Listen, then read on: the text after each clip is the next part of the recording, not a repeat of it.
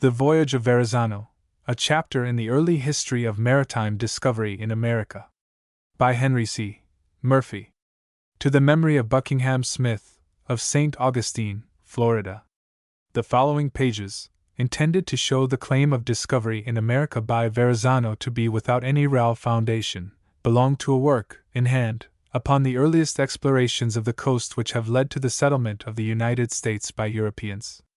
They are now printed separately, with some additions and necessary changes, in consequence of the recent production of the map of Hieronymo de Verrazzano, which professes to represent this discovery, and is therefore supposed to afford some proof of its authenticity, in which view it has been the subject of a learned and elaborate memoir by J. Carson Brevoort, Esq. Certain important documents in relation to Verrazzano, procured from the archives of Spain and Portugal by the late Buckingham Smith, on a visit to those countries a year or two before his death, are appended. They were intended to accompany a second edition of his inquiry, a purpose which has been interrupted by his decease. They were entrusted by him to the care of his friend, George H. Morey, Esq. of New York, who has placed them at our disposal on the present occasion. The fragmentary and distorted form in which the letter ascribed to Verrazzano appeared in the collection of Ramusio, and was thence universally admitted into history, rendered it necessary that the letter should be here given complete, according to its original meaning. It is, therefore, annexed in the English translation of Dr. Cogswell, which, though not entirely unexceptionable, is, for all purposes, sufficiently accurate. The original Italian text can, however, be consulted in the collections of the New York Historical Society, accompanying his translation, and also in the Archivio Storico Italiano, in which it is represented by the editor to be more correctly copied from the manuscript, and amended in its language where it seemed corrupt, but such corrections are few and unimportant. In all cases in which the letter is now made the subject of critical examination, the passages referred to are given, for obvious reasons, according to the reading of the Florentine editor. We are indebted to the American Geographical Society of New York for the use of its photographs of the Verrazzano map, and to Mr. Brevoort for a copy of the Cosmography of Alphonse, from which the chart of Norumbega has been taken. And our thanks are due to Dr. J. Gilmore Shea of New York for valuable assistance, and to Dr. E. B. Strasnicki of the Astor Library Mons. O. Maumoir of the Société de Géographie of Paris, Dr. J.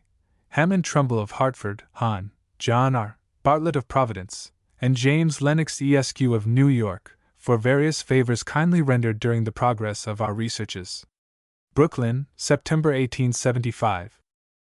The Voyage of Verrazzano, a chapter in the early history of maritime discovery in America. I. The discovery attributed to Verrazzano. The discovery of the greater portion of the Atlantic coast of North America, embracing all of the United States north of Cape Roman in South Carolina, and of the northern British provinces as far at least as Cape Breton, by Giovanni de Verrazzano, a Florentine, in the service of the King of France, has received until quite recently the assent of all the geographers and historians who have taken occasion to treat of the subject.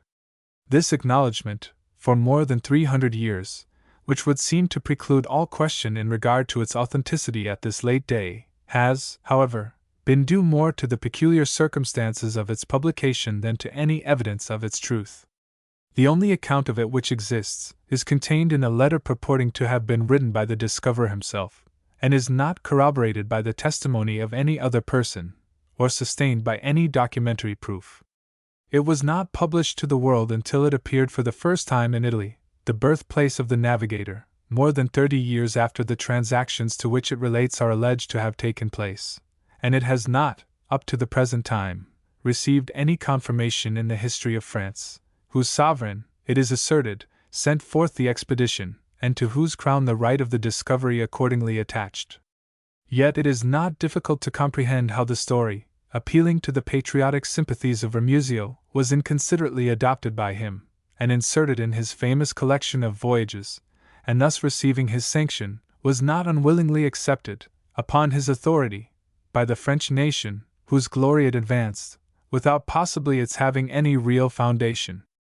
And as there never was any colonization or attempt at possession of the country in consequence of the alleged discovery, or any assertion of title under it, except in a single instance of a comparatively modern date, and with no important hearing, it is no less easy to understand how thus adopted and promulgated by the only countries interested in the question. The claim was admitted by other nations without challenge or dispute, and has thus become incorporated into modern history without investigation. Although the claim has never been regarded of any practical importance in the settlement of the country, it has nevertheless possessed an historical and geographical interest in connection with the origin and progress of maritime discovery on this continent. Our own writers, assuming its validity, without investigation, have been content to trace, if possible, the route of Verrazzano and point out the places he explored, seeking merely to reconcile the account with the actual condition and situation of the country. Their explanations, though sometimes plausible, are often contradictory, and not unfrequently absurd. Led into an examination of its merits with impressions in its favor, we have nevertheless been compelled to adopt the conclusion of a late American writer, that it is utterly fictitious. Footnote: an inquiry into the authenticity of documents concerning a discovery in North America claimed to have been made by Verrazzano. Read before the New York Historical Society, Tuesday, October 10, 1864, by Buckingham Smith. New York, 1864, pages 31, and a map. The grounds upon which our conviction rests we propose now to state. Some documents will be introduced, for the first time here brought to light, which will serve further to elucidate the question, and show the career and ultimate fate of Verrazzano. The letter, in which the pretension is advanced, professes to be addressed by Verrazzano to the King of France, at that time Francis I, from Dieppe, in Normandy, the 8th of July O.S. 1534, on his return to that port from a voyage, undertaken by order of the king, for the purpose of finding new countries, and to give an account of the discoveries which he had accordingly made. He first reminds His Majesty that, after starting with 4 ships, originally composing the expedition, he was compelled by storms, encountered on the northern coasts, to put into Brittany in distress, with the loss of 2 of them, and that after repairing there the others, called the Normanda and Dauphine, be made a cruise with this fleet of war, as they are styled, along the coast of Spain. He finally proceeded on the voyage of discovery with the Dauphine alone, setting sail from a desolate rock near the island of Madeira, on the 17th of January 1524, with 50 men, and provisions for 8 months, besides the necessary munitions of war.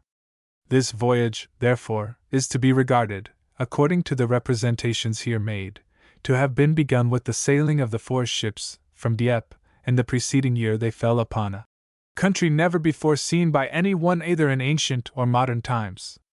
Footnote: some writers have regarded this introductory as referring to 2 voyages or cruises, one with the 4 ships before the disaster, and the other with the Dauphine afterwards. But it seems clear from their being described as assailed by tempests in the north, which compelled them to run into Brittany for safety, that they were not far distant from Dieppe when the storms overtook them, and must have been either on their way out or on their return to that port.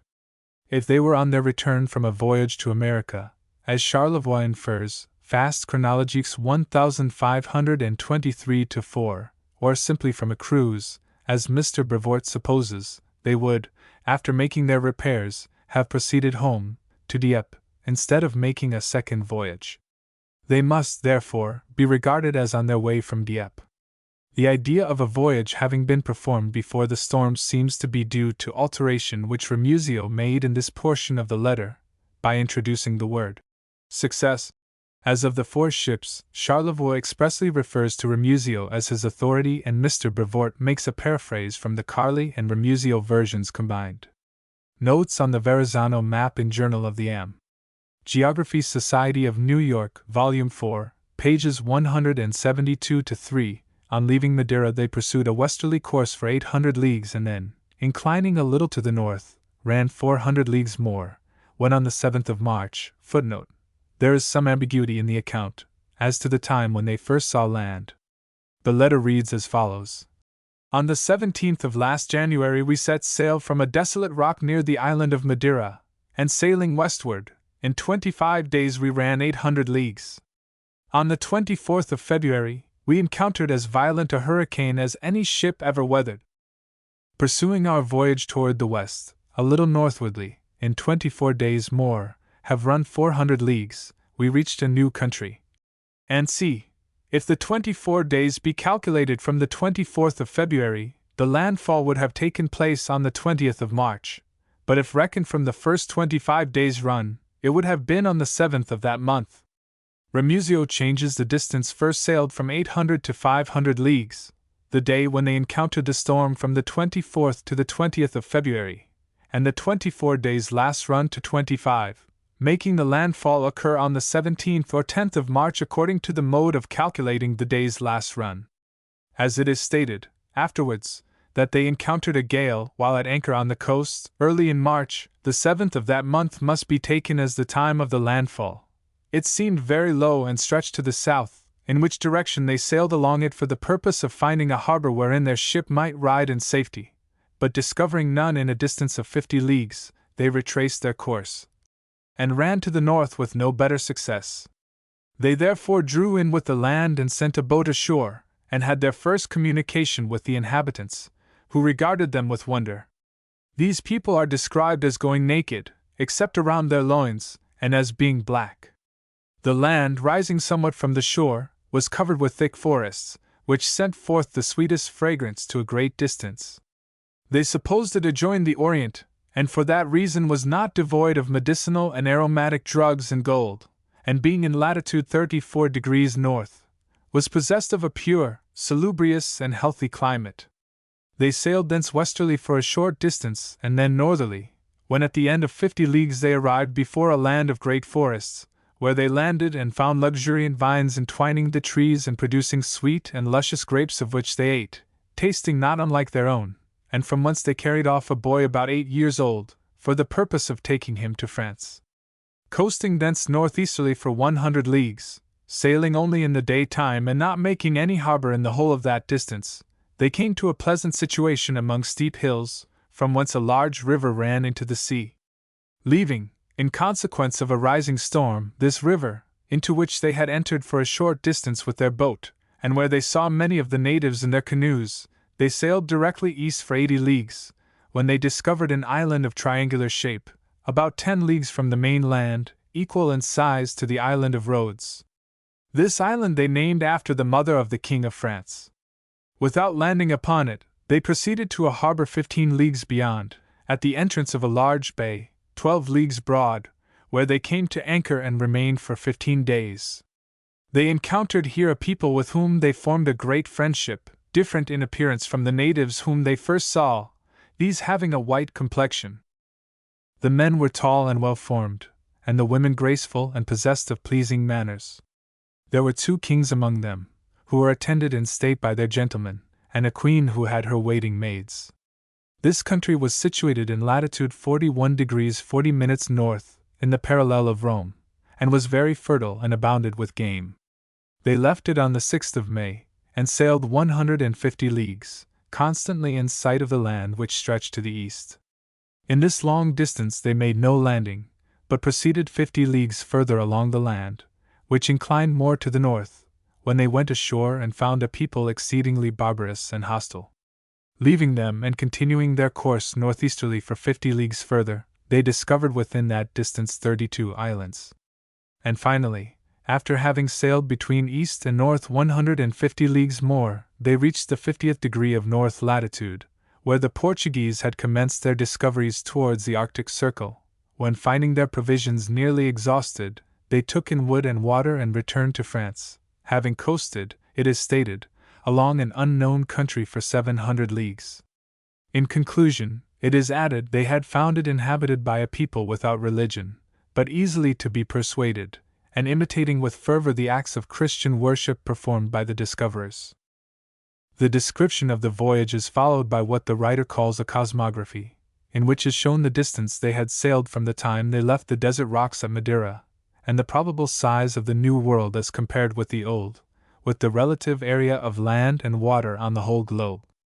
There is nothing striking or important in this supplement, except that it emphasizes and enforces the statements of the former part of the letter in regard to the landfall, fixes the exact point of their departure from the coast for home again at 50 degrees north latitude, and gives 700 leagues as the extent of the discovery.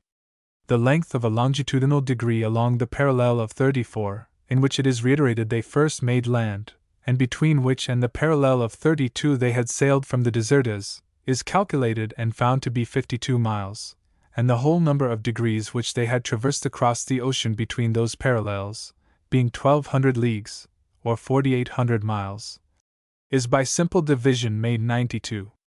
The object of this calculation is not apparent, and strikes the reader as if it were a feeble imitation of the manner in which Amerigo Vespucci illustrates his letters. A statement is made that they took the Ames altitude from day to day, and noted the observations, together with the rise and fall of the tide, in a little boat, which was communicated to His Majesty, in the hope of promoting science. It is also mentioned that they had no lunar eclipses, by means of which they could have ascertained the longitude during the voyage. This fact is shown by the tables of Regiomontanus, which had been published long before the alleged voyage, and were open to the world. The statement of it here, therefore, does not, as has been supposed, furnish any evidence in support of the narrative, by redeem of its originality. Such is the account, in brief, which the letter gives of the origin, nature, and extent of the alleged discovery, and as it assumes to be the production of the navigator himself, and is the only source of information on the subject, it suggests all the questions which arise in this inquiry. These relate both to the genuineness of the letter, and the truth of its statements, and accordingly bring under consideration the circumstances under which that instrument was made known and has received credit, the alleged promotion of the voyage by the King of France, and the results claimed to have been accomplished thereby. It will be made to appear upon this examination that the letter, according to the evidence upon which its existence is predicated, could not have been written by Verrazzano, that the instrumentality of the King of France, in any such expedition of discovery as therein described, is unsupported by the history of that country, and is inconsistent with the acknowledged acts of Francis and his successors, and therefore incredible, and that its description of the coast and some of the physical characteristics of the people and of the country are essentially false, and prove that the writer could not have made them, from his own personal knowledge and experience, as pretended.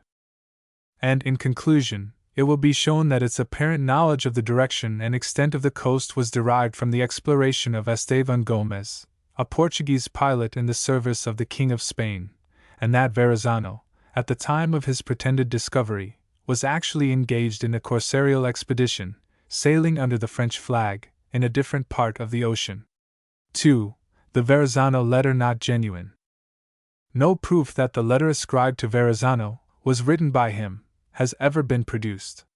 The letter itself has never been exhibited, or referred to in any authentic document, or mentioned by any contemporary or later historian as being in existence, and although it falls within the era of modern history, not a single fact which it professes to describe relating to the fitting out of the expedition, the voyage, or the discovery, is corroborated by other testimony, whereby its genuineness might even be inferred.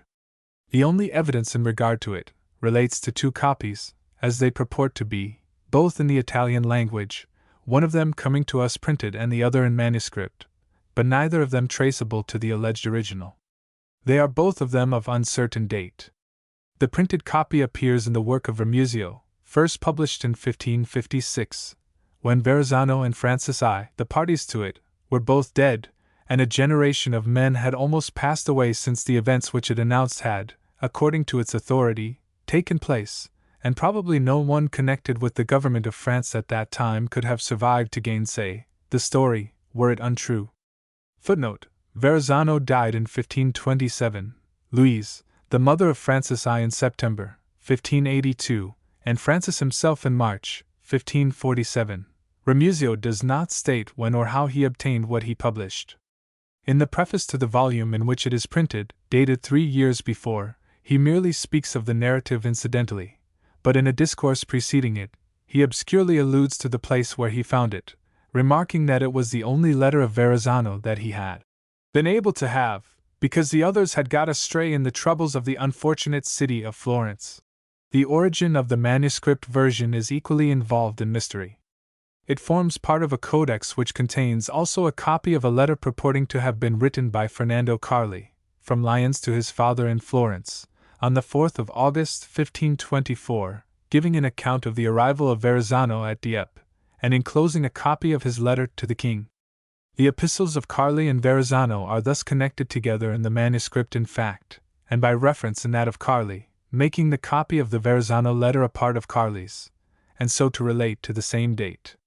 But as the Carli letter in the manuscript is itself only a copy, there is nothing to show when that was really written, nor is it stated when the manuscript itself was made. All that is positively known in regard to the latter is, that it was mentioned in 1768, as being then in existence in the Strozzi Library in Florence. When it came into that collection does not appear, but as that library was not founded until 1627, its history cannot be traced before that year. Footnote: Der Italicum von D. Friedrich Blum. Band 2, 81.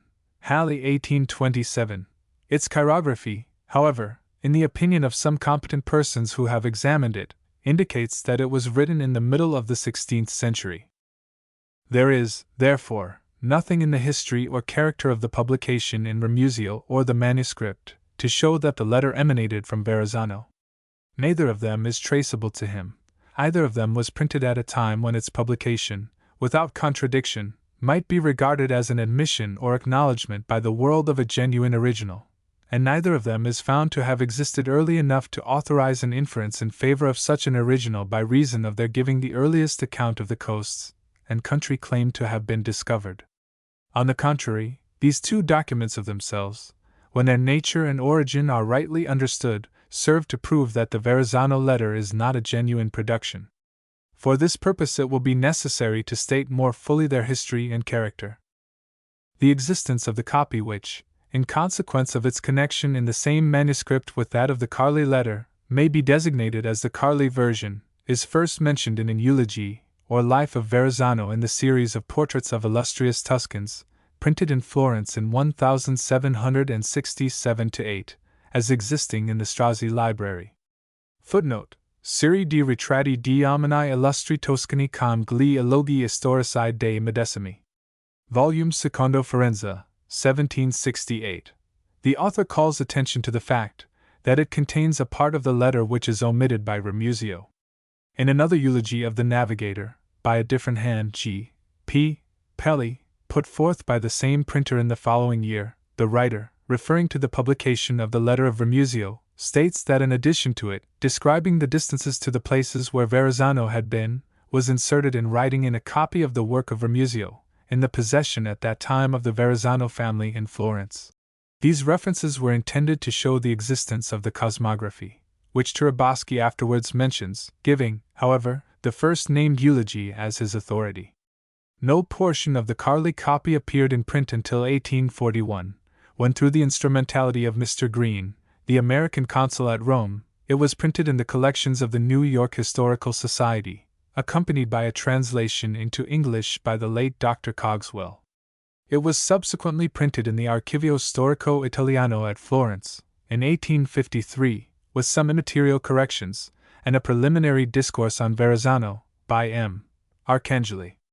From an inspection of the codex in the library, where it then existed in Florence, M. Arcangeli supposes the manuscript was written in the middle of the 16th century. This identical copy was, therefore, probably in existence when Ramusio published his work.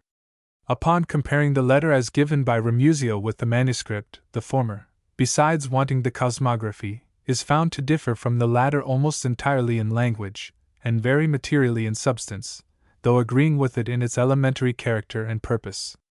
The two, therefore, cannot be copies of the same original.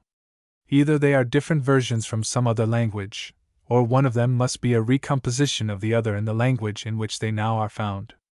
In regard to their being both translated from the French, the only other language in which the letter can be supposed to have been written besides the native tongue of Verrazzano, although it is indeed most reasonable to suppose that such a letter, addressed to the King of France, on the results of an expedition of the Crown, by an officer in his service, would have been written in that language, it is, nevertheless, highly improbable that any letter could, in this instance, have been so addressed to the king, and two different translations made from it into Italian, one by Carli in Lyons in 1524, and the other by Ramuzio in Venice 29 years afterwards, and yet no copy of it in French, or any memorial of its existence in that language be known.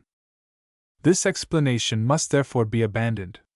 If, on the other hand, one of these copies was so rendered from the French, or from an original in either form in which it appears in Italian, whether by Verrazzano or not, the other must have been rewritten from it. It is evident, however, that the Carli version could not have been derived from that contained in Ramuzio, because it contains an entire part consisting of several pages, embracing the cosmographical explanations of the voyage, not found in the latter. As we are restricted to these two copies as the sole authority for the letter, and are, therefore, governed in any conclusion on this subject by what they teach, it must be determined that the letter in Ramuzio is a version of that contained in the Carli manuscript. This suggestion is not new. It was made by Mr. Green in his monograph on Verrazzano, without his following it to the conclusion to which it inevitably leads. If the version in Ramuzio be a recomposition of the Carli copy, an important step is gained towards determining the origin of the Verrazzano letter, as in that case the inquiry is brought down to the consideration of the authenticity of the Carli letter, of which it forms a part. But before proceeding to that question, the reasons assigned by Mr. Green, and some incidental facts stated by him in connection with them, should be given. He says, "The Strozzi Library is no longer in existence, but the manuscripts of that collection passed into the hands of the Tuscan government, and were divided between the Magliabechian and Laurentian libraries of Florence. The historical documents were deposited in the former. Among them was the cosmographical narration of Verrazzano mentioned by Tiraboschi, and which Mr. Bancroft expresses a desire to see copied for the Historical Society of New York. It is contained in a volume of miscellanies marked Class 13, Cod. 89, Verres, and forms the concluding portion of the letter to Francis I, which is copied at length in the same volume. It is written in the common running hand of the 16th century, character corsivo, tolerably distinct, but badly pointed. The whole volume, which is composed of miscellaneous pieces, chiefly relating to contemporary history, is evidently the work of the same hand. Upon collating this manuscript with that part of the letter which was published by Ramuzio, we were struck with the differences in language which run through every paragraph of the two texts. In substance there is no important difference. Footnote: in this statement Mr. Green was mistaken, as will be manifested in a comparison of the two texts hereafter given, in which the difference of language will also appear. Except in one instance, where by an evident blunder of the transcriber, biancissimo is put for branzino. There is something so peculiar in the style of this letter, as it reads, in the manuscript of the Magliabechian, that it is impossible to account for its variations from Ramuzio, except by supposing that this editor worked the whole piece over anew, correcting the errors of language upon his own authority. Footnote: Mr. Green adds in a note to this passage. He did so also with the translation of Marco Polo. See Apostolo Zeno, and Ott. Alla Bibbidal del Fontanini, Tom. 2, page 300, Edition di Parma. 1804. There is another instance mentioned by Amoretti in the preface to his translation of Pigafetta's Journal of Magellan's Voyage, and that was with Fabre's translation of the copy of the journal given by Pigafetta to the mother of Francis I. Premier Voyage Autre du Monde. 32. Janssen, Paris Ellen 9. These errors indeed are numerous, and the whole exhibits a strange mixture of Latinisms. Footnote: an instance of these Latinisms is the signature, Janus Verrazanus, affixed to the letter, and absolute barbarisms with pure Tuscan words and phrases. The general cast of it, however, is simple and not unpleasing. The obscurity of many of the sentences is, in a great measure, owing to false pointing. The cosmographical description forms the last 3 pages of the letter. It was doubtless intentionally omitted by Ramuzio, though it would be difficult to say why. Some of the readings are apparently corrupt, nor, ignorant as we are of nautical science, was it in our power to correct them. There are also some slight mistakes, which must be attributed to the transcriber. A letter which follows that of Verrazzano gives, as it seems to us, a sufficient explanation of the origin of this manuscript. It was written by a young Florentine, named Fernando Carli, and is addressed from Lyons to his father in Florence. It mentions the arrival of Verrazzano at Dieppe, and contains several circumstances about him, which throw a new though still a feeble light upon parts of his history, hitherto wholly unknown. It is by the discovery of this letter that we have been enabled to form a sketch of him, somewhat more complete than any which has ever yet been given. The history of both manuscripts is probably as follows. Carli wrote to his father, thinking, as he himself tells it, that the news of Verrazzano's return would give great satisfaction to many of their friends in Florence. He added at the same time, and this also we learn from his own words, a copy of Verrazzano's letter to the king. Both his letter and his copy of Verrazzano's were intended to be shown to his Florentine acquaintances. Copies, as is usual in such cases, were taken of them, and to us it seems evident that from some one of these the copy in the Magliabechian manuscript was derived. The appearance of this last, which was prepared for some individual fond of collecting miscellaneous documents, if not by him, is a sufficient corroboration of our statement. Footnote: Historical Studies, by George Washington Green, New York, 1850, page 323. Life and Voyages of Verrazzano, by the same, in the North American Review for October, 1837.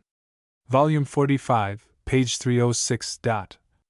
Adopting the Carli copy as the primitive form of the Verrazzano letter, and the Carli letter as the original means by which it has been communicated to the world, the inquiry is resolved into the authenticity of the Carli letter.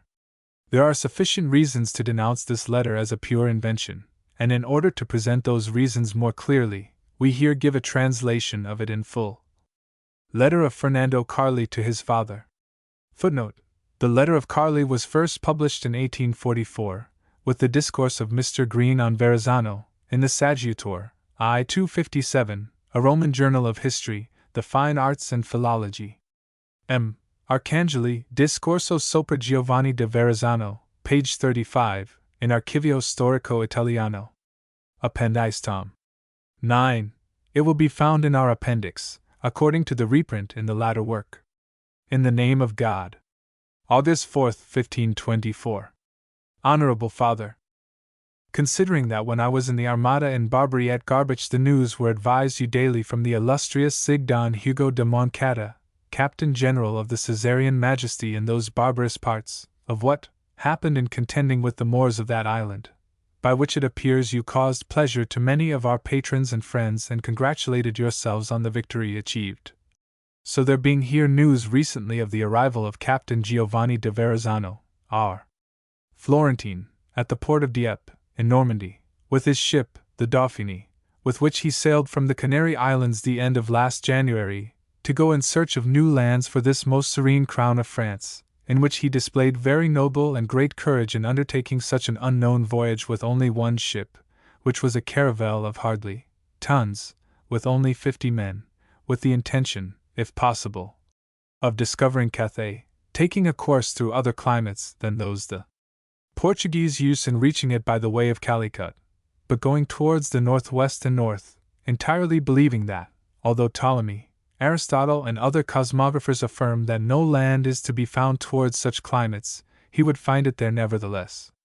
And so God has vouchsafed him as he distinctly describes in a letter of his to this S.M., of which, in this, there is a copy. And for want of provisions, after many months spent in navigating, he asserts he was forced to return from that hemisphere into this, and having been 7 months on the voyage, to show a very great and rapid passage, and to have achieved a wonderful and most extraordinary feat according to those who understand the seamanship of the world. Of which at the commencement of his said voyage there was an unfavorable opinion formed, and many thought there would be no more news either of him or of his vessel, but that he might be lost on that side of Norway, in consequence of the great ice which is in that northern ocean. But the great God, as the Moor said, in order to give us every day proofs of his infinite power, and show us how admirable is this worldly machine, has disclosed to him a breadth of land, as you will perceive, of such extent that according to good reasons, and the degrees of latitude and longitude, he alleges and shows it greater than Europe, Africa, and a part of Asia, ergo mundus navis, and this exclusive of what the Spaniards have discovered in several years in the West, as it is hardly a year since Fernando Magellan returned, who discovered a great country with one ship out of the 5 sent on the discovery, from whence be brought spices much more excellent than the usual, and of his other ships no news has transpired for 5 years. They are supposed to be lost. What this our captain has brought he does not state in this letter, except a very young man taken from those countries. But it is supposed he has brought a sample of gold which they do not value in those parts, and of drugs and other aromatic liquors for the purpose of conferring here with several merchants after he shall have been in the presence of the most serene majesty. And at this hour he ought to be there, and from choice to come here shortly, as he is much desired in order to converse with him, the more so that he will find here the majesty, the king, our lord, who is expected here in 3 or 4 days. And we hope that S.M. will entrust him again with half a dozen good vessels and that he will return to the voyage. And if our Francisco Carli be returned from Cairo, advise him to go, at a venture, on the said voyage with him, and I believe they were acquainted at Cairo where he has been several years, and not only in Egypt and Syria, but almost through all the known world, and thence by reason of his merit is esteemed another Amerigo Vespucci, another Fernando Magellan, and even more. And we hope that being provided with other good ships and vessels, well built and properly victualled, he may discover some profitable traffic and matter, and will, our Lord God granting him life, do honor to our country, in acquiring immortal fame and memory. And Alderado Branileski, who started with him, and by chance turning back was not willing to accompany him further, will, when he hears of this, be discontented. Nothing else now occurs to me, as I have advised you by others of what is necessary. I commend myself constantly to you, praying you to impart this to our friends, not forgetting Pier Francesco da Giuliano, who in consequence of being an experienced person will take much pleasure in it, and commend me to him. Likewise to Rustici, who will not be displeased, if he delight, as usual, in learning matters of cosmography. God guard you from all evil. Your son, Fernando Carli, in Lyons. This letter bears date only 27 days after that of the Verrazzano letter, which is declared to be enclosed. To discover its fraudulent nature and the imposition it seeks to practice, it is only necessary to bear this fact in mind, with its pretended origin, in connection with this warlike condition of France and the personal movements of the king, immediately preceding and during the interval between the dates of the 2 letters. It purports to have been written by Fernando Carli to his father in Florence. Carli is not an uncommon Italian name and probably existed in Florence at that time, but who this Fernando was, has never transpired. He gives in this letter all there is of his biography, which is short. He had formerly been in the service of the Emperor, Charles V, under Moncada, in the fleet sent against the Moors in Barbary, and was then in Lyons, where, it might be inferred, from a reference to its merchants, that he was engaged in some mercantile pursuit, but the reason of his presence there is really unaccounted for. It is not pretended that he held any official position under the King of France. The name of his father, by means of which his lineage might be traced, is not mentioned, but Francisco Carli is named as of the same family, but without designating his relationship. Whether a myth or a reality, Fernando seems to have been an obscure person, at the best, not known to the political or literary history of the period, and not professing to occupy any position by which he might be supposed to have any facility or advantage for obtaining official information or the news of the day over the other inhabitants of Lyons and of France. He is made to say that he writes this letter for the particular purpose of communicating to his father and their friends in Florence the news, which had reached Lyons, of the arrival of Verrazzano from his wonderful and successful voyage of discovery, and that he had advised his parent of all other matters touching his own interests, by another conveyance. It might be supposed, and indeed reasonably expected in a letter thus expressly devoted to Verrazzano, that some circumstance, personal or otherwise, connected with the navigator or the voyage, or some incident of his discovery, besides what was contained in the enclosed letter, such as must have reached Lyons, with the news of the return of the expedition, would have been mentioned, especially as it would all have been interesting to Florentines. But nothing of the kind is related. Nothing appears in the letter in regard to the expedition that is not found in the Verrazzano letter. Footnote: Mr. Green, in his Life of Verrazzano, remarks that it appears from Carly's letter that the Indian boy whom Verrazzano is stated to have carried away arrived safely in France. But that is not so. What is said in that letter is that Verrazzano does not mention in his letter what he had brought home, except this boy. What is stated in reference to the previous life of Verrazzano must have been as well known to Carly's father as to himself, if it were true, and is therefore unnecessarily introduced. And the same may be said of the facts stated in regard to Brunelleschi's starting on the voyage with Verrazzano and afterwards turning back. The particular description of D'Agagiano and Rustici, both of Florence, the one as a man of experience and the other as a student of cosmography, was equally superfluous in speaking of them to his father. These portions of the letter look like flimsy artifices to give the main story the appearance of truth. They may or may not have been true, and it is not inconsistent with an intention to deceive in regard to the voyage that they should have been either the one or the other.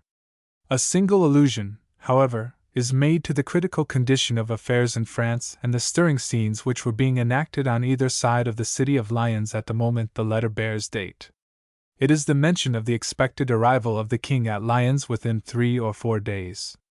It is not stated for what purpose he was coming, but the fact was that Francis had taken the field in person to repel the Spanish invasion in the south of France, and was then on his way to that portion of his kingdom, by way of Lyons, where he arrived a few days afterwards.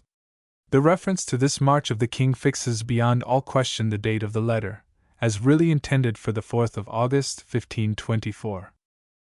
The movements of Francis at this crisis become important in view of the possibility of the publication in any form of the Verrazzano letter at Lyons, at the last mentioned date, or of the possession of a copy of it there as claimed by Carly in his letter. The army of the emperor, under Pescara and Bourbon, crossed the Alps and entered Provence early in July, and before the date of the Verrazzano letter. Footnote: Letter of Bourbon. Dyer's Europe for 42. The intention to do so was known by Francis some time previously. He wrote on the 28th of June from Amboise, near Tours, to the Provençaux that he would march immediately to their relief. Footnote: Sismondi, 16. 216, 217. And on the 2d of July he announced in a letter to his parliament, "I am going to Lyons to prevent the enemy from entering the kingdom, and I can assure you that Charles de Bourbon is not yet in France." Footnote: Gallard, Histoire de François Ier, tom. 3, 172, Paris, 1769. He had left his residence at Blois and his capital, and was thus actually engaged in collecting his forces together, on the 8th of July, when the Verrazzano letter is dated. He did not reach Lyons until after the 4th of August, as is correctly stated in the Carly letter. Footnote: Letter of Moncada and Doc. Ind. Para la Hist. de España. Tom. 24, 403, and Letters of Pace to Wolsey and State Papers of the Reign of Henry VIII, Volume 4, Part 1, 589, 606. The author of the Carly letter, whether the person he pretends to have been or not, asserts that news of the arrival of Verrazzano at Dieppe on his return from his voyage of discovery had reached Lyons, and that the navigator himself was expected soon to be in that city for the purpose of conferring with its merchants on the subject of the new countries which he had discovered, and had described in a letter to the king, a copy of which letter was enclosed. He thus explicitly declares not only that news of the discovery had reached Lyons, but that the letter to the king was known to the merchants at that place, and that a copy of it was then actually in his possession and sent with his own. The result of the expedition was, therefore, notorious, and the letter had attained general publicity at Lyons, without the presence there of either Francis or Verrazzano. This statement must be false. Granting that such a letter, as is ascribed to Verrazzano, had been written, it was impossible that this obscure young man at Lyons, hundreds of miles from Dieppe, Paris and Blois, away from the king and court and from Verrazzano, not only at a great distance from them all, but at the point to which the king was hastening, and had not reached, on his way to the scene of war in the southern portion of his kingdom, could have come into the possession of this document in less than a month after it purports to have been written for the king in a port far in the north, on the coast of Normandy. It obviously could not have been delivered to him personally by Verrazzano, who had not been at Lyons, nor could it have been transmitted to him by the navigator, who had not yet presented himself before the king, and could have had no authority to communicate it to any person. It was an official report, addressed to the king, and intended for his eye alone, until the monarch himself chose to make it public. It related to an enterprise of the crown, and eminently concerned its interests and prerogatives, in the magnitude and importance of the new countries, and could not have been sent by Verrazzano, without permission, to a private person, and especially a foreigner, without subjecting himself to the charge of disloyalty, if not of treason, which there is no other evidence to sustain. On the other hand, it could not have been delivered by the king to this Carly. It is not probable, even if such a letter could have come into the hands of Francis, absent from his capital in the midst of warlike preparations, engaged in forming his army and en route for the scene of the invasion, that he could have given it any consideration. But if he had received it and considered its import, there was no official or other relation between him and Carly, or any motive for him to send it forward in advance of his coming to Lyons, to this young and obscure alien. There was no possibility, therefore, of Carly obtaining possession of a private copy of the letter through Verrazzano or the king. The only way open to him, under the most favorable circumstances, would have been through some publicity, by proclamation or printing, by order of the king, in which case it would have been given for the benefit of all his subjects. It is impossible that it could have been seen and copied by this young foreigner alone and in the city of Lyons, and that no other copies would have been preserved in all France. The idea of a publication is thus forbidden. No alternative remains except to pronounce the whole story a fabrication. The Carly letter is untrue. It did not enclose any letter of Verrazzano of the character pretended, and as it is the only authority for the existence of any such letter, that falls with it. 3. The letter untrue.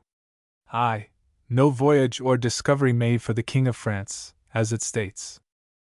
All the circumstances relating to the existence of the Verrazzano letter thus prove that it was not the production of Verrazzano at the time and place it purports to have been written by him. We pass now to the question of its authenticity, embracing the consideration of its own statements and the external evidence which exists upon the subject. The letter professes to give the origin and results of the voyage, that is, the agency of the King of France in sending forth the expedition, and the discoveries actually accomplished by it. In both respects it is essentially untrue. It commences by declaring that Verrazzano sailed under the orders and on behalf of the King of France, for the purpose of finding new countries, and that the account then presented was a description of the discoveries made in pursuance of such instructions. That no such voyage of discoveries were made for that monarch is clearly deducible from the history of France. Neither the letter, nor any document, chronicle, memoir, or history of any kind, public or private, printed or in manuscript, belonging to that period, or the reign of Francis I, who then bore the crown, mentioning or in any manner referring to it, or to the voyage and discovery, has ever been found in France, and neither Francis himself, nor any of his successors, ever acknowledged or in any manner recognized such discovery, or asserted under it any right to the possession of the country, but, on the contrary, both he and they ignored it, in undertaking colonization in that region by virtue of other discoveries made under their authority, or with their permission, by their subjects. That no evidence of the Verrazzano discovery ever existed in France, is not only necessarily presumed from the circumstance that none has ever been produced, but is inferentially established by the fact that all the French writers and historians, who have had occasion to consider the subject, have derived their information in regard to it from the Italian so-called copies of the letter, and until recently from that in Ramuzio alone. No allusion to the discovery, by any of them, occurs until several years after the work of Ramuzio was published, when for the first time it is mentioned in the account written by Ribault, in 1563, of his voyage to Florida and attempted colonization at Port Royal in South Carolina, in the previous year. Ribault speaks of it very briefly, in connection with the discoveries of Sebastian Cabot and others, as having no practical results, and states that he had derived his information in regard to it from what Verrazzano had written, thus clearly referring to the letter. He adds that Verrazzano made another voyage to America afterwards, where at last he died. As Remuzio is the only authority known for the latter statement, it is evident that Ribald must have had his work before him, and consequently his version of the letter, when he prepared this account. Footnote: the original narrative of Ribald, in French, has never appeared in print. It was probably suppressed at the time for political reasons, as the colony was intended for the benefit of the Protestants of France. It was, however, translated immediately into English and printed in 1563, under the following title: The Whole and True Discovery of Terra Florida and Sea Never Found Out Before the Last Year, 1562. Written in French by Captain Ribald, and C. and now newly set for in English the XXX of May, 1563. Printed at London by Rowland Hall for Thomas Hackett. This translation was reprinted by Hakluyt in his first work, Divers Voyages, in 1582, but was omitted by him in his larger collections, and the account by Laudonnière, who accompanied Ribald, of that and the two subsequent expeditions, substituted in its stead, in the relation written by Laudonnière in 1566, but not printed until 1586. Of all three of the expeditions sent out from France, for the colonization of the French Protestants, mention is again made of the discoveries of Verrazzano. Laudonnière gives no authority, but speaks of them in terms which show that he made his compend from the discourse of the French captain of Dieppe, published by Remuzio in the same volume, in connection with the Verrazzano letter. He says that Verrazzano was sent by King Francis I and Madame the Regent, his mother, into these new countries. In thus associating the Queen Mother with the King in the prosecution of the enterprise, Laudonnière commits the same mistake as is made in the discourse in that respect. Louise did not become regent until after the return of Verrazzano is stated to have taken place, and after both his letter and that of Carly are represented to have been written. Footnote: the edict appointing Louise regent was dated at Pignerol, the 17th of October 1524, when Francis was en route for Milan. I. Sambert, Recule, and C. Tom. 12, Part 1, page 230. In adopting this error, it is plain that Laudonnière must have taken it from the work of Remuzio, as the discourse of the French captain is found in no other place, and therefore used that work. He also speaks of the discovered country being called Francesca, as mentioned in the discourse. Footnote: Bassanire, L'Histoire notable de la Floride. Paris, 1586, folios 1-3, Hakluyt 3, page 305, Remuzio 3, folios 423. Edition 1556. The Verrazzano discovery is referred to, for the first time, in any work printed in France, in 1570, in a small folio volume called The Universal History of the World, by François de Belforest, a compiler of no great authority.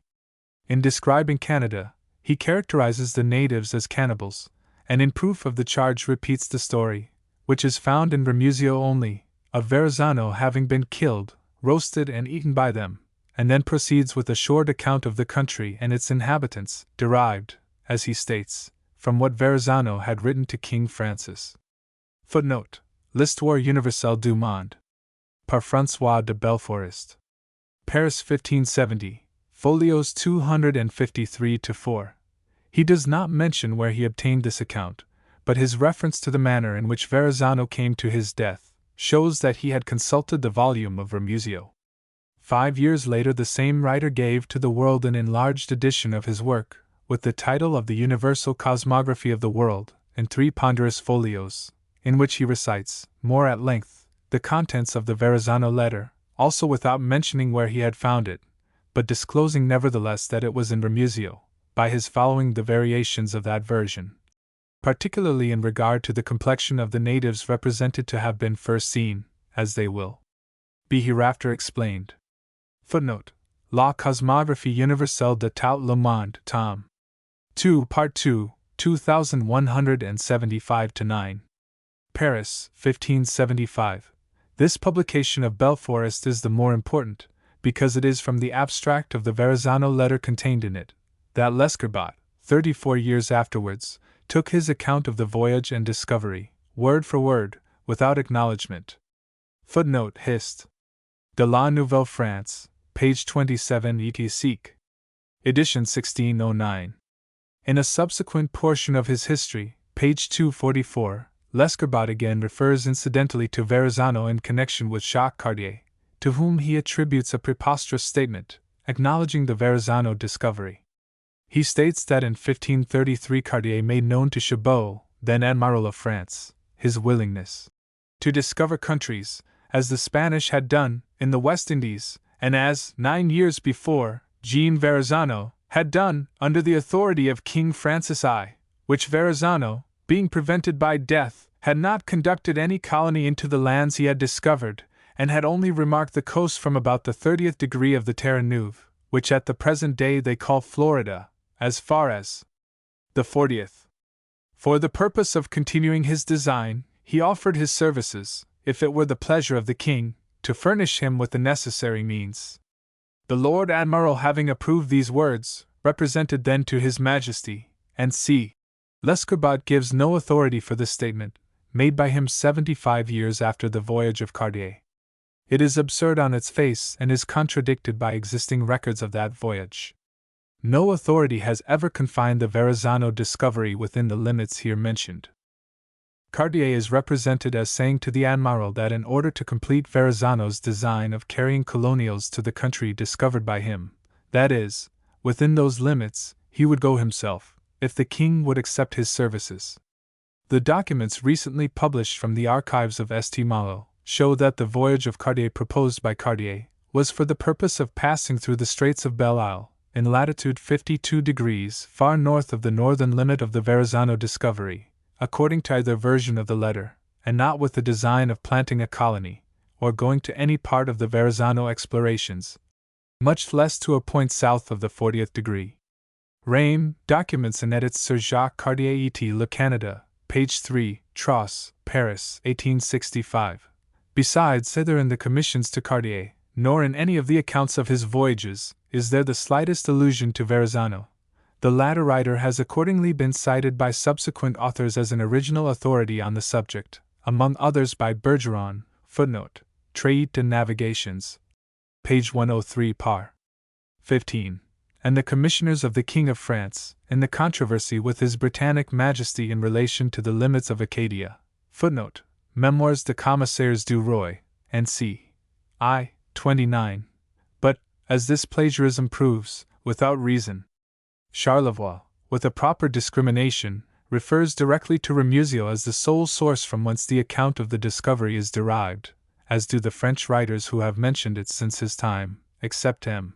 Margry, who, in his recent work on the subject of French voyages, quotes from the Carly version. It is thus seen that no other authority is given by the French historians than one or other of the Italian versions. Footnote: André Devet, who published a work with the title of Cosmographie Universelle, in 2 volumes, large folio, in rivalry apparently with Belforest, and in the same year, 1575, is referred to sometimes as an authority on this subject. Speaking of the cruel disposition of the people of Canada, he mentions in illustration of it, the fate at their hands of some colonists whom Verrazzano took to that country. The fact is thus related by him in connection with this voyage, for which he gives no authority or indication of any. Jean Verraz, a Florentine, left Dieppe, the 17th of March, 1524, by command of King Francis, and coasted the whole of Florida, as far as the 34th degree of latitude, and the 300th of longitude, and explored all this coast, and placed here a number of people to cultivate it, who in the end were all killed and massacred by this barbarous people. Folios 1002b. This statement seems to justify what the President de Thou, the contemporary of the Vet, says of him, that he composed his books by putting the uncertain for the certain, and the false for the true, with an astonishing assurance. Hist. University Tom. 2, 651, Loud, 1734. The Vet had published before this, in 1557, another book called Les Singularités de la France Antarctique, autrement nommé Américae, in which he describes all the countries of America as far north as Labrador, and says that he ran up the coast to that region on his way home from Brazil, where he went in 1555, with Ville-Gagnon. In this earlier work he makes no mention of Verrazzano, but does say that Jacques Cartier told him that he, Cartier, had made the voyage to America twice, folios 148-9. It is thus evident that the vet had not heard of Verrazzano in 1557, or he would necessarily have mentioned him, as he had the subject distinctly before him, and if he is to be believed in regard to his intimacy with Cartier, with whom he says he spent 5 months at his house in St. Malo, Cos University, folios 1014b, and from whom he received much information, it is quite as clear that Cartier knew nothing of the Verrazzano discovery, or he would have mentioned it to the vet. It must, therefore, as regarded as confessed by them, that no original authority for the discovery has never existed in France. If any voyage had taken place, such as this is alleged to have been, it is morally impossible, in the state of learning and art at that time in France, and with the interest which must necessarily have attached to the discovery, that no notice should have been taken of it in any of the chronicles or histories of the country, and that the memory of it should not have been preserved in some of the productions of its press. According to the letter itself, it was one of the grandest achievements in the annals of discovery, and promised the most important results to France. It was an enterprise of her king, which had been successfully accomplished. There had been discovered a heathen land, nearly 3,000 miles in extent, before unknown to the civilized world, and therefore open to subjugation and settlement, healthy, populous, fertile, and apparently rich in gold and aromatics, and therefore an acquisition as great and valuable as any discovery made by the Spaniards or Portuguese, except that of Columbus. Silence and indifference in regard to such an event were impossible. Printing, introduced long previously into the principal cities in France, had early in this reign reached its highest state of perfection, as the works issued from the presses of Henri Estienne and others attest. In 1521 24 persons practiced the art in Paris alone. Footnote: Didat in Haris Bebam. Vet. 189. The discoveries in the New World by other nations excited as much attention in France as they did in the other countries of Europe. The letters of Columbus and Vespucci, describing their voyages and the countries they had found, were no sooner published abroad than they were translated into French and printed in Paris. From 1515 to 1529 several editions of the Italian collection of voyages, known as the Pici Novamente Ritrovati, containing accounts of the discoveries of Columbus, Cortereal, Cabral, and Vespucci in America, and in 1532 the Decades of Peter Martyr, were translated and published in Paris, in the French language. Cartier's account of his voyage in 1535-6, undertaken by order of Francis, in which he discovered Canada, was printed in the same city in 1545, during the reign of that monarch. These publications abundantly prove the interest which was taken in France in the discoveries in the New World, and the disposition and efforts of the printers in the country at that time to supply the people with information on the subject, and also that the policy of the Crown allowed publicity to be given to its own maritime enterprises. Of the enlightened interest on the part of the Crown in the new discoveries, a memorable instance is recorded, having a direct and important bearing upon this question. A few months only after the alleged return of Verrazzano, and at the darkest hour in the reign of Francis, when he was a captive of the Emperor in Spain, Pigafetta, who had accompanied the expedition of Magellan and kept a journal of the voyage, presented himself at the court of France. Louise was then exercising the powers and prerogatives of her son, and guarding his interests and honor with maternal zeal. Pigafetta came to offer her a copy of the manuscript which he had prepared, and which told of the discovery of the newly discovered route to the Moluccas and Cathay. It was written in Italian, and the Queen Mother caused it to be translated into French by Antoine Fabre, and printed by Simon de Coligny's, the successor of Estienne. The book bears no date, but bibliographers assign it that of 1525, the year of the Regency. Certain it is, it was printed in Paris during the life of Francis, as Coligny's, whose imprint it bears, died before the king. Thus by the instrumentality of the Crown of France was the account of the discovery of Magellan, written by one who belonged to the expedition, first given to the world. It is not probable that the Queen Mother, exercising the regal power immediately after the alleged return of Verrazzano, would have left entirely unnoticed and unpublished an account of his discovery, so interesting to the subjects of the king and so glorious to France, and yet have cause to be put forth within his realm in its stead, the history of a like enterprise, redounding to the glory of the great rival and enemy of her son. Footnote: the little book of Pigafetta, a copy of which, by the kindness of Mrs. John Carter Brown, of Providence, is now in our hands, bears the title of Le Voyage et Navigation fait par les Espagnols et Isles de Moluques, and c. It is fully described by M. Harris in his Bib vet. M. The concluding paragraph contains the statement that this manuscript was presented to the Queen Regent. Remusio, Volume 1, 346, mentions the fact that it was given by her to Fabre to be translated. The particulars are detailed by Amoretti Primo Viaggio, Intrad. 37, Premier Voyage 44. 2. Conclusive as the silence of the history of France is against the assertion that the Verrazzano voyage and discovery were made by direction of her king, the life of Francis is a complete denial of it. He was released from his captivity early in 1526, and lived and reigned over France for more than 20 years afterwards, active in promoting the greatness of his kingdom, encouraging science and art among his people, and winning the title of Father of Letters, awake to whatever concerned his royal rights and prerogatives, and maintaining them with might and vigor abroad as well as at home, and willing and able to obtain and occupy new countries inhabited by the heathen. That he was not insensible to the advantages to his crown and realm of colonies in America, and not without the ability and disposition to prosecute discoveries there for the purpose of settlement, is proven by his actually sending out the expeditions of Jacques Cartier in 1534 and 1535 and Cartier and Roberval in 1541-2, for the purpose of exploring and developing the region beyond the Gulf of St. Lawrence, through the icy way of the Straits of Belle Isle, in latitude 52 degrees north. Yet he never recognized by word or deed the voyage or discovery of Verrazzano. If any one in France could have known of them, surely it would have been he who had sent forth the expedition. If Verrazzano were dead, when Francis returned to his kingdom, and the letter had miscarried and never come to his hands, the knowledge of the discovery still would have existed in the bosom of 50 living witnesses, who composed the crew, according to the story, and through them the results of the voyage would have been communicated to the king. But Verrazzano was not dead, at that time, but was alive, as will appear hereafter, in 1527. There is good reason to believe that he was well known then to the royal advisers.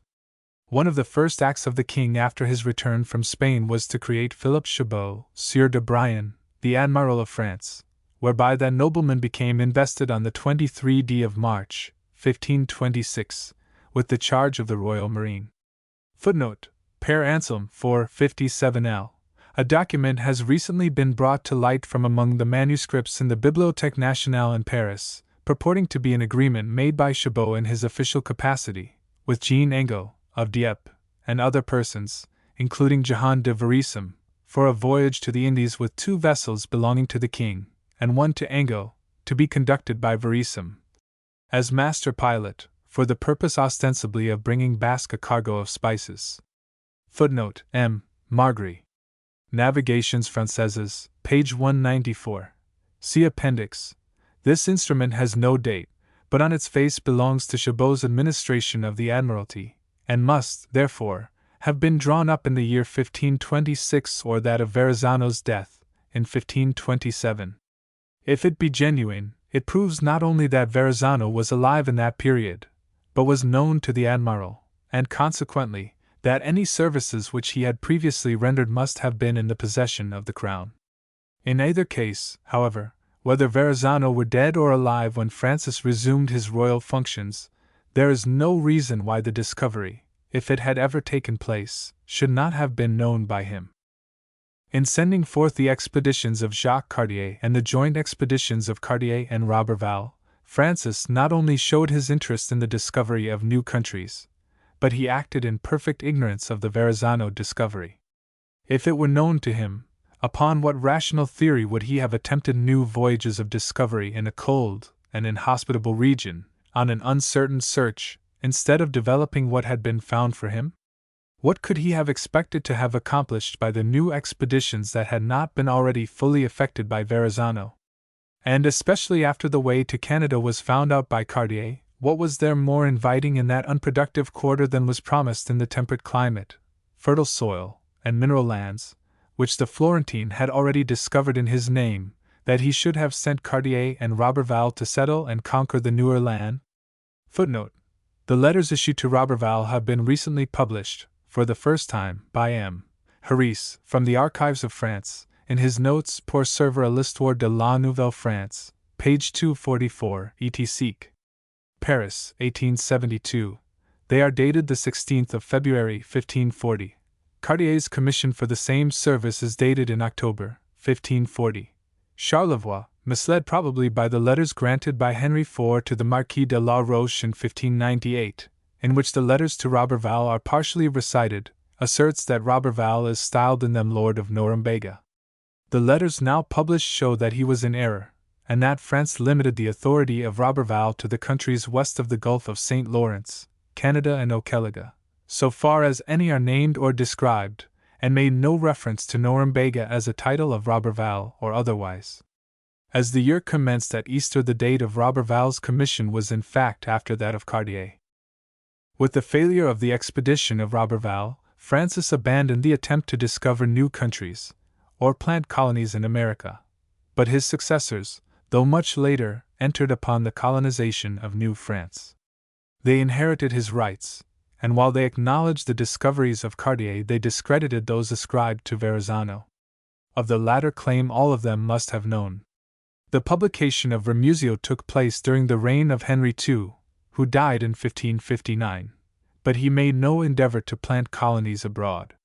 In 1577 and 1578, the first commissions looking to possessions in America north of Florida were issued by Henry III to the Marquis de la Roche, authorizing settlement in the Terres Neuves and the adjacent countries newly discovered, and the occupancy of barbarians, but nothing was done under them. In 1598, another grant was made to the same person by Henry IV for the conquest of Canada, Hochelaga, Newfoundland, Labrador, the country of the river St. Lawrence, Norumbega, and other countries adjacent. This is the first document emanating from the Crown, containing any mention of any part of the continent north of latitude 33 degrees and south of Cape Breton. Norumbega is the only country of those here enumerated which is included within those limits, and that did not become known through Verrazzano. Footnote: Norumbega embraced the region of country extending from the land of the Bretons to the Penobscot, of which it was regarded as the Indian name. It was almost identical with what was subsequently called Acadia. It had become known at an early period through the French fishermen and traders in peltries, who obtained the name from the Indians and carried it home to France. It is described by Jean Alphonse, the chief pilot of Roberval, from an exploration which he made along the coast on the occasion of Roberval's expedition to Canada, in 1542. Hakluyt 3, 239-240, ms. Cosmography of Alphonse, in Bibnat. Of Paris, Folios 185. Alphonse states that he ran down the coast as far as a bay which he did not penetrate, in latitude 42, between Norumbega and Florida, showing that Norumbega was considered as north of that parallel of latitude. He particularly describes it in the manuscript just cited, which Hakluyt had before him, as the Ruddier of Alphonse, which he publishes is found in that manuscript. It appears to have been written by Alphonse in 1544-5, which was shortly after his return from Canada with Roberval. The name of Norumbega is found in the Discourse of the Captain of Dieppe, written in 1539, and printed in third volume of Ramusio. This writer distinctly states that the name was derived from the natives. The description of the country and its inhabitants given by Alphonse is important, as showing its extent, and alluding to the trade there in peltries thus early. It is found in the cosmography in connection with the Ruddier before mentioned, folios 187-8, and is as follows. I say that the Cape of St. Jehan, called Cape Breton, and the Cape of the Franciscaine, are northeast and southwest, and take a quarter of east and west, and there is in the route 140 leagues. And here makes a cape called the Cape of Norovireg. This said cape is at 45 degrees of the height of the Arctic pole. The said coast is all sandy land, low without any mountain. And along this coast there are several islands of sand and coast very dangerous, with banks and rocks. The people of this coast and of Cape Breton are bad people, powerful, great archers, and live on fish and flesh. They speak, as it were, the same language as those of Canada, and are a great nation. And those of Cape Breton go and make war upon those of Newfoundland, Terre Neuf, where they fish. On no account would they save the life of a person when they capture him, if it he not a child or young girl, and are so cruel that if they find a man wearing a beard, they cut his limbs off and carry them to their wives and children, in order to be revenged in that matter. And there is among them much peltry of all animals. Beyond the Cape of Norrovereg, Cape Sable, descends the river of the said Norrovereg, which is about 25 leagues from the Cape. The said river is more than 40 leagues broad at its mouth, and extends this width inward well 30 or 40 leagues, and is all full of islands which enter 10 or 12 leagues into the sea, and it is very dangerous with rocks and reefs. The said river is at 42 degrees of the height of the Arctic pole. 15 leagues within this river is a city which is called Nuremberg, and there are in it good people, and there is much peltry of all animals. The people of the city are clothed with peltry, wearing mantles of marten. I suspect the said river enters into the river of Okeliga, for it is salt more than 40 league inward, according to what is said by the people of the city. The people use many words, which resemble Latin, and adore the sun, and are handsome and large men. The land of Norrobreg is tolerably high. On the side on the west of the said city there are many rocks which run into the sea well 15 leagues, and on the side towards the north there is a bay in which there is a little island which is very subject to tempest, and cannot be inhabited. 2 sketches of the coast by Alphonse accompany this description, which are here reproduced united in one.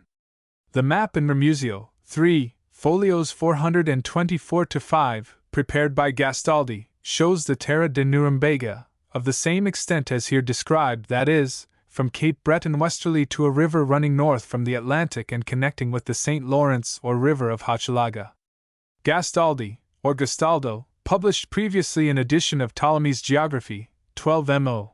Venice, 1543, in which, map 56, Norumbega is similarly laid down, without the river running to the St. Lawrence. Norumbega was therefore a well-defined district of country at that time. The word was undoubtedly derived from the Indians, and is still in use by those of the Penobscot, to denote certain portions of that river.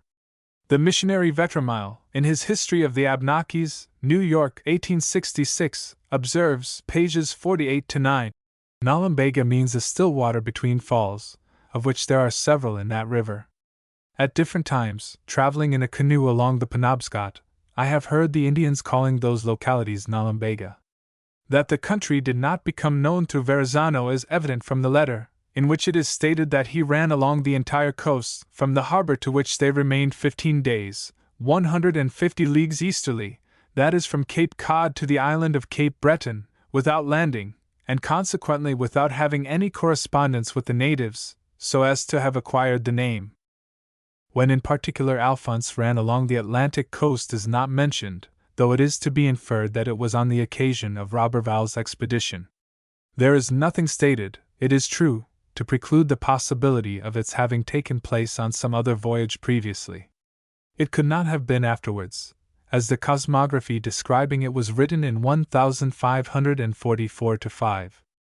Some authors assert that Roberval dispatched him towards Labrador with a view of finding a passage to the East Indies, without mentioning his exploration along Nova Scotia and New England.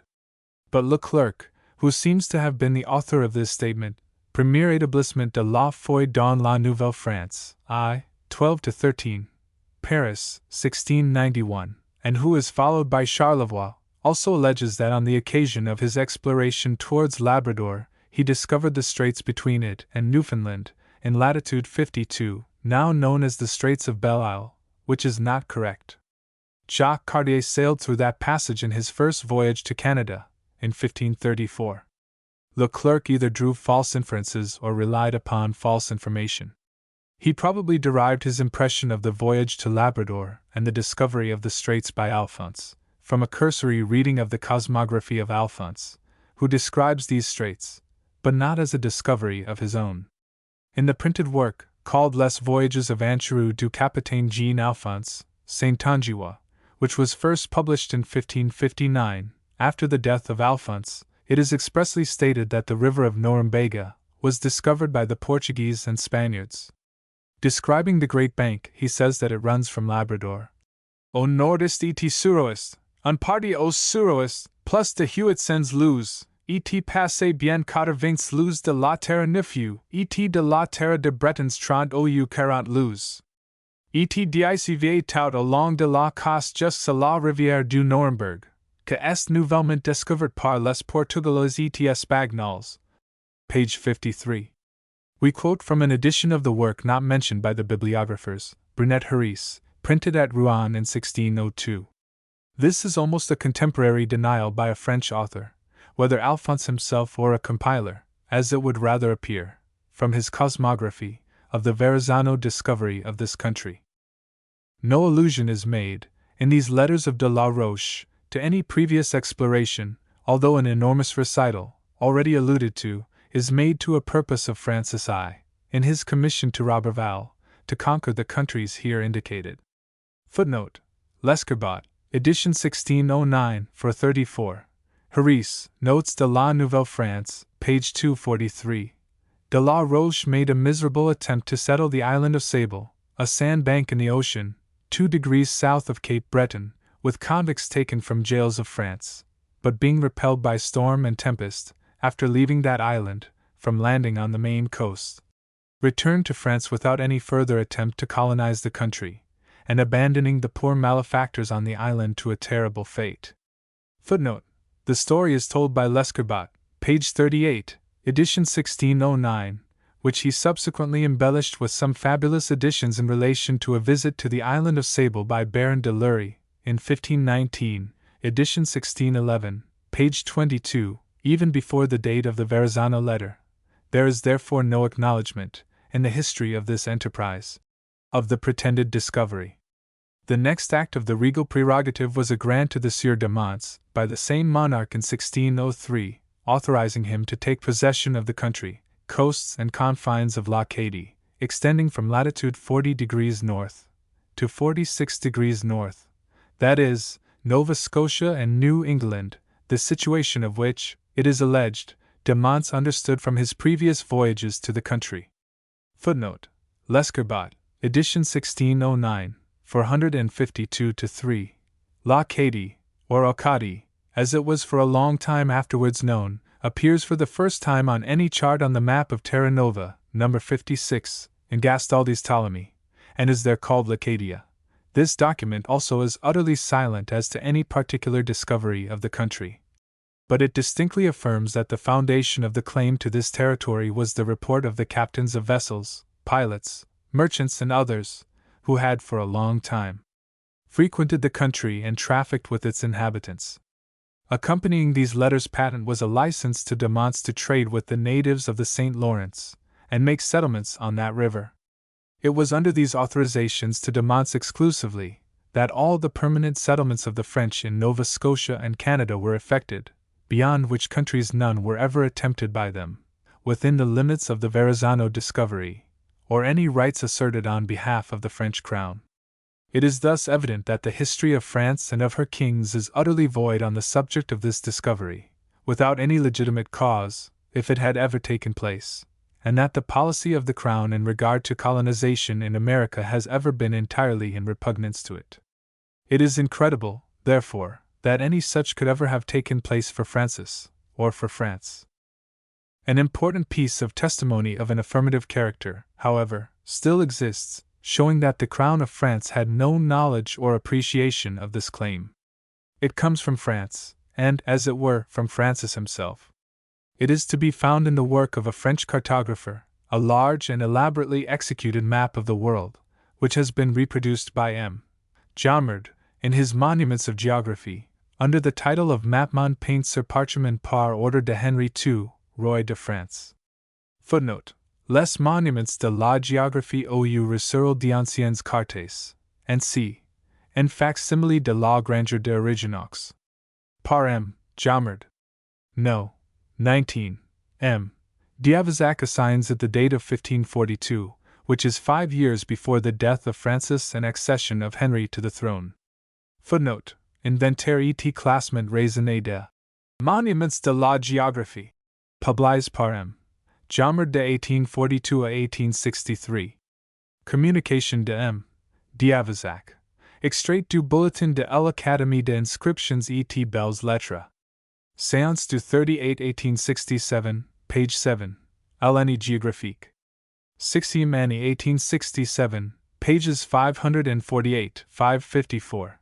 But neither of these dates appears to be exactly correct, as upon that portion of the map representing Saguenay, the person of Roberval is depicted and his name inscribed, evidently denoting his visit to that country, which did not take place until June, 1543.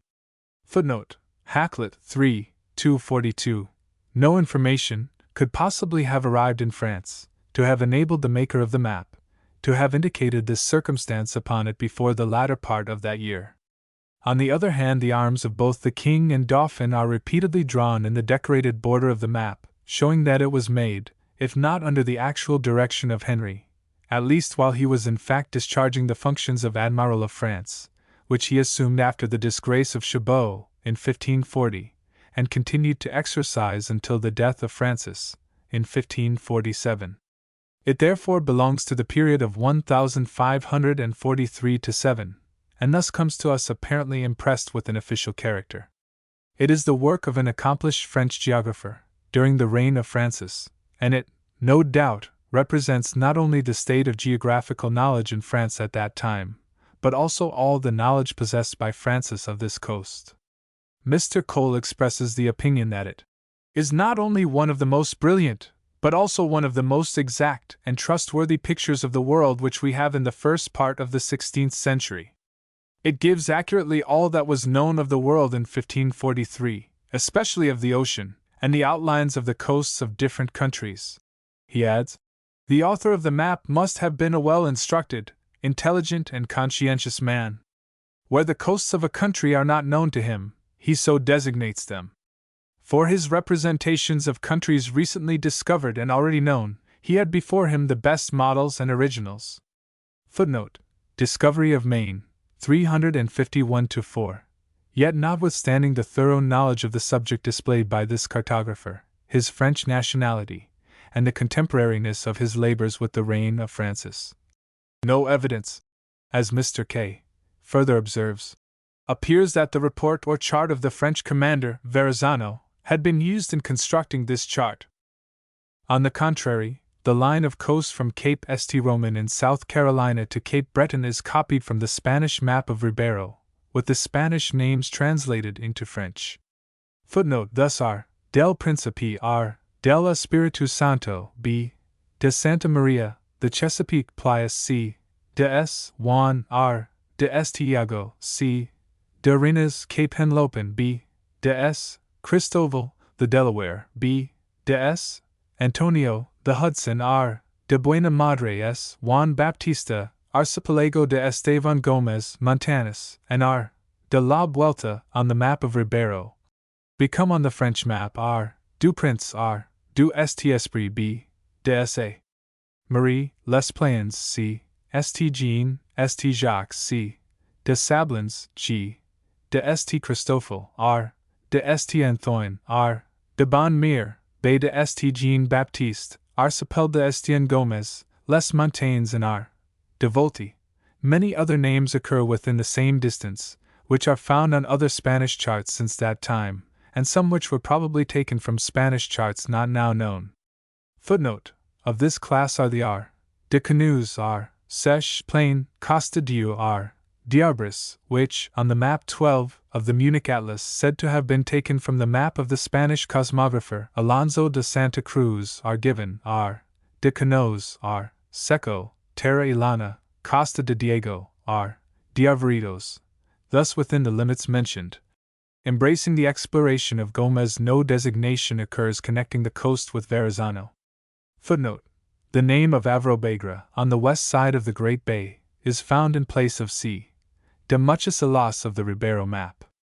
This is supposed to have been intended for Norumbega, from Cape Breton easterly and northerly along the coast of Newfoundland the discoveries of the Normand and Bretons and the Portuguese, and in the river and Gulf of St. Lawrence, those of Jacques Cartier, are shown by the names. The whole coast claimed by the letter is thus assigned to other parties than Verrazzano. The logical maxim, expressio unius est exclusio alterius, must here apply. The expression of the Spanish discoveries, at least exclude those of Verrazzano, demonstrating almost to a moral certainty that the latter could never have been performed for the King of France. The author of this map, whether executing it under official responsibility or upon his own account, would not have ascribed, or dared to ascribe, to a foreign nation, much less to a rival, the glory which belonged to his own sovereign, then living, whose protection he enjoyed. 4.2. Misrepresentations in regard to the geography of the coast. The Chesapeake. The island of Louise. Massachusetts Bay.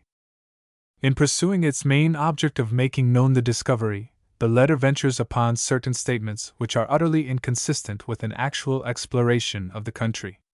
The general position and direction of the coast are given with sufficient correctness to indicate the presence there of a navigator, but its geographical features are so meagerly and untruthfully represented as to prove that he could not have been the writer. The same apparent inconsistency exists as to the natural history of the country. Some details are given in regard to the natives, which correspond with their known characteristics, but others are flagrantly false. The account is evidently the work of a person who, with an imperfect outline of the coast, by another hand before him, undertook to describe its hydrographical character at a venture, so far as he deemed it prudent to say anything on the subject, and to give the natural history of the country, in the same way, founded on other accounts of parts of the New World. The actual falsity of the statements alluded to is, at all events, sufficient to justify the rejection of the whole story. So far as they relate to the literal, they are now to be considered. In general, the geography of the coast is very indefinitely described. Of its latitudes, with the exception of the landfall and termination of the exploration, which are fixed also by other means, and are necessary to the groundwork of the story, only a single one is mentioned. The particular features of the coast are for the most part unnoticed. Long distances, embracing from 200 to 600 miles each, are passed over with little or no remark. Islands, rivers, capes, bays, and other land or sea marks, by which navigators usually describe their progress along an unknown coast, are almost entirely unmentioned. For a distance of over 2,000 miles, adopting the narrowest limits possible assigned to the discovery, only one island, one river, and one bay are attempted to be described, and not a single cape or headland is referred to. No name is given to any of them, or to any part of the coast, except the one island which is named after the king's mother. It was the uniform practice of the Catholic navigators of that early period, among whom, according to the import of the letter, Verrazzano was one, to designate the places discovered by them, by the names of the saints whose feasts were observed on the days they were discovered, or of the festivals of the Church celebrated on those days, so that, says Oviedo, it is possible to trace the course of any such explorer along a new coast by means of the church calendar. This custom was not peculiar to the countrymen of that historian. It was observed by the Portuguese and also by the French, as the accounts of the voyages of Jacques Cartier attest. But nothing of the kind appears here. These omissions of the ordinary and accustomed practices of voyagers are suspicious, and of themselves sufficient to destroy all confidence in the narrative. But to proceed to what is actually stated in regard to the coast. Taking the landfall to have occurred, as is distinctly claimed, at latitude 34 degrees, which is a few leagues north of Cape Fear in North Carolina, and which is fixed with certainty, for the purposes of the letter, at that point by the estimate of the distance they ran northerly along the coast before it took an easterly direction. The discovery must be regarded as having commenced somewhat south of Cape Roman in South Carolina, being the point where the 50 leagues terminated which they ran. Along the coast, in the first instance, south of the landfall. It is declared that from thence, for 200 leagues, to the Hudson River, as it will appear, there was not a single harbor in which the Dauphin could ride in safety. Footnote: a league, according to the Verrazzano letter, consisted of 4 miles, and a degree, of 15,625 leagues or 62 1/3 miles. The size of this craft is not mentioned, but it is said she carried only 50 men, though manned as a corsair.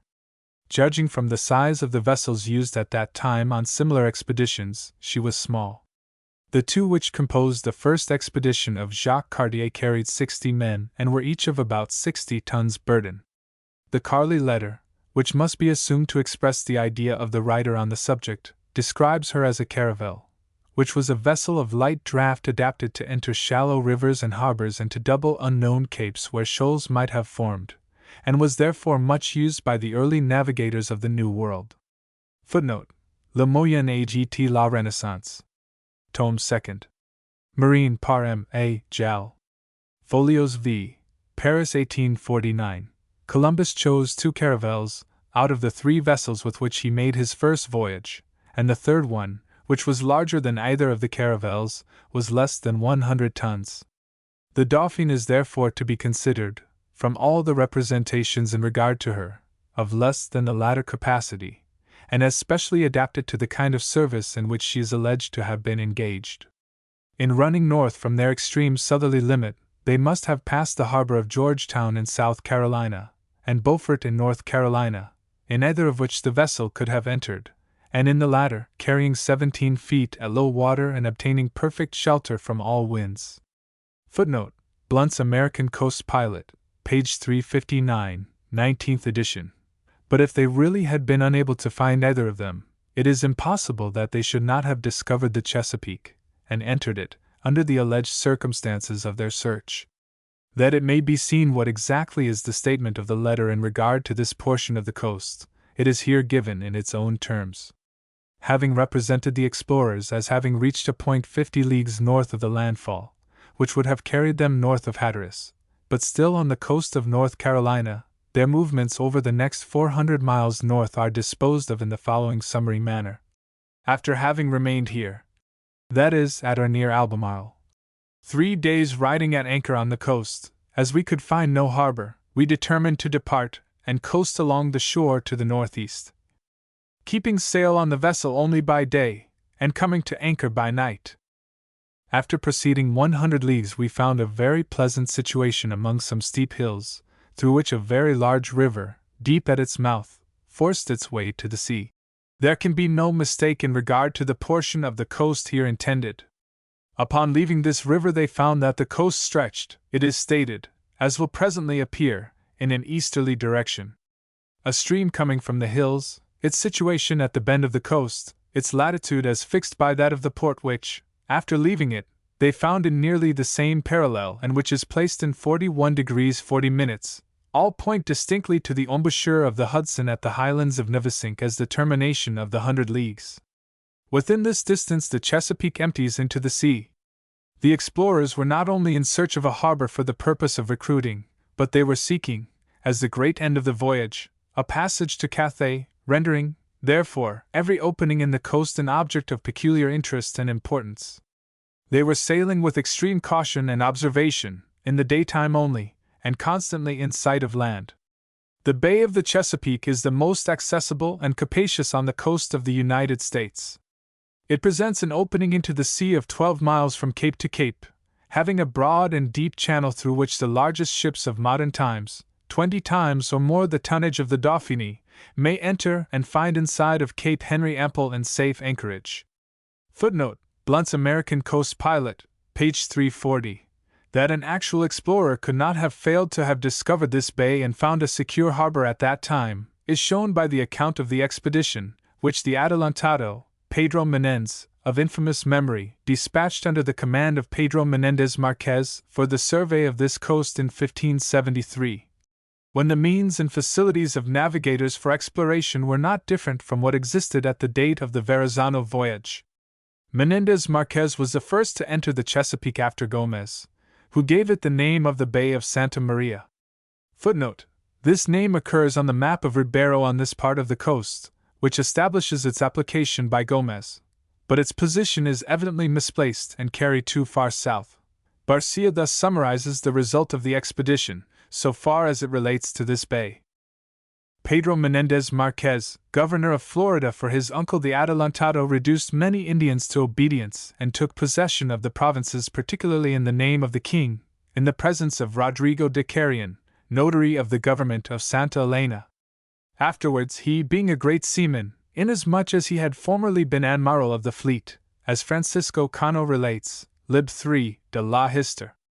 De los Ordenis Militares, folios 184, went, by order of the Adelantado, to explore the coast, which exploration commenced at the Cape of the Martyrs, and the Peninsula Tequesta, point of Florida, where the coast begins to run north and south, at the outlet of the Bahama Channel, and extended along the coast to beyond the harbor and bay of Santa Maria, which is 3 leagues wide and which is entered towards the northwest, and within it are many rivers and harbors where, on both sides of it, they can anchor.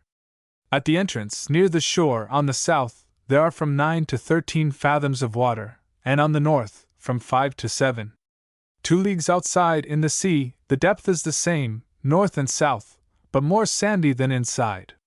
Going through the channel there are from 9 to 13 fathom, and in the harbor about 15, 10 and 6 fathoms were found in places where the lead was thrown.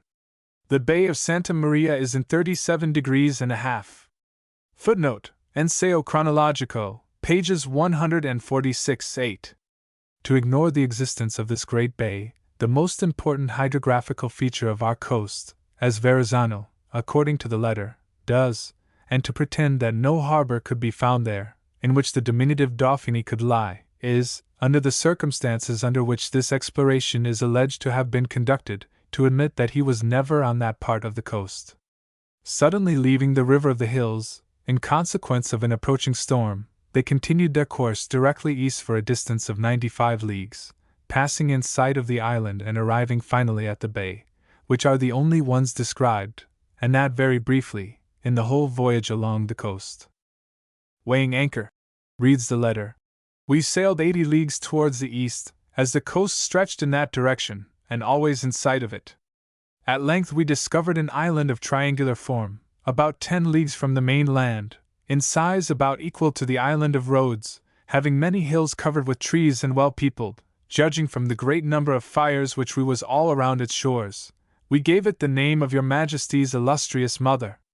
We did not land there, as the weather was unfavorable, but proceeded to another place, 15 leagues distant from the island, where we found a very excellent harbor. This land is situated in the parallel of Rome, being 41 degrees 41 minutes of north latitude. It looks towards the south, on which side the harbor is half a league broad.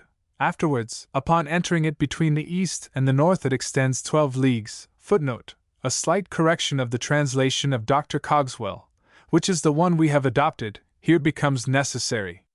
It reads, upon entering it the extent between the east, misprinted coast, and north is 12 leagues. The text is, entrando in quello infra oriente settentrione ested lega 12. And then enlarging itself it forms a very large bay, 20 leagues in circumference, in which are 5 small islands of great fertility and beauty, covered with large and lofty trees. Among these islands any fleet, however large, might ride safely, without fear of tempests or other dangers. Turning towards the south, at the entrance of the harbor on both sides there are very pleasant hills and many streams of clear water which flow down to the sea. In the midst of the entrance, there is a rock of freestone, formed by nature and suitable for the construction of any kind of machine or bulwark for the defense of the harbor. This island is a mere fancy. None such exists anywhere upon this coast. The distance which they thus ran easterly, of 80 leagues, would have carried them more than 100 miles into the ocean beyond Cape Cod. That distance, however, may be regarded only as approximate, because they possess no means of determining longitude with accuracy, and therefore this, like all statements in the letter, of distances running east and west, is to be considered an estimate only, formed from the circumstances attending the sailing of the vessel, and liable to serious error. But the island and bay were objects of actual observation, and are therefore to be regarded as they are described. After leaving Long Island, which forms the coast in an easterly direction for a little over 100 miles from the Hudson, only 3 islands occur, except some insignificant ones and the group of the Elizabeth Islands all near the shore, in the entire distance to the easterly shore of Cape Cod, when the coast turns directly north. They are all three somewhat of a triangular shape, and in that respect are equally entitled to consideration in connection with the description of the island of Louise, but are all incompatible with it in other particulars. Louise is represented as being a very large island, equal in size to the famous island of Rhodes, which has an area of 400 square miles, and as being situated 10 leagues distant from the main land. The first of the three islands met with, eastward of Long Island, is Block Island. It contains less than 20 square miles of territory, and lies only 3 leagues from the land, and thus both by its smallness and position cannot be taken as the island of Louise. It has, however, been so regarded by some writers, because on the main land, about 5 leagues distant, are found Narragansett Bay and the harbor of Newport, which, it is imagined, bear some resemblance to the bay and harbor which the explorers entered 15 leagues beyond the island of Louise, and which cannot be elsewhere found. But Narragansett Bay does not correspond in any particular with the bay described in the letter, except as to its southern exposure and its latitude, and as to them it has no more claim to consideration than Buzzard's Bay, 3 leagues further east, and in other respects not so much. Newport Harbor, several miles inside of Narragansett Bay, faces the north and west, and not the south. The whole length of that bay, including the harbor of Newport from the ocean to Providence River, is less than 5 leagues, and its greatest breadth not more than 3. But the harbor described in the letter first as extending 12 leagues and then enlarging itself, formed a large bay of 20 leagues in circumference. The two, it is clear, are essentially unlike. The great rock rising out of the sea at the entrance of the harbor has no existence in this bay or harbor. Narragansett Bay, therefore, affords no support to the idea that Block Island, or any other, is the island of Louise. Martha's Vineyard, the second of the 3 islands before mentioned, is the largest of them, but it contains only 120 square miles of land, and is within 2 leagues of the main land. Nantucket, the last of the 3, is less than half the size of Martha's Vineyard, and is about 30 miles from Cape Cod, the nearest part of the continent. From neither of them is any harbor to be reached corresponding with that mentioned in the letter. It is incontrovertible, therefore, that there is neither island nor bay on this coast answering the description. It is not difficult to perceive that the island of Louise was a mere invention and artifice on the part of the writer to give consistency to the pretension that the voyage originated with Francis. This island is the only one of which particular mention is made in the whole exploration. Yet it was not visited or seen except, in sailing by it, at a distance. Its pretended hills and trees disclosed nothing of its character, and under such circumstances, its alleged dimensions were all that could have entitled it to such particular notice, and made it worthy of so exalted a designation, and to those no island on this coast has any claim. There is little room to doubt from the description itself, and the fact will be confirmed by other evidence hereafter, that the bay intended to be described was the Great Bay of Massachusetts and Maine terminating in the Bay of Fundy. It is represented as making an offset in the coast of 12 leagues towards the north, and then swelling into an enclosed bay beyond, of 20 leagues in circumference, indicating those bays in their form. The distances, it is true, do not conform to those belonging to that part of the coast, but it is to be borne in mind that they may have been taken, according to the only view which can reconcile the contradictions of the letter, from an imperfect delineation of the coast by another hand. The identity of the two is, however, proven, without recourse to this explanation, by the description of the coast beyond, which is given as follows. Having supplied ourselves with everything necessary, we departed on the 6th, footnote, according to the Archivio Storico Italiano, and not the 5th, as given in N.Y. Hist. Call. Of May, from this port, where they had remained 15 days, and sailed 150 leagues, keeping so near to the coast as never to lose it from our sight. The nature of the country appeared much the same as before, but the mountains were a little higher and all in appearance rich in minerals. We did not stop to land, as the weather was very favorable for pursuing our voyage, and the country presented no variety. The shore stretched to the east, and 50 leagues beyond more to the north, where we found a more elevated country full of very thick woods of fir trees, cypresses, and the like, indicative of a cold climate. The people were entirely different from the others we had seen, whom we had found kind and gentle, but these were so rude and barbarous that we were unable by any signs we could make to hold communication with them. This is all that is mentioned in regard to the entire coast of New England and Nova Scotia, embracing a distance of 800 miles according to this computation, but in fact much more. It is here stated, however, distinctly, that from the time of leaving the harbor, near the island of Lees, they kept close to the land, which ran in an easterly direction, and constantly in sight of it, for 150 leagues. This they could not have done if that harbor were on any part of the coast, west of Massachusetts Bay. If they sailed from Narragansett Bay, or Buzzards Bay, or from any harbor on that coast, east of Long Island, they would in the course of 20 leagues at the furthest, in an easterly direction, have reached the easterly extremity of the peninsula of Cape Cod, and keeping close to the shore would have been forced for 150 miles, in a northerly and west of north direction, and thence along the coast of Maine northeasterly a further distance of 150 miles, and been finally locked in the Bay of Fundy. It is only by running from Cape Sable along the shores of Nova Scotia that this course and distance, in sight of the land, can be reconciled with the actual direction of the coast, and this makes the opening between Cape Cod and Cape Sable the large bay intended in the letter. But this opening of 80 leagues in width could never have been seen by the writer of it, and nothing could more conclusively prove his ignorance of the coast than his statements that from the river among the hills, for the distance of 95 leagues easterly to the harbor and 41 degrees 40 minutes north, and from thence for a further distance of 150 leagues, also easterly, the land was always in sight. Illustration with caption, Cape Henry and entrance into the Chesapeake. Lighthouse, with lantern 129 feet above the sea, bearing W. N. W.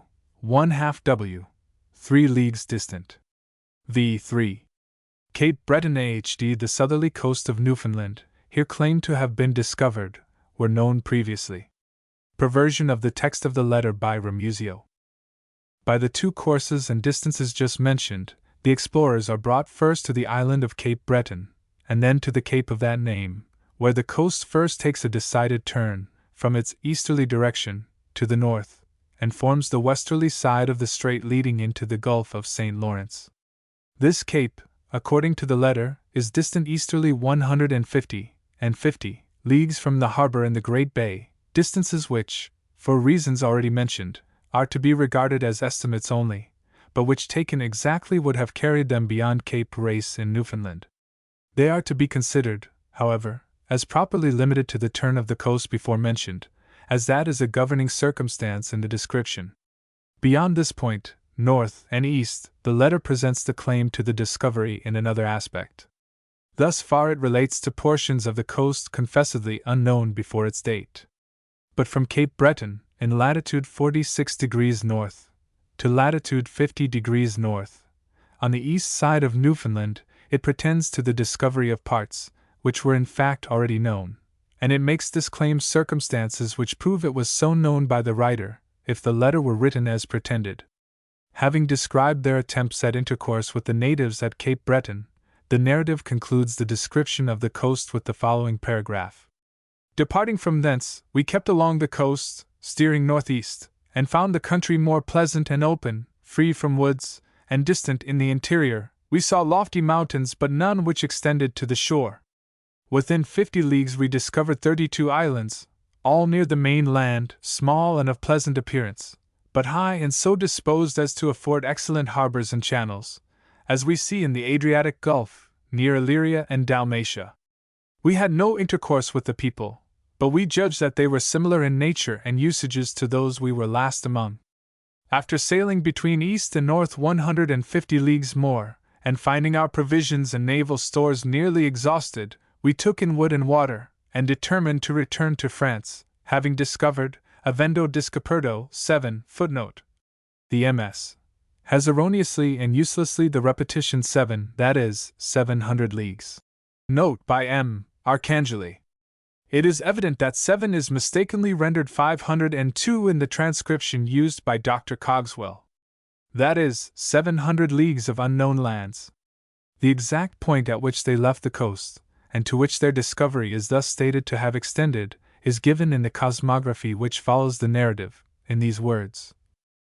In the voyage which we have made by order of your Majesty, in addition to the 92 degrees we ran towards the west from our point of departure, the Desertas, before we reached land in the latitude of 34, we have to count 300 leagues which we ran northeastwardly, and 400 nearly east along the coast before we reached the 50th parallel of north latitude, the point where we turned our course from the shore towards home.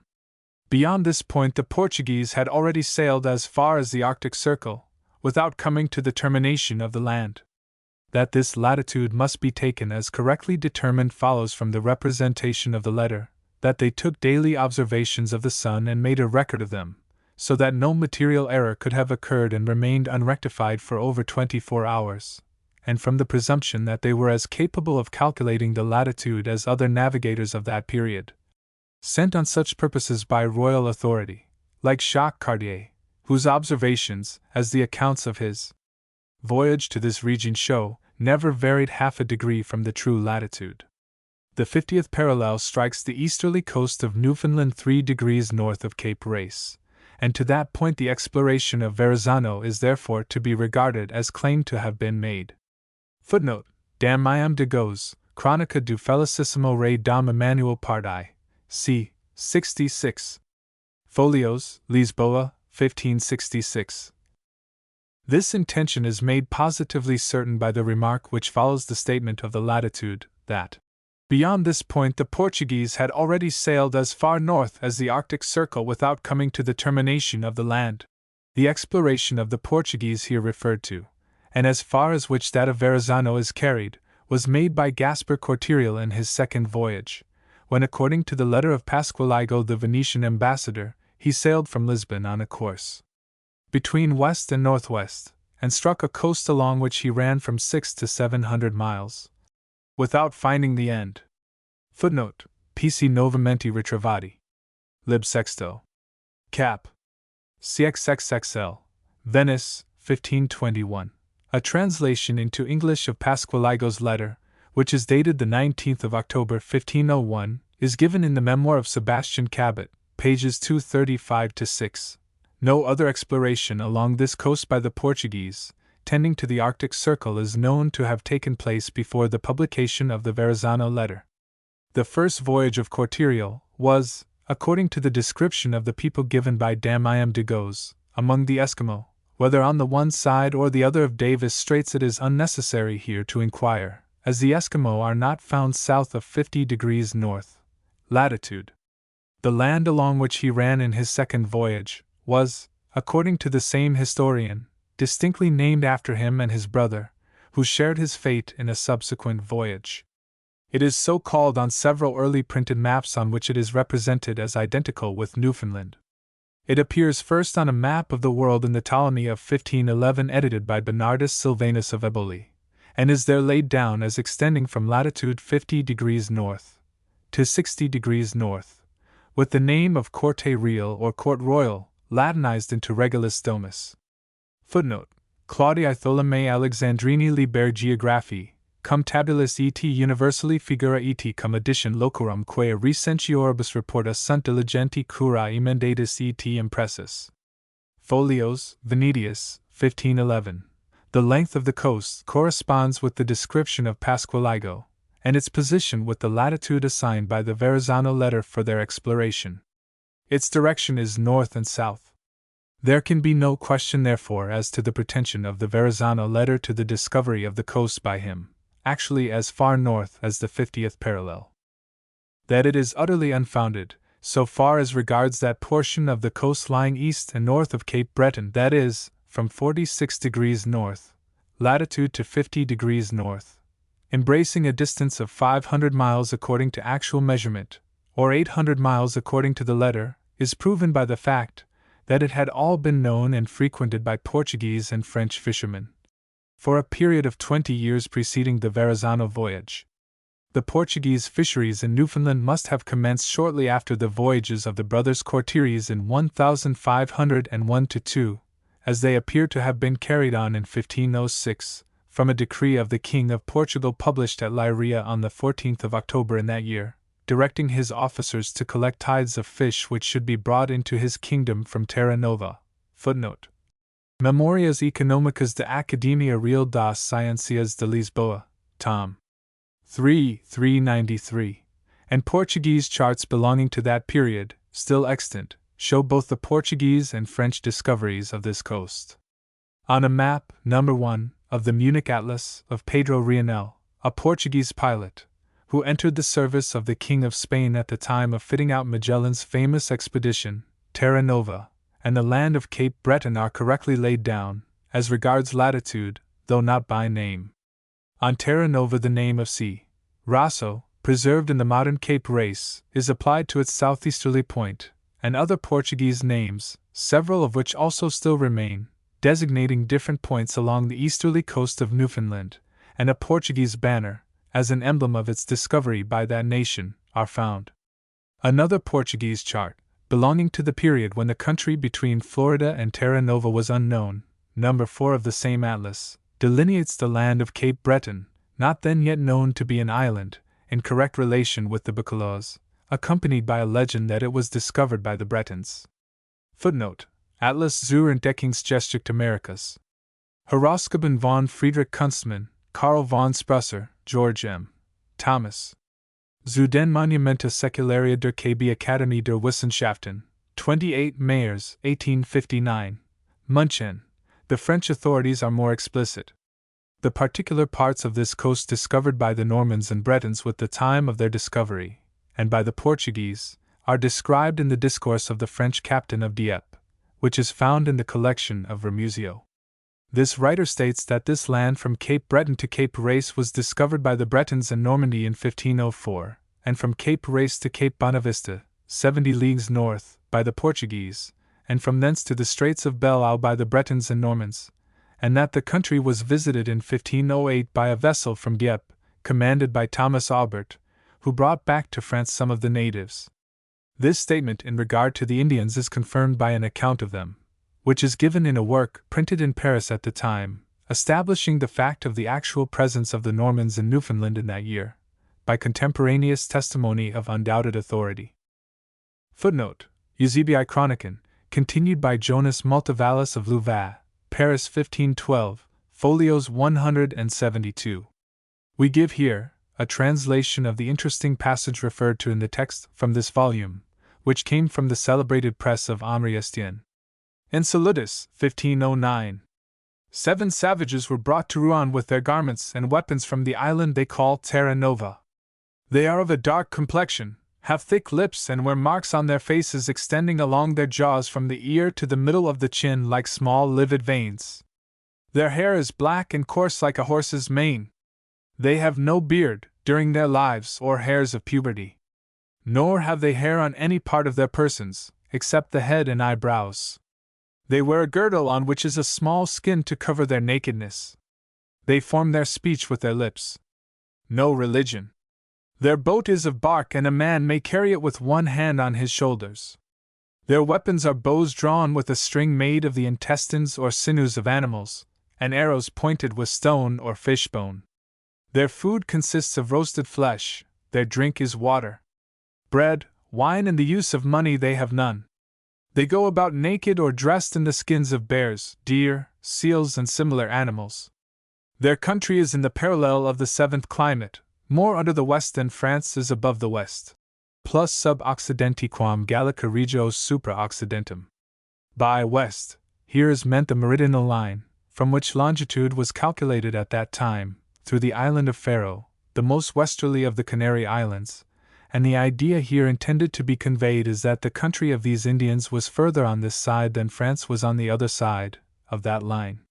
This description, as well as the name, Terra Nova, indicates the region of Newfoundland as the place from whence these Indians were taken. According to the tables of Pierre d'Ailly, the 7th climate commences at 47 degrees 15 minutes north, and extends to 50 degrees 30 minutes north, beginning where the longest day of the year is 15 hours and 45 minutes long. Imago Mundi, tables prefixed to the first chapter.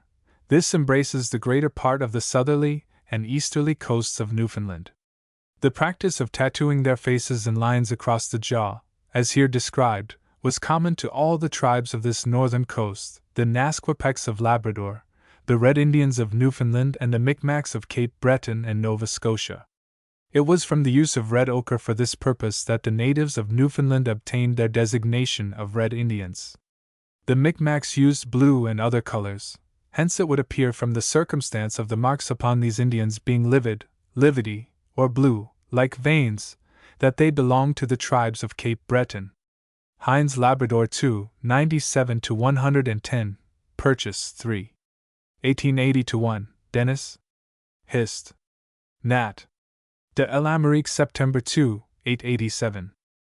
That the French and especially the Normans had soon afterwards resorted to Newfoundland for the purpose of taking fish, and were actually so engaged there at the time of the Verrazzano voyage, is evident from the letter of John Rutt, who commanded one of the ships sent out on a voyage of discovery by Henry VIII of England in 1527.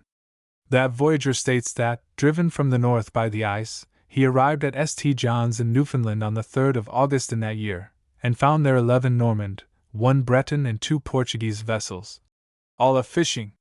Footnote: Purchase 3809, Memoir of Sebastian Cabot, pages 108, 268, and the authorities there cited.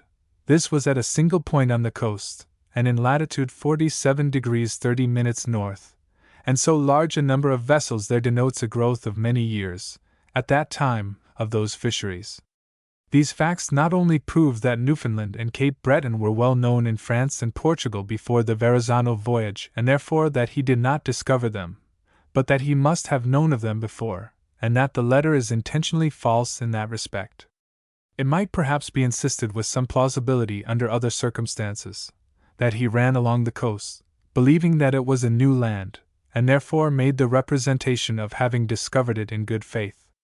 But admitting that it was even possible for him to have sailed along those shores without encountering a single fishing craft which would have assured him that he was not in unknown waters, it is impossible that he could have sailed from Dieppe and returned to that port where, of all the places in France or Europe, the knowledge of these facts most existed, and where they were as familiar as household words, and where they must have entered into the thoughts and hopes of many of its inhabitants, without their being known to him, and that he could have written the letter from that same port, claiming the discovery of the country for himself, without intending a fraud. It was the port to which Aubert belonged and where he landed the Indians he brought from Newfoundland.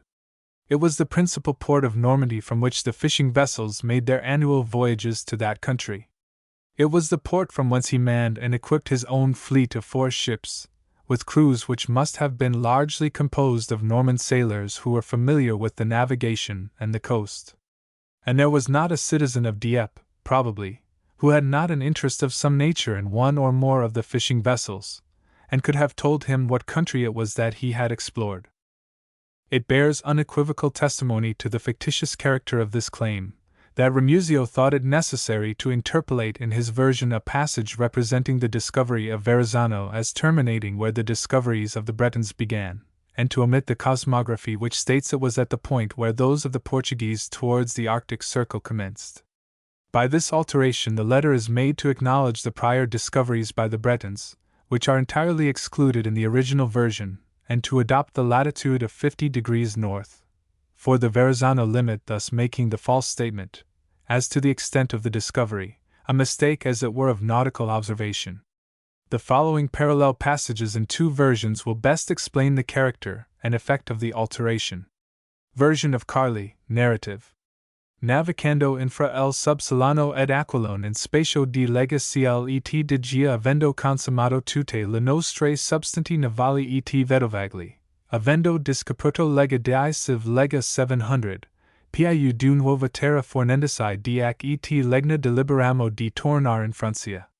Asterisk asterisk asterisk asterisk asterisk asterisk asterisk asterisk asterisk asterisk asterisk asterisk. Cosmography. In questa nostra navigation fatta per ordine du v.s. m. Alteri gradi 92 che dal dedo meridiano verso lo occidente della prima terra trovamo gradi 34 navigando lega 300 infra oriente settentrione lega 400, quasi allo orient continuo el lito della terra siamo pervenuti per infino a gradi 50. Lasciando la terra che più tempi fa travorno li lusitani, quali seguirno più al septentrione, pervenendo sino al circulo artico e el fine lasciando incognito. Translation Narrative. After sailing between east and north the distance of 150 leagues more and finding our provisions and naval stores nearly exhausted, we took in wood and water, and determined to return to France, having discovered 700 leagues of unknown lands. Asterisk asterisk asterisk asterisk asterisk asterisk asterisk asterisk asterisk asterisk asterisk. Cosmography.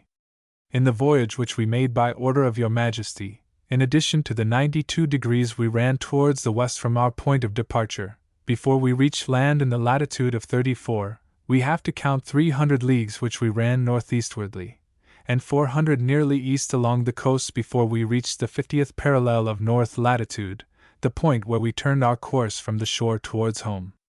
Beyond this point the Portuguese had already sailed as far north as the Arctic Circle, without coming to the termination of the land.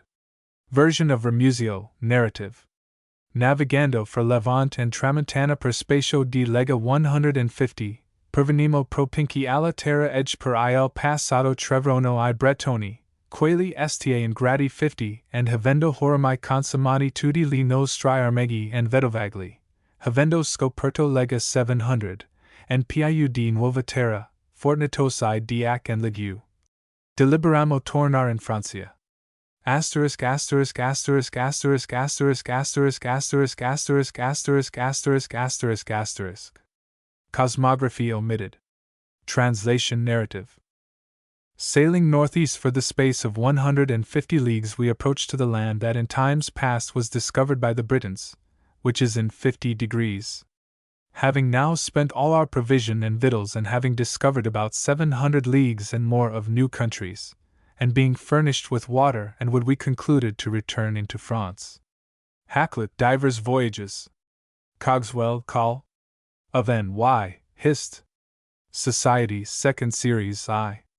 Ramusio, in omitting the cosmography and confining his version to the narrative, would have left the letter without any designation of the northerly limit reached by Verrazzano, had he not transferred to the narrative the statement of the latitude attained, namely, the 50th degree, from the cosmographical part, which was therefore properly done, though as an editor he should have stated the fact.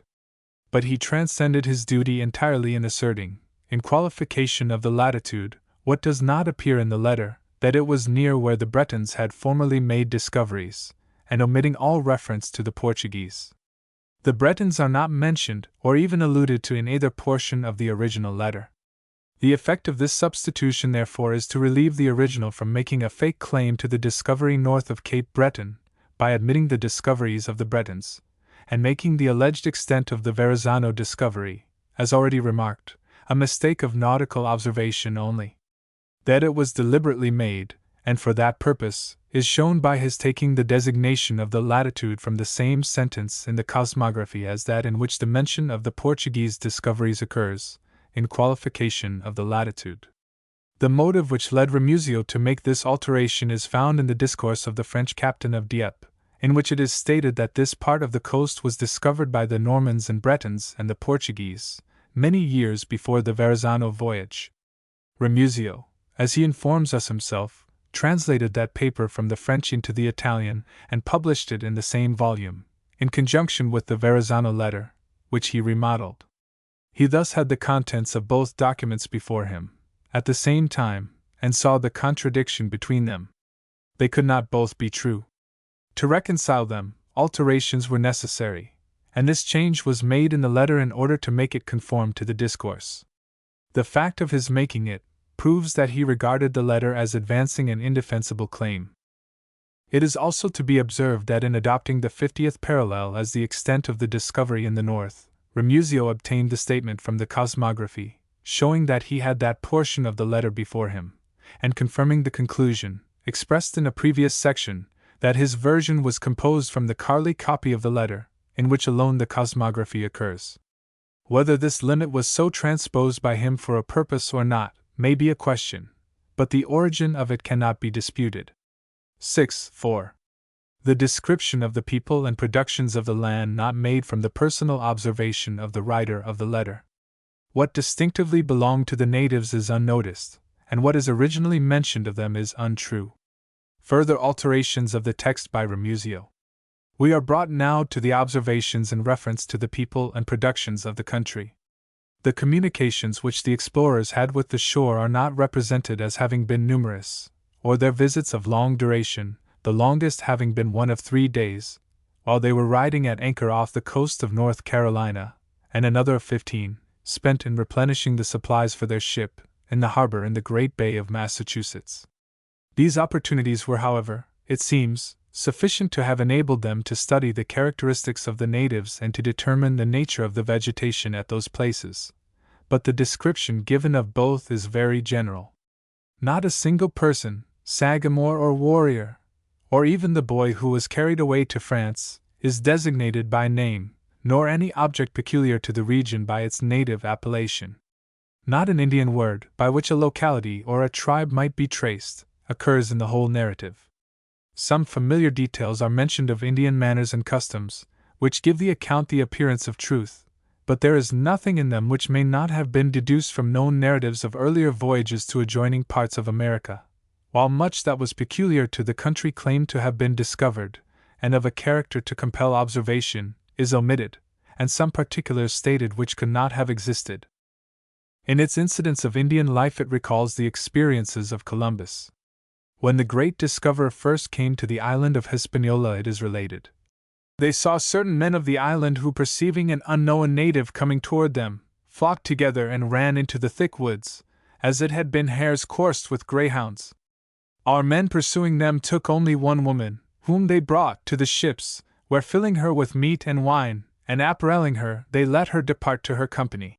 Also, their boats are made only of one tree made hollow with a certain sharp stone, for they have no iron, and are very long and narrow.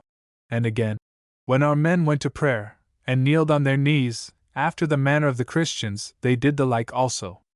And after what manner soever they saw them pray to the cross, they followed them in all points as well as they could. Footnote: Peter Martyr, December LL in Eden. The Verrazzano letter tells us, in like phrase, that when they landed at the end of 50 leagues from the landfall, we found that the people had fled to the woods for fear. By searching around, we discovered in the grass a very old woman and a young girl of about 18 or 20, who had concealed themselves for the same reason. We gave them a part of our provisions, which they accepted with delight, but the girl would not touch any. At the same place, it is added, we saw many of their boats made of one tree, without the aid of stone or iron or other kind of metal. And to make the parallel complete, the letter asserts of the natives, they are very easy to be persuaded and imitated us with earnestness and fervor in all which they saw us do as Christians in our acts of worship, while they were taking in their supplies and interchanging civilities with the Indians in the harbor of the Great Bay. The following scene of royalty is described as having occurred. One of the 2 kings often came with his queen and many gentlemen, gentili Yamani, to see us for his amusement, but he always stopped at the distance of about 200 paces, and sent a boat to inform us of his intended visit, saying they would come and see our ship. This was done for safety, and as soon as they had an answer from us, they came off and remained a while to look around, but on hearing the annoying cries of the sailors, the king sent the queen with her maids, demoiselles, in a very light boat to wait near an island, a quarter of a league distant from us, while he remained a long time on board. This hyperbolical description of the visit of the sachem of Cape Cod, accompanied by the gentlemen of his household, and of his squaw queen with her maids of honor, has its prototype in the visit paid to Bartholomew Columbus, during the absence of his brother, the admiral, by Bachiquio the king or cacique of Zacagua, and his sister, the Queen Dowager, Anacoana, who are represented as going to the ship of the Adelantado in 2 canoes, one for himself and certain of his gentlemen, another for Anacoana and her waiting women. The astonishment which the natives manifested at the appearance of the Dauphine and her crew, their admiration of the simple toys and little bells which were offered them by the strangers, their practice of painting their bodies, adorning themselves with the gay plumage of birds, and habiting themselves with the skins of animals, seem all analogized, in the same way. From the accounts given by Peter Martyr of the inhabitant of the islands discovered by Columbus, and of the northern regions by Sebastian Cabot. These traits of Indian life and character, therefore, not having been peculiar to the natives of the country described in the letter, and having been already mentioned in earlier accounts of the adjoining parts of America, the description of them here furnishes no proof of originality, or of the truth of the letter for that reason. On the other hand, objects which historically belonged to the inhabitants of the places declared to have been visited, and characterized them distinctly from those previously discovered, and which were of such a marked character as to have commanded attention, are not mentioned at all. Of this class perhaps the most prominent is the wampum, a commodity of such value and use among them that, like gold among the Europeans, it served the double purpose of money and personal adornment. The region of the harbor where the voyagers spent, according to the letter, 15 days in familiar intercourse with the inhabitants, was its greatest mart, from which it was spread among the tribes, both north and east. Wood, describing the Narragansetts in 1634, says they are the most curious minters of the Wampumpeage and Mohawks, which they for me out of the inmost wreaths of periwinkle shells. The northern, eastern, and western Indians fetch all their coin from these southern mint masters. From hence they have most of their curious pendants and bracelets. Hence they have their great stone pipes which will hold 1/4 of an ounce of tobacco. And in regard to their practice of ornamentation, he remarks again, although they be poor, yet is there in them the sparks of natural pride which appears in their longing desire after many kind of ornaments, wearing pendants in their ears, as forms of birds, beasts, and fishes, carved out of bone, shells, and stone, with long bracelets of their curious wrought wampumpeage and mohawkies which they put about their necks and loins, which they count a rare kind of decking. The same writer adds a description of an Indian king of this country in his attire, which is somewhat less fanciful than that in the letter.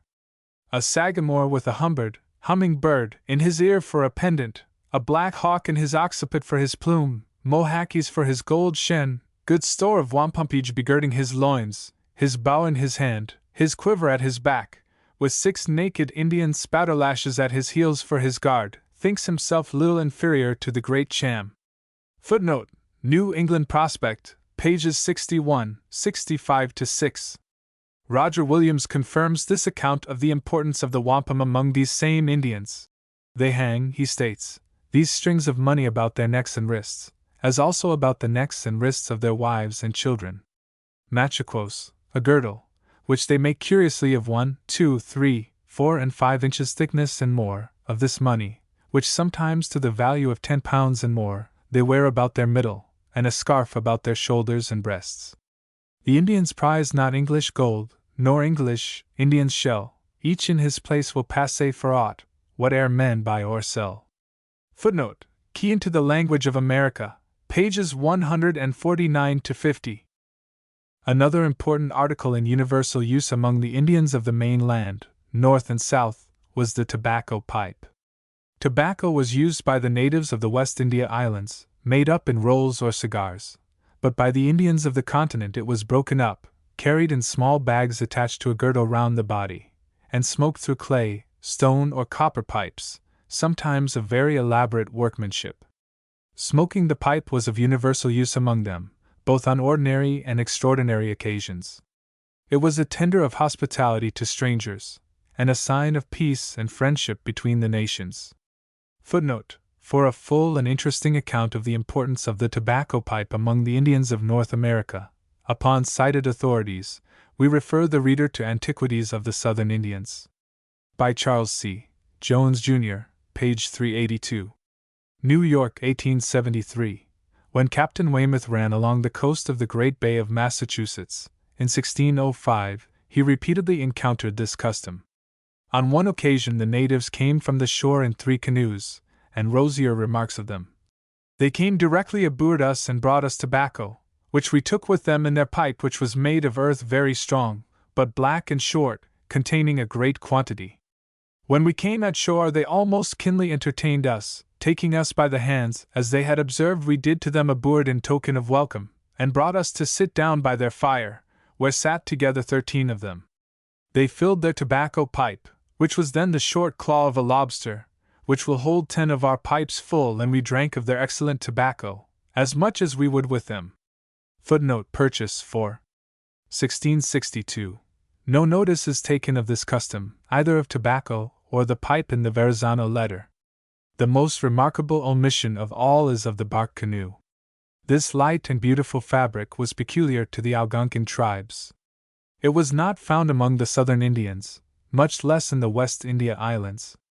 Its buoyancy and the beauty of its form were such as to render it an object of particular observation. Though so light as to be capable of being borne on a man's shoulders, it would sometimes carry 9 men, and ride with safety over the most stormy sea. It was always from the first a great object of interest with the discoverers of the northerly parts of the coast, which they manifested by taking them back to Europe, as curiosities. Albert carried one of them to Dieppe in 1508, and Captain Martin Fringe, who was one of the first to visit the shores of Cape Cod, took one, in 1603, thence to Bristol, which he thus describes, as if he saw no other kind.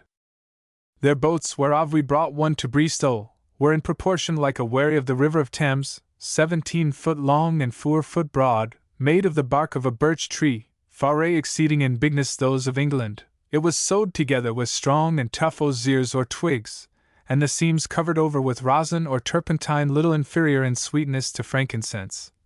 As we made trial by burning a little thereof on the coals at sundry times after our coming home, it was also open like a wherry, and sharp at both ends, saving that the beak was a little bending roundly upward.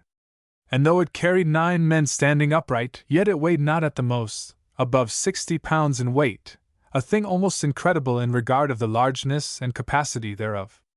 Their oars were flat at the end like an oven peel, made of ash or maple, very light and strong, about 2 yards long, wherewith they row very swiftly.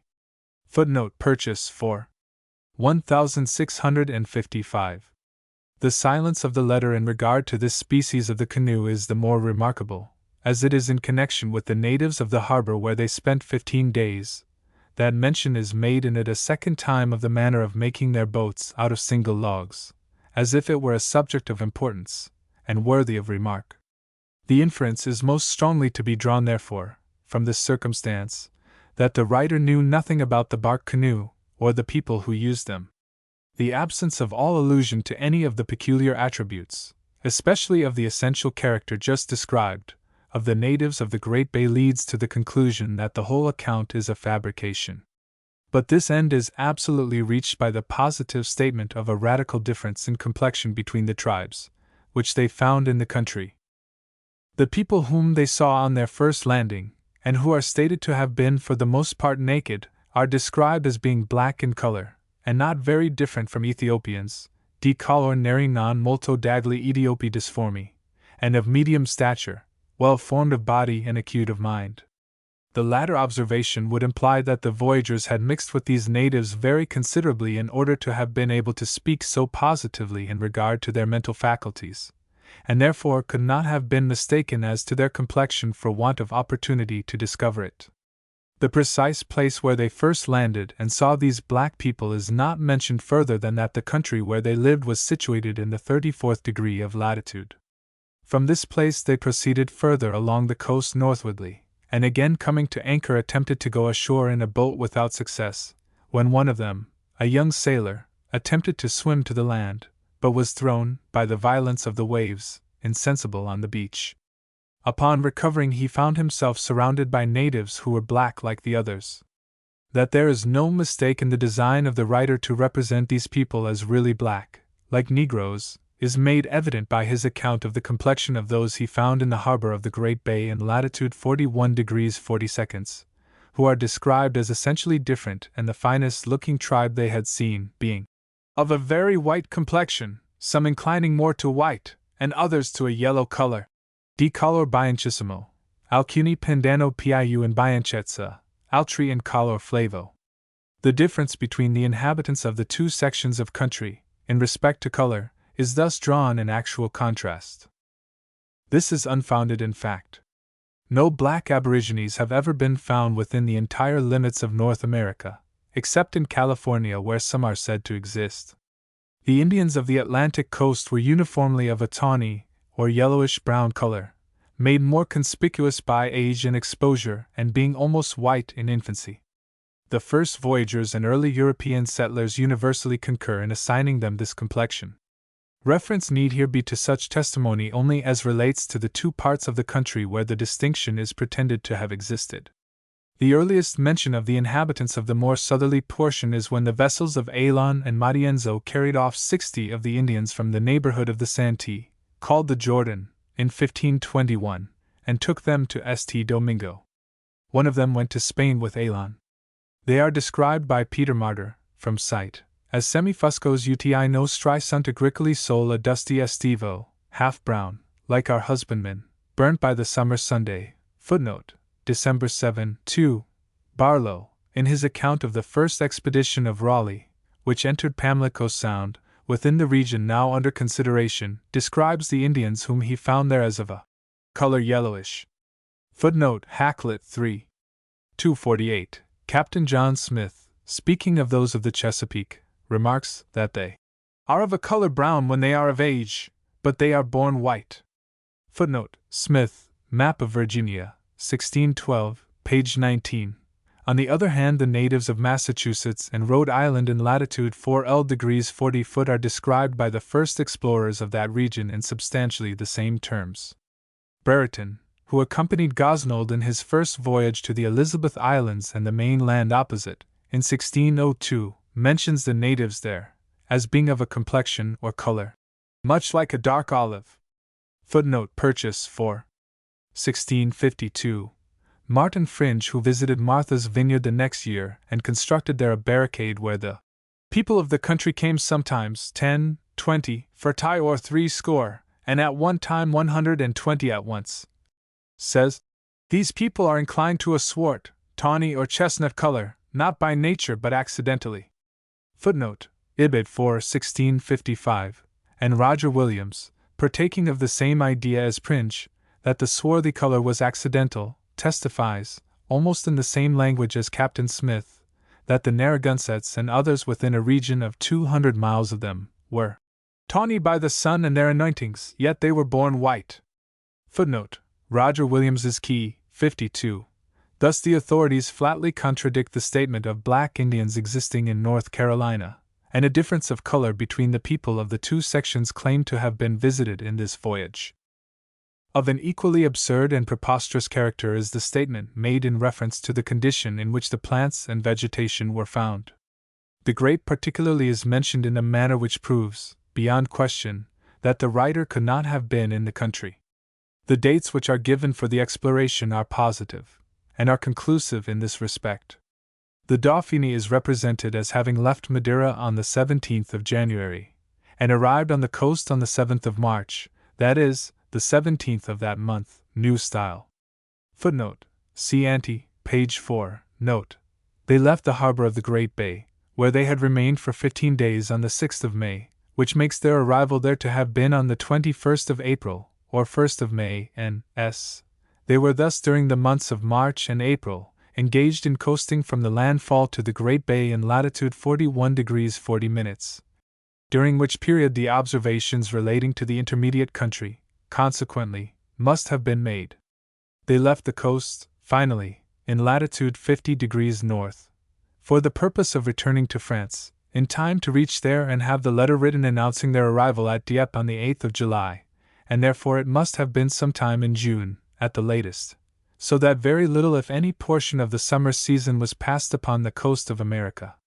In describing the country which they reached at the end of the 50 leagues north of the landfall, that is, near the boundary between North Carolina and Virginia, where they discovered the old woman and girl concealed in the grass and found the land generally abounding in forests filled with various kinds of trees but not of such fragrance as those where they first landed, the writer gives a particular description of the condition in which they found the vines and flowers.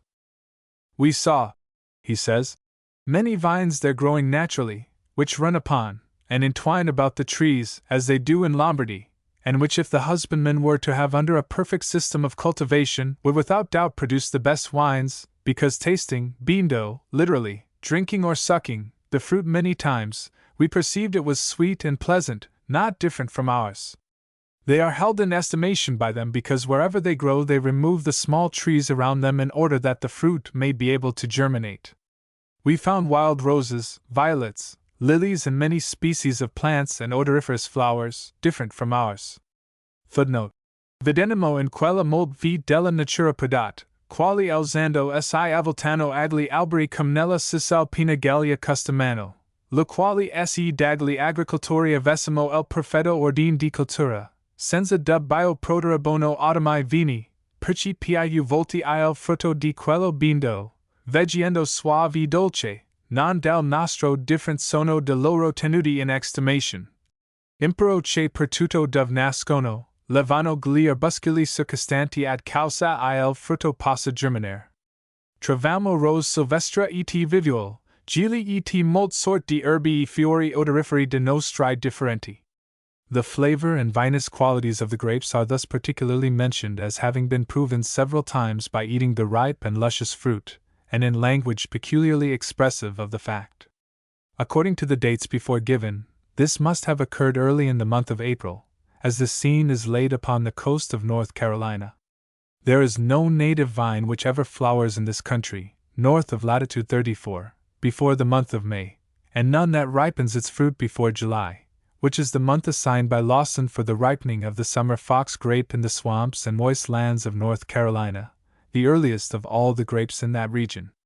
Footnote: New Voyage to Carolina, page 602.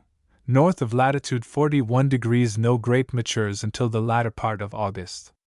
As the explorers are made to have left the shores of Newfoundland for home in June, at farthest, they were at no time on any part of the coast, in season to have been able to see or taste the ripe or unripe fruit of the vine. The representation of the letter in this respect, depending both upon the sight and the taste, must, like that of the contrasted appearance of the natives, be regarded as deliberately made, and consequently, the two as establishing the falsity of the description in those particulars, and thus involving the integrity and truth of the whole. The liberty which Ramuzio took with these passages in his version of the letter demands notice, and adds his testimony again to the absurdity of the account. He doubtless knew, from the numerous descriptions which had been published, of the uniformity of the physical characteristics of the American Indians, and he certainly knew of it as regarded the natives of this coast, as is proven by his publication of Oviedo's account of the voyage of Gomez, made there in 1525, in which they are described, in the same volume with the Verrazzano letter. Footnote: Tom. 3. Folios 52, edition 1556. His own experience, as to the climate of Venice, taught him also that grapes could not have ripened in the latitude and at the time of year assigned for that purpose. He had therefore abundant reason to question the correctness of the letter in both particulars. As in the case of the representation of the extent of the discovery, before mentioned, he did not hesitate to make them conform more to the truth. He amended the original in regard to the complexion of the natives represented as those first seen, by inserting in place of the words, applied to them, of black and not much different from Ethiopians, the phrase, brownish and not much unlike the Saracens, Baratini and non molto doli Saraceni differenti. Footnote: Baratini is derived from beretta, the Turkish fez, a red cap, designating also the scarlet cap of the cardinals and the Church of Rome, by which they are likened to those Arabs, whose complexion, yellow, bordering on brown, is of a similar cast. Footnote: Pritchard, Natural History of Man, page 127, 2d edition. And in regard to the grapes, by substituting instead of tasting the fruit many times, we perceived it was sweet and pleasant.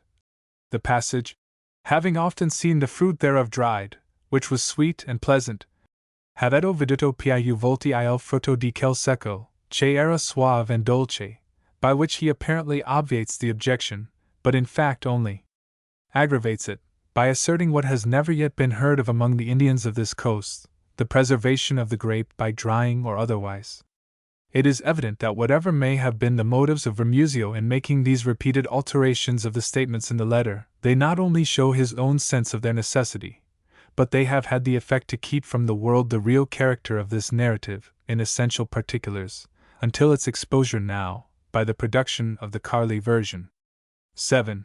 The extrinsic evidence in support of the claim. I. Discourse of the French Sea Captain of Dieppe. The extrinsic evidence which urged in support of the claim to the discovery by Verrazzano is not of great amount. It is certain, however, that if the letter upon which the claim is founded be spurious and fictitious, as for the reasons assigned, it is considered to be, any extraneous evidence must either partake of the same character, or have originated in some misconception or error. What exists upon the subject consists principally of two pieces, which have only recently been regarded of any importance for this purpose, and in connection with which the others may be considered. One of them is an anonymous paper entitled in full, Discourse of a Great Sea Captain, a Frenchman of the town of Dieppe, as to the voyages made to the new land of the West Indies, called New France, from the 40 degrees to the 47 degrees under the Arctic Pole, and concerning the land of Brazil, Guinea, the island of St. Lawrence, and that of Sumatra. The other is a map of the world, bearing the name of Hieronymo de Verrazzano.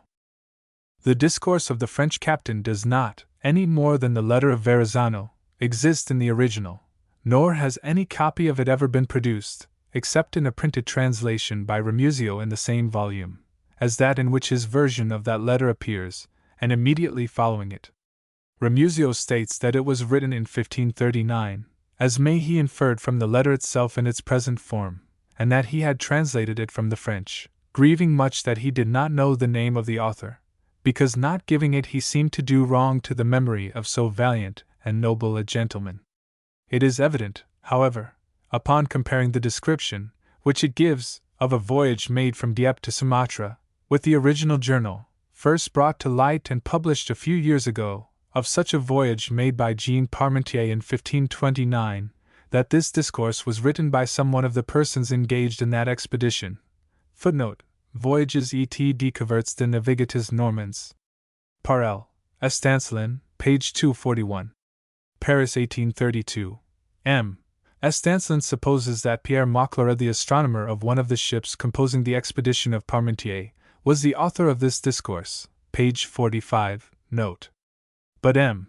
D'Avezac attributes it to Pierre Crignon, who also accompanied Parmentier, and who, besides being the editor of a collection of poems by Parmentier, after his death, evinced his knowledge of nautical matters by writing a dissertation on the variation of the needle.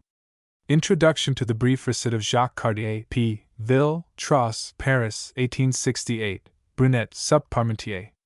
Margry, Les Navigateurs Françaises, page 199. Its authenticity, in general, may therefore not be questioned. But as the original has never been produced, and it is only known through this version of Ramusio, experience in regard to his practice as a compiler, of altering texts according to his judgment of their defects and errors, proves that we have by no means a reliable copy for our guidance. In fact, as given by Ramusio, its recognition of the Verrazzano discovery is only by way of parenthesis, and in such antagonism to the context, as to render it quite certain that this portion of it is by another hand.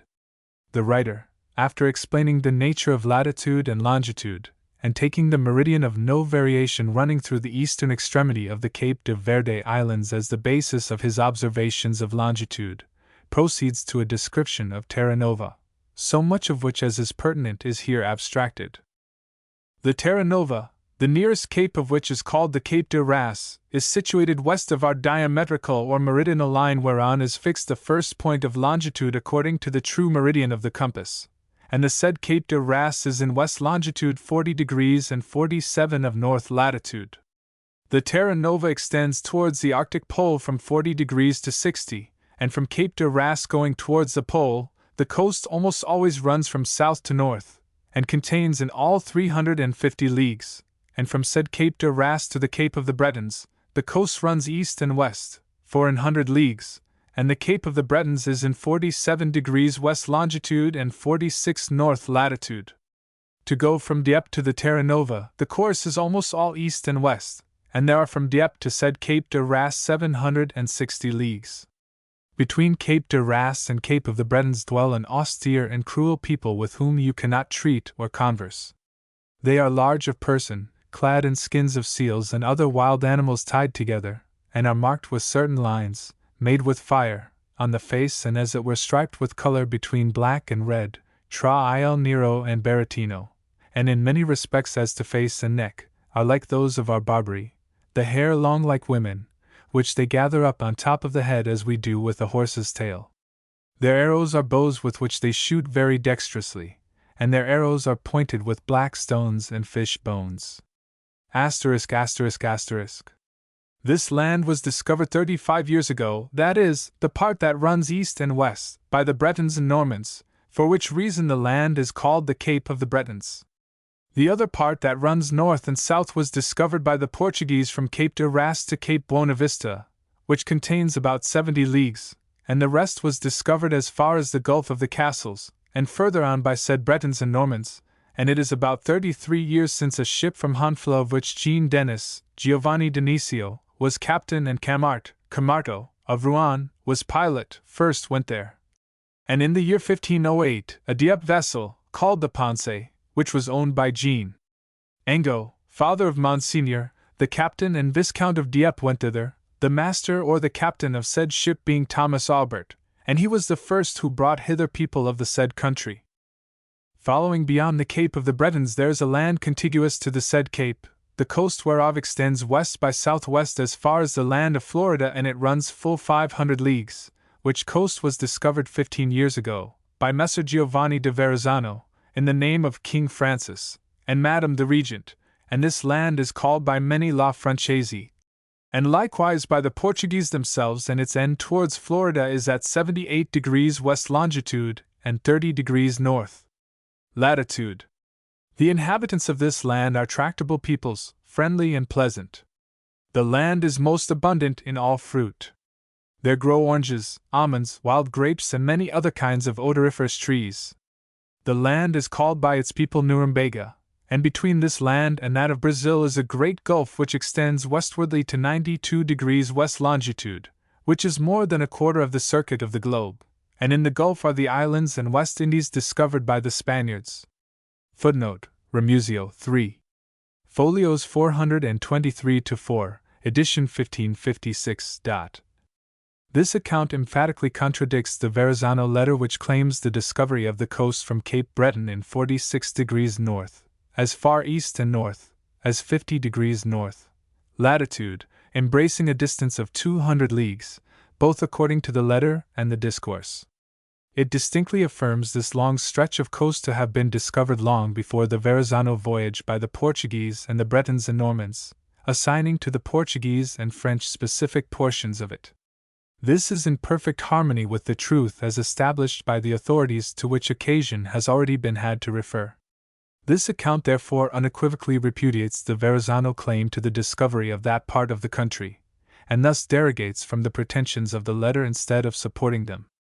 The letter contains a distinct and specific claim for the discovery of the coast as far north as 50 degrees north. The writer of the discourse, if he had any knowledge on the subject, must have known of the extent of this claim. In attributing to others the discovery of that large portion of the coast, east and north of Cape Breton, he must have considered the claim to that extent as unfounded. It is difficult therefore to account for his admitting its validity as regards the country south of Cape Breton as he apparently does, as it is a manifest inconsistency to reject so important a part as false, and affirm the rest of it to be true, when the whole depends upon the same evidence. Another circumstance to be remarked is, that the description, which follows, of the country said to have been discovered by Verrazzano, has not the slightest reference to the account given in the letter, but is evidently derived from other sources of discovery. Two names are attributed to it, Francesi and Nuremberga, both of which owe their designation to other voyagers. Francesi, or French land, appears for the first time in any publication, on two maps hereafter mentioned, printed in 1540, under the Latin form of Francisca. It is called in the manuscript Cosmography and Charts of Jean Alphonse, Terre de la Franciscaine.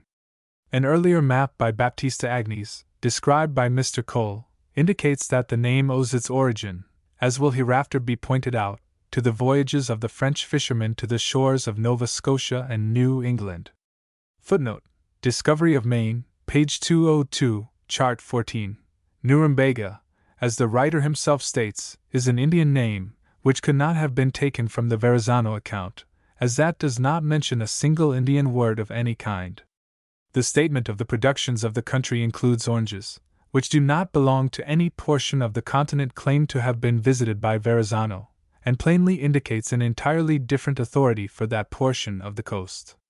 It is therefore equally unaccountable why the author of the discourse should have acknowledged the discovery by Verrazzano and, at the same time, have passed over altogether the description in the letter, and sought his information in regard to the country elsewhere, when he had there such ample details, especially in connection with the Great Bay.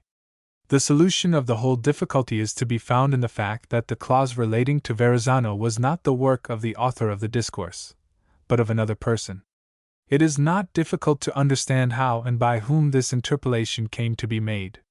Remuzio had both the letter and the discourse in his hands at the same time, for the purpose of preparing them for publication, recomposing the one, as has already been shown, and translating the other from the French into the Italian, as he himself states.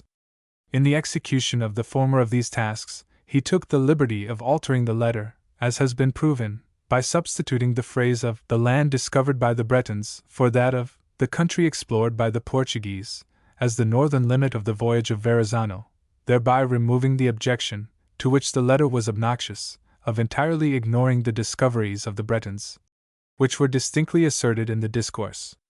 In order to conform to the Verrazzano letter, as it was thus modified, it was necessary to insert this clause in the discourse, which would else to contradict the letter entirely. The two alterations, however necessary they were to preserve some consistency between the two documents, are, nevertheless, both alike repugnant to the original letter. This discourse fails, therefore, as an authority in favor of the Verrazzano discovery, or even of the existence of a claim in its behalf, the statement which it contains in relation to Verrazzano, originating with Remuzio adding nothing to the case. Footnote.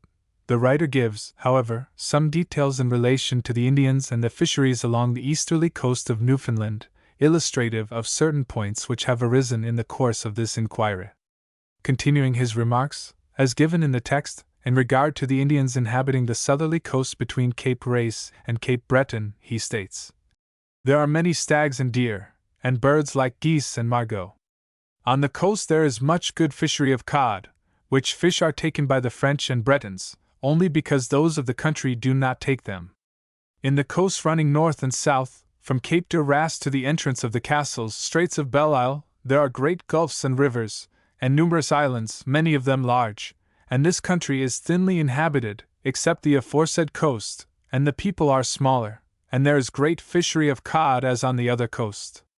There has not been seen there either village, or town, or castle, except a great enclosure of wood, which was seen in the Gulf of the Castles, and the aforesaid people dwell in little cabins and huts, covered with the bark of trees, which they make to live in during the time of the fisheries, which commences in spring and lasts all the summer. Their fishery is of seal, and porpoises which, with certain seafowl called margot, they take in the islands and dry, and of the grease of said fish they make oil, and when the time of their fishery is ended, winter coming on, they depart with their fish, and go away, in little boats made of the bark of trees called bill, into other countries, which are perhaps warmer, but we know not where." 8.2. The Verrazzano Map. It is not an authoritative exposition of the Verrazzano discovery. Its origin and date in its present form. The letter of Annibal Caro. The map presented to Henry VIII. Voyages of Verrazzano. The globe of Euphrosyne Ulpius. The map of Hieronimo de Verrazzano, recently brought to particular notice. Footnote. Journal of the American Geographical Society of New York. 1873 Volume 4. Notes on the Verrazzano Map. By James Carson Brevoort. Is a planisphere on a roll of parchment 8 feet and a half long and of corresponding width, formerly belonging to Cardinal Stefano Borgia, in whose museum, in the College of the Propaganda in the Vatican, it is now preserved. It has no date, though, from a legend upon it referring to the Verrazzano discovery, it may be inferred that the year 1529 is intended to be understood as the time when it was constructed. No paleographical description of it, however, has yet been published, from which the period of its construction might be determined, or the congruity of its parts verified. It may, however, in order to disencumber the question, be admitted to be the map mentioned by Annibal Caro in 1537, in a letter to which occasion will hereafter be had to refer, and that its author was the brother of the navigator, though of both these facts satisfactory proof is wanting. Footnote: this map was either unknown to Ramusio and Gastaldi or discredited by them. Ramusio, in his preface, after mentioning to Fracastor that he placed the relation of Verrazzano and Jacques Cartier in that volume, adds that inasmuch as Fracastor has exhorted him to make, in imitation of Ptolemy, 4 or 5 maps of as much as was known up to that time of the part of the world recently discovered, he could not disobey his commands, and had therefore arranged to have them made by the Piedmontese cosmographer Giacomo de Gastaldi. They are accordingly to be found in the same volume with the letter of Verrazzano. One of them is a map of New France extending somewhat south of Norumbega, but no features of the Verrazzano map are to be traced upon it, and no other map of the country is given. Folios 424-5. No entirely legible copy of this map has yet been made public. 2 photographs, both much reduced from the original, have been made for the American Geographical Society, from the larger of which, so much as relates to the present purpose, has been carefully reproduced here on the same scale. It is to be regretted that the names along the coast, and the legends relating to the Verrazzano exploration, are not photographed distinctly, though the legends and a few names have been supplied by means of a pen. But although a knowledge of all the names is necessary for a thorough understanding of this map, these photographs, nevertheless, affording a true transcript of it in other respects, enable us to determine that it is of no authority as to the alleged discovery itself. Footnote: this map was first brought to public notice by M.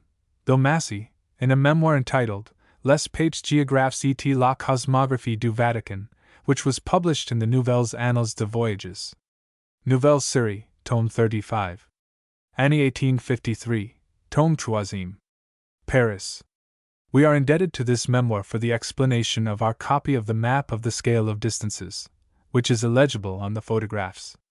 According to this explanation, there should be 9 points in the narrower, and 19 in the wider spaces.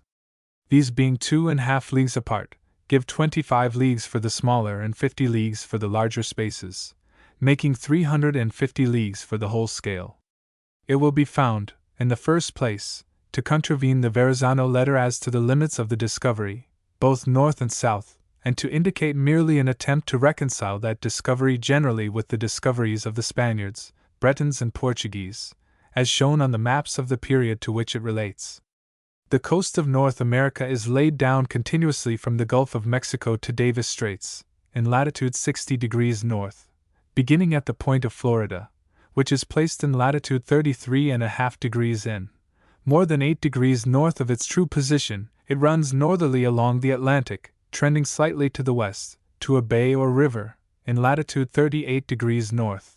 On this part of the country, called Terra Florida, the arms of Spain are represented, denoting its discovery by the Spaniards, and the whole of its coast for a distance of 80 or 90 leagues, is entirely devoid of names. From 38 degrees north, that is, from the land of Florida as here shown, the coast continues in a northerly direction 30 or 40 leagues farther, to a point between 40 degrees and 41 degrees north, when, turning northeasterly, it runs with slight variations, on a general course of east-northeast, for 650 leagues to Cape Breton placed in latitude 51½ s. 5½ degrees north of its true position. Along this part of the coast more than 60 names of places occur at intervals sufficiently regular to denote one continuous exploration. They are for the most part undistinguishable on the photographs, but 9 of them, at the beginning, are made legible by hand, the first 2 of which commencing at latitude 38 degrees, are Depa and Livorno. The others, proceeding north, are Punta de Calame, Palamcina, Polera Flor, Camana, Santiago, C. de Olympe, and Olympe, indicating a nomenclature different from that used on any other known map of this region. At a distance of 300 leagues from Depa, and in latitude 46 degrees north, is a large triangular island, designated by the name of Luigia. Hence to Cape Breton the names are illegibly photographed. Along this coast, at 3 points, namely, in latitude 42 degrees, opposite the island of Luigia, in latitude 46, and in latitude 50 degrees standards are displayed, the nationality of which cannot be distinguished, but which no doubt were intended for those of France, inasmuch as over them occurs the name of Nova Gallia Civ Yucatanet in large, commanding letters, with the Verrazzano legend before referred to underneath it, in these words, Verrazzana seu Gallia Nova Quelli Discapri 5 anni fa. Giovanni di Verrazzano Fiorentino per ordiniti commandami del Cristianissimo Re di Francia, that is, Verrazzana or New Gaul, which Giovanni di Verrazzano, a Florentine, discovered 5 years ago by order and command of the most Christian king of France. Footnote: the names Verrazzana and Verrazzano in this legend are written on the photograph by hand, with a double Z, though Massey uses only the single Z, which is adopted on our copy. It would be a singular circumstance, leading to some speculation, if they should really be spelt with the 2 Z's on the original. Hieronimo, if he were the brother of Giovanni, would hardly have written his own name, as it is inscribed on the map, with 1 Z, and that of his brother with 2, in the same document. Over Cape Breton is a representation of the Shield of Brittany, denoted by its ermines, in token of the discovery of that country by the Bretons, which is separated by a bay or gulf from Terra Nova Civ Le Malu, the latter term being evidently intended for bacalao, codfish, fr moru, the received name of Newfoundland. The southerly coast of Terra Nova for 100 leagues, and its easterly coasts running to the north, are delineated, with the Portuguese name of C. Rosso and the island of Bacalaos barely legible. The coast runs north from C. Rosso to C. Formoso in latitude 60 degrees, where it meets the straits which separate it from Terra Laboratoris, the country discovered by Gaspar Cortereal on his first voyage, but here attributed to the English, and being in fact Greenland. Footnote: Mr. Brevoort gives other names as legible on the easterly coast of Terra Nova, which we have not been able to distinguish, namely, C. Despera, Ilha de San Luis, Monte de Trigo, and Ilha dos Avos. Mr. B. reads Yucatanet, and M. Margre Yucatanet, where our engraver has Yucatania, for the general name of the country. The word in either form is apocryphal, as Yucatan is designated in its proper place, though as an island, but which form is correct cannot be determined from the photograph. It is obvious that the discoveries of Verrazzano are thus intended to embrace the coast from latitude 38 degrees north to Cape Breton, that is, between the points designated by the armorial designations of Spain and Brittany, and not beyond either, as that would make the map contradict itself. That they begin at the parallel 38 is shown by the names of Depa and Livorno, Leghorn, which commemorate the port to which the expedition of Verrazzano belonged, and the country in which he himself was born. These names cannot be associated with any other alleged expedition. They are given on the map which contains the legend declaring the country generally to have been discovered by him, and are not found on any other. There can be no doubt, therefore, that they are meant to indicate the beginning of his exploration in the south. That his discoveries are represented as extending in the north to Cape Breton is proven by the continuation of the names to that point, showing an exploration by some voyager along that entire coast, and by the absence of any designation of its discovery by any other nation than the French, while the distance from Depa to Cape Breton is laid down as 700 leagues, the same as claimed for this exploration. But in restricting his discoveries to latitude 38 degrees north, on the south, this map essentially departs from the claim set up in the letter ascribed to Verrazzano, which carries them to 50 leagues south of 34 degrees, and on the other hand, in limiting them, in the north, to the land discovered by the Bretons, it conforms to its Portuguese authorities, upon which, as will be seen, it was founded, but, in so doing, contradicts the letter which extends them to the point where the Portuguese commenced their explorations to the Arctic Circle, which this map itself shows were on the east side of Terra Nova. Verrazzano the navigator, therefore, could not have been the author of the letter and also the authority for the map. That this map did not proceed from him is also proven by the representation upon it of a great ocean, called Mer Occidental, which is laid down between the parallels within which these discoveries are confined. It lies on the west side of the continent but approaches so near the Atlantic, in latitude 41 degrees north, that is, in the vicinity of New York, that according to a legend describing it, the two oceans are there only 6 miles apart, and can be seen from each other. This isthmus occurs several hundred miles north of Depa, and therefore at a point absolutely fixed within the limits of the Verrazzano discoveries, and where the navigator must have sailed, according to both the letter and the map, whether the latitudes on the map be correctly described or not. This western sea is thus made by its position a part of the discoveries of Verrazzano, and is declared by the legend to have been actually seen, and as he was the discoverer, it must be intended to have been seen by him. As, however, there is no such sea in reality, Verrazzano could never have seen it, and therefore, he could not have so represented, or if he did, then the whole story must for that reason alone be discredited. There is no escape from this dilemma.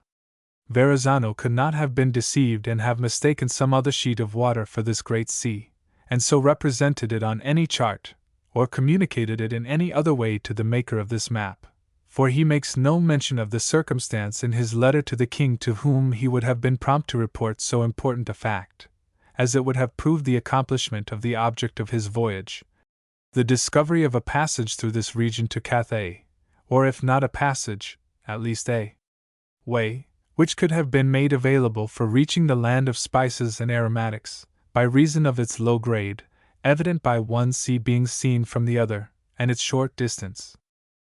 The unauthentic character of this map, and the manner in which its representation of the Verrazzano discoveries was produced, distinctly appear in its method of construction. Cape Breton and Terra Nova are represented as they are laid down on the charts of Pedro Rionel and the anonymous cartographer, reproduced on the first and fourth sheets of the Munich Atlas, and unquestionably belonging to the period anterior to the discovery of the continuity of the land from Florida to Cape Breton. They bear the names which are found on those maps, importing their discovery thus early by the Bretons and Portuguese. In the south, the designation of Florida as a Spanish discovery, with its southerly coast running along the parallel of 33½ of north latitude, 8 degrees north of its actual position, is precisely the same as it is shown on the anonymous Portuguese chart just mentioned. These representations of the country, in the north and the south, were thus adopted as the basis of this map. But as there were not 700 leagues of coast between latitude 38 degrees and Cape Breton, which is the distance it indicates as having been explored by Verrazzano, that extent could be obtained only, either by changing the latitude of Florida or Cape Breton, or prolonging the coast longitudinally, or both. The latitude of the northerly limit of Florida having been preserved for the commencement of the discoveries, Cape Breton had therefore to be changed and was accordingly carried 5 degrees and a half further north and placed in latitude 51½ instead of 46, and by consequence the whole line of coast was thrown several degrees in that direction, as is proven by the position of the island of Louise, which thus falls in 46 degrees north, instead of 41 degrees, the latitude assigned to it in the letter. Nothing could more conclusively show the factitious origin of this delineation and its worthlessness as an exposition of the Verrazzano discovery. Some importance, however, attaches to this map in its assisting us to fix approximately the time of the fabrication of the Verrazzano letter. If it were constructed in 1529, as some would infer, with the portions relating to the discovery upon it, then it is the earliest recognition of the claim to this discovery yet produced, irrespective of the letter. But it is by no means certain that it was originally made in that year. Nothing appears on the map itself giving that date in terms, but it is left to be inferred exclusively from the language of the legend, which states that the discovery was made 5 years ago, without any indication, either in the legend itself or elsewhere on the map, to what time that period relates, and leaving the discovery, therefore, to be ascertained from extraneous sources. If the discovery be assumed to have been made in 1524, then indeed the map, according to the legend, would have been constructed in 1529. But no person, unacquainted with the letter, can determine from this inscription, or any other part of the map, the date either of the discovery or map, and this precise difficulty Euphrosyne Ulpius apparently encountered in attempting to fix the time of the discovery for his globe, as will hereafter be seen. Why the time of the discovery should have been left in such an ambiguous state, compatibly with fair intentions, it is difficult to understand. The year itself could and should, in the absence of any date on the map, have been stated directly in the legend, without compelling a resort to other authorities. It is not unusual, it is true, for valuable maps and charts of this period to be left without the dates of their construction upon them, but when, as in this case, a date is called for, there seems to be no reason why it should not have been given. This circumstance creates the suspicion that the legend did not belong to the map originally, but was added afterwards, as it now appears on the copy in the Vatican, or if it were upon it then, that it was intended to mislead and conceal the true date of the map. But whatever may be the secret of its origin, this legend furnishes no positive evidence as to the time when the map was made, or pretended to have been made, and we are left to find its date, if possible, by other means. A fact which indicates that this map could not have existed as late as 1536, in the form in which it is now presented, if it existed then at all, is that the Western Sea is delineated upon a map of the world, made in that year, by Battista Agnes, an Italian cosmographer, without any reference to the Verrazzano discoveries, under circumstances which would have led him to have recognized them if he knew of them, and which would have required him to have done so if this map were his authority. This sea is laid down by Agnes in the same manner as it is shown on the Verrazzano map, approaching the Atlantic, from the north, along a narrow isthmus terminating at latitude 40 degrees, with the coast turning abruptly to the west, the ocean being thus represented open thence from the isthmus to Cathay. A track of French navigation, not a single voyage, expressed by the words, El Voyage de France, is designated upon it, leading from the north of France to this isthmus, referring obviously to the voyages of the fishermen of Brittany and Normandy, to the coasts of Nova Scotia and New England. No allusion is made to the Voyage of Verrazzano, or to the discoveries attributed to him by the Verrazzano map. The Atlantic coast, on the contrary, is plainly delineated after the Spanish map of Ribeiro, as is shown by the form, peculiar to that map, of the coast, at latitude 40 degrees, returning to the west. It is apparent, therefore, that the two maps of Agnes and Verrazzano, both representing the Western Sea in the same form, must have been derived from a common source, or else one was taken from the other, and that the map of Agnes could not, in either case, have been derived from a map showing the Verrazzano discovery, and must consequently have been anterior to the Verrazzano map in its present form. It militates against the authenticity of the Verrazzano map and the early date which it would have inferred for itself, that there is not a single known map or chart, either published or unpublished, before the great map of Mercator in 1569, that refers to the Verrazzano discoveries, or recognizes this map in any respect before that of Michael Locke, published by Hakluyt in 1582, or any before Locke, that applies the name of the Sea of Verrazzano to the Western Sea. The unauthenticated and until recently unnoticed globe of Euphrosyne Ulpius, purporting to have been constructed in 1542, of which we will speak presently, is the only evidence yet presented of the existence of the Verrazzano map, as it now appears, beyond the map itself. The whole theory of the early influence of the Verrazzano discovery, or of the Verrazzano map, upon the cartography of the period to which they relate, and its consequently proving their authenticity, as advanced by some learned writers, is therefore incorrect and is founded in a misconception of fact. This mistake relates to a map which is found in several editions of the Geography of Ptolemy printed at Bâle, supposed to represent the Western Sea shortly after the Verrazzano discovery, and consequently as derived from that source. Mr. Cole, footnote. We are indebted entirely to Mr. Cole for our knowledge of the map of Agnes, which he produces, on a reduced scale, in the Discovery of Maine, Chart 14, with an account of the map and its author, page 292, in a chapter specially devoted to the consideration of charts from Verrazzano, reproduces 1, no. 15a, which he describes as a sketch of North America, from a map of the New World, in an edition of Ptolemy printed in Bâle, 1530. And he adds, the map was drawn and engraved a few years after Verrazzano's expedition. The plate upon which it was engraved must have been in use for a long time, for the same map appears both in earlier and much later editions of Ptolemy. The same also reappears in the Cosmography of Sebastian Munster, published in Bâle. Mr. K. finally observes in regard to it, this map has this particular interest for us, that it is probably the first on which the Sea of Verrazzano was depicted in the form given to it by Locke, in 1582. I have found no map prior to 1530, on which this delineation appears. Footnote: Discovery of Maine, pages 296 to 7. There is a little confusion of dates in this statement. Mr. K.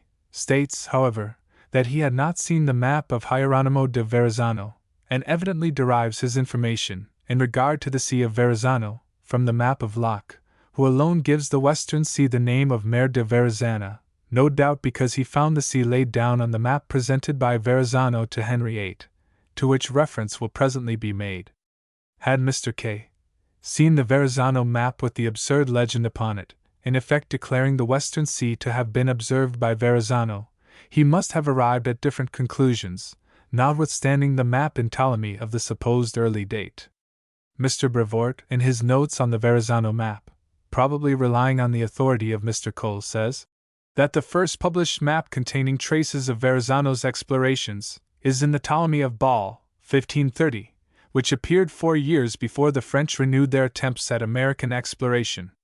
It shows the Western Sea without a name, and the land north of it is called Francisca. Footnote: Journal of Am. Geography SOC of New York, Volume 4, page 279.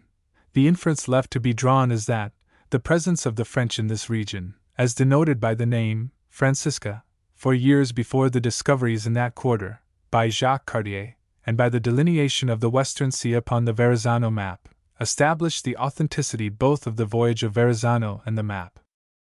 All this is erroneous.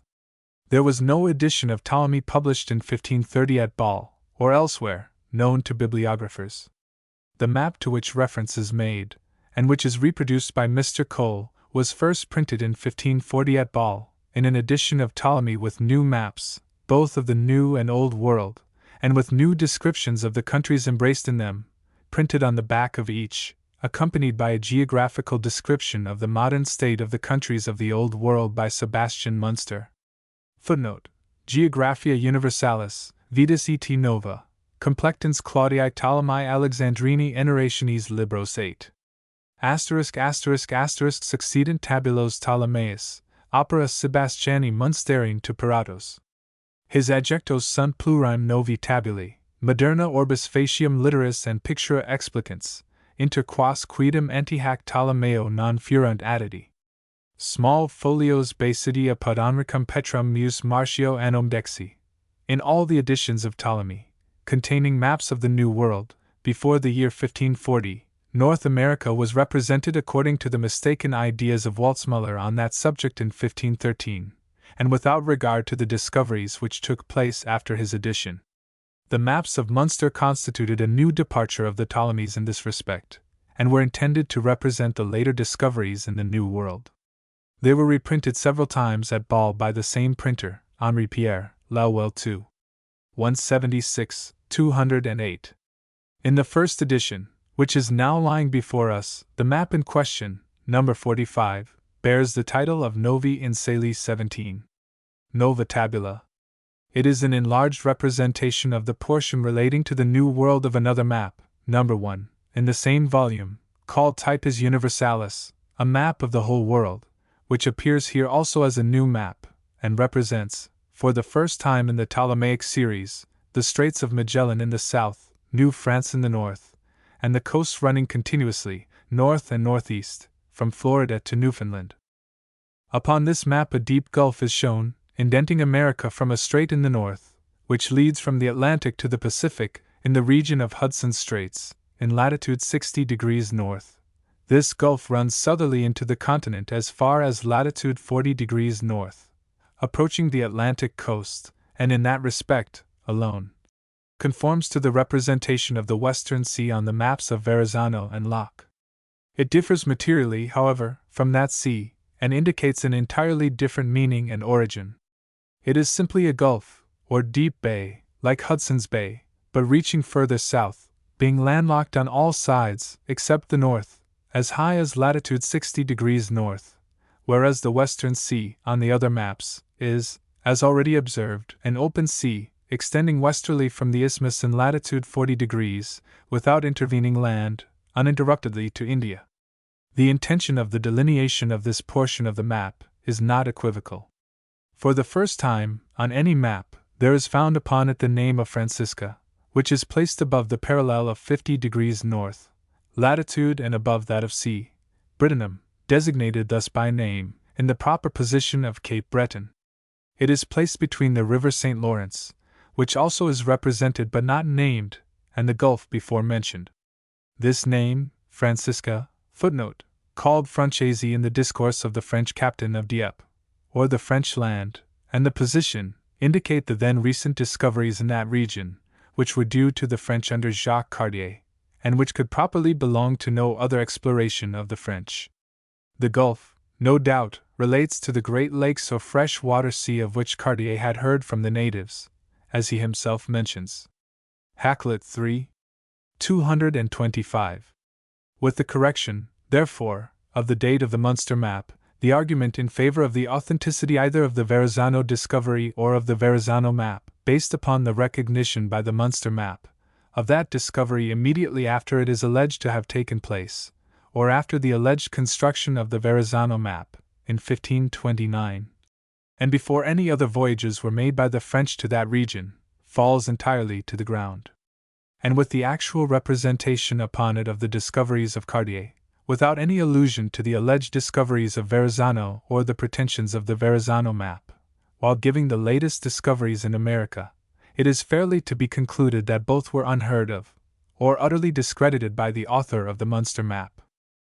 The map of Agnes stands, therefore, as the earliest chart of an acknowledged date showing the Western Sea, and that is independently of the Verrazzano discovery, or the Verrazzano map. The hitherto unpublished maps produced by Mr. Cole, also for the purpose of proving the influence of the Verrazzano discovery, fail entirely of that object. The first of them, in point of date, the sketch, No. 15.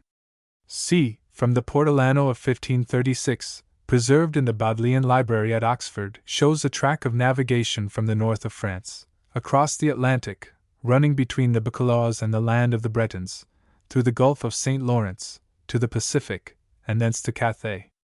There is no representation of the Western Sea, as shown on the Verrazzano map, but on the contrary, the whole of the western coast of North America is shown conjecturally in a different form, by dotted lines. So far as this map affords any indication on the subject, it refers to the route of Cartier, and delineates the Atlantic coast according to the Spanish map of Ribeiro, that is, with the trending of the coast in a more northerly direction than the Verrazzano map, and with the peculiar return of that coast westerly, in latitude 40 degrees north, given on that map. The next chart, No.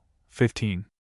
D. from a map made by Diego Hamem in 1540, shows the Western Sea nearly the same as on the map of Agnes, but conjecturally only, while the representation of the Atlantic coast has the same characteristics as the Bodleian and Agnes maps, showing its derivation from Ribeiro and not the Verrazzano map. The remaining sketch given by Mr. Cole, No. 15. B. from a map made by G.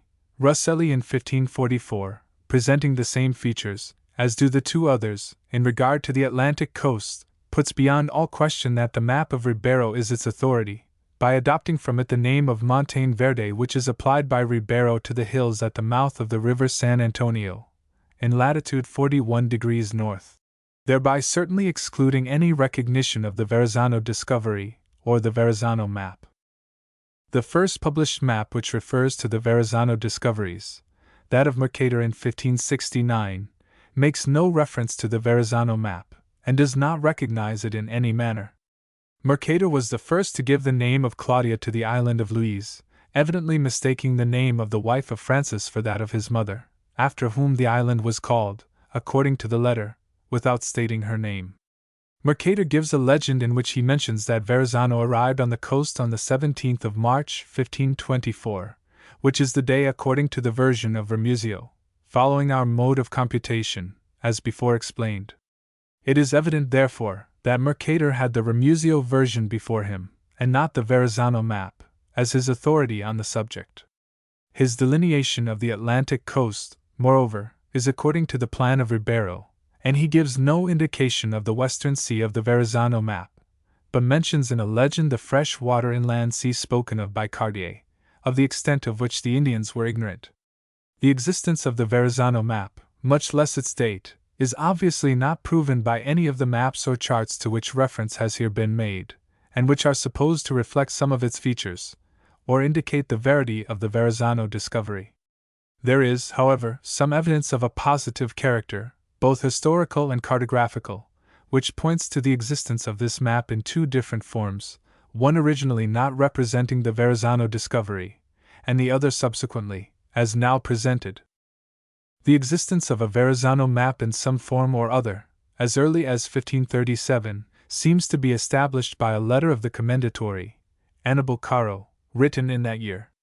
Caro, who became distinguished among his countrymen for his polite learning, was, in early life, secretary to the Cardinal M.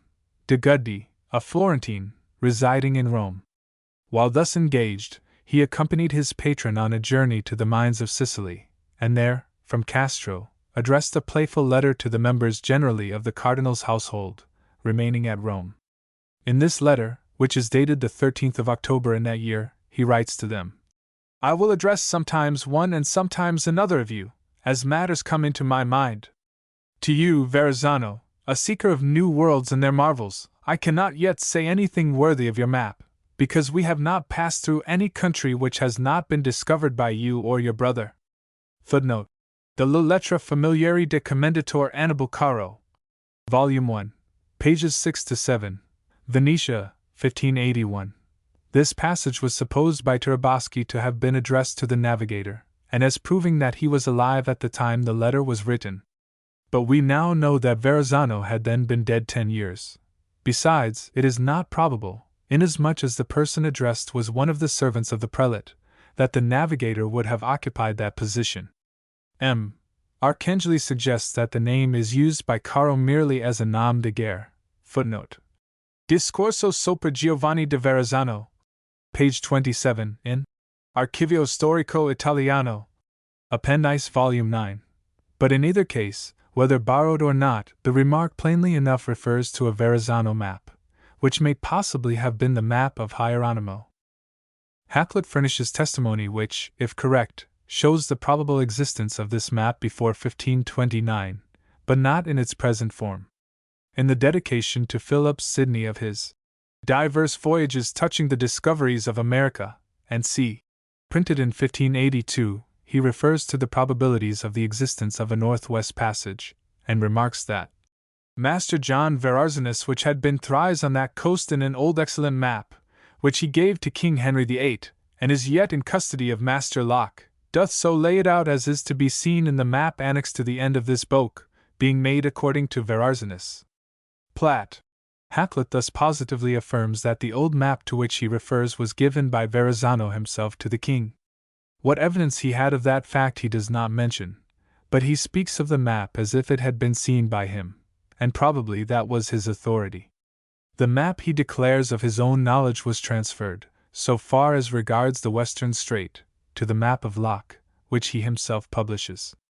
Locke's map represents the Northwest Passage as attempted by Frobisher in his several voyages, and as continued from the termination of the English exploration to a western sea, a portion of which lying between the parallels of 40 degrees north and 50 degrees north latitude is laid down the same as it appears on the Verrazzano map, and bears the inscription of Mer de Verrazzana, 1524. The map of Locke is the first one upon which the Western Sea is so called. The designation was undoubtedly the work of Locke himself, as it is in conformity with his practice in other parts of the map, where he denotes the discoveries of others in the same way, that is, by their names with the dates of their voyages annexed. He no doubt applied the name of Verrazzano to this ocean from finding it represented on the old map given by Verrazzano to the king, and obtained the date from the letter, of which Hakluyt printed in the same volume a translation from the version in Ramusio. It is certain that Verrazzano could not have been accessory to declaring it a discovery by himself for the reason already mentioned that no such sea, as there laid down, existed to have been discovered.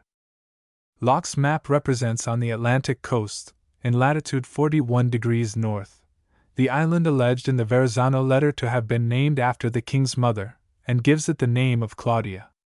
That it is the same island is proven by note to the translation of the letter given in the volume in which this map is found. Hakluyt puts in the margin, opposite the passage where mention of the island occurs in the letter, the words Claudia Ilanda.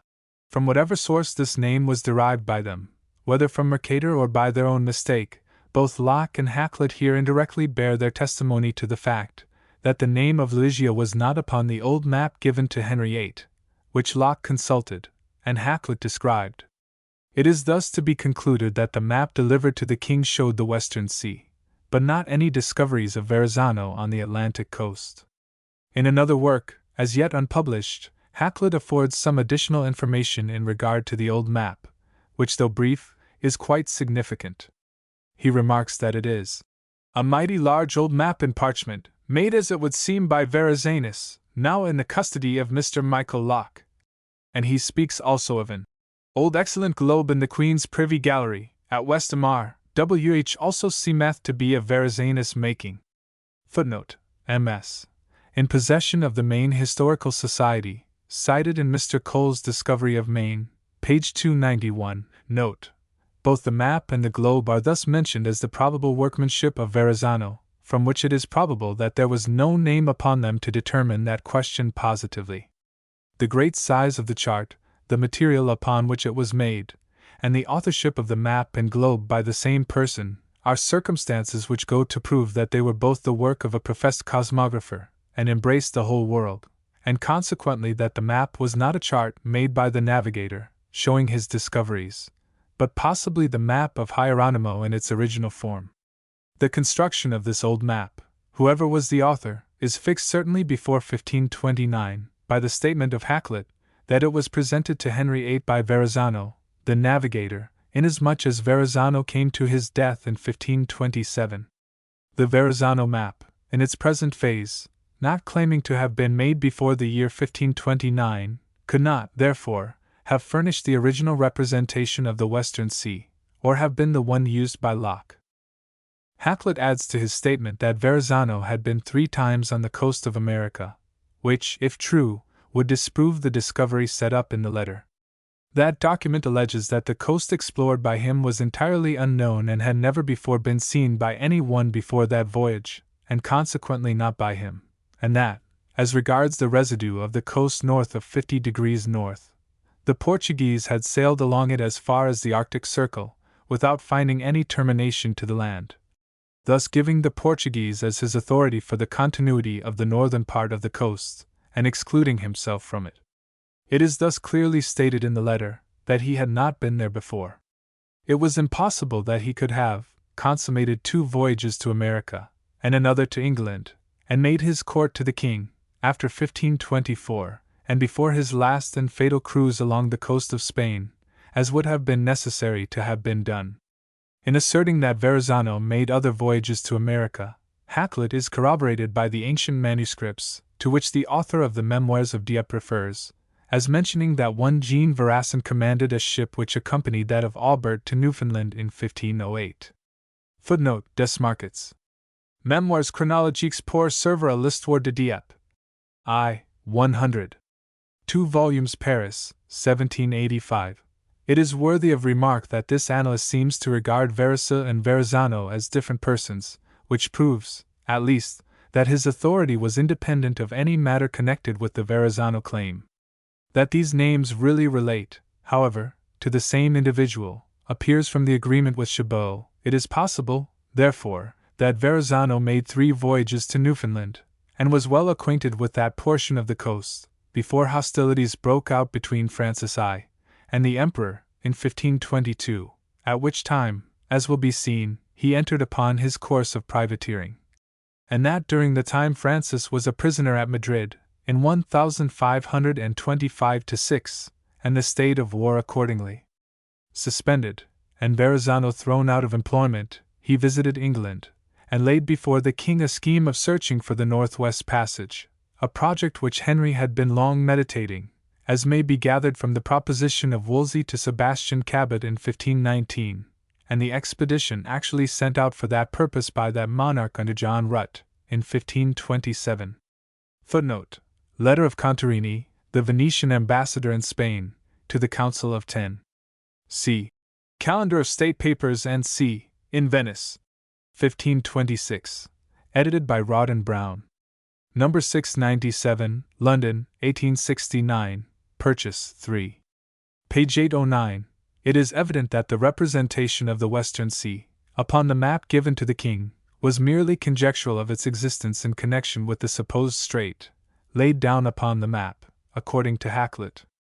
This explanation will serve also to account most readily for the partial knowledge which the letter exhibits, in regard to the customs and characteristics of the Indians of Cape Breton, which might have been collected by the writer, from the journals of those early voyages or other notes of Verrazzano in relation to them, although the same information was obtainable from others who had made similar voyages to that region, from Normandy and Brittany.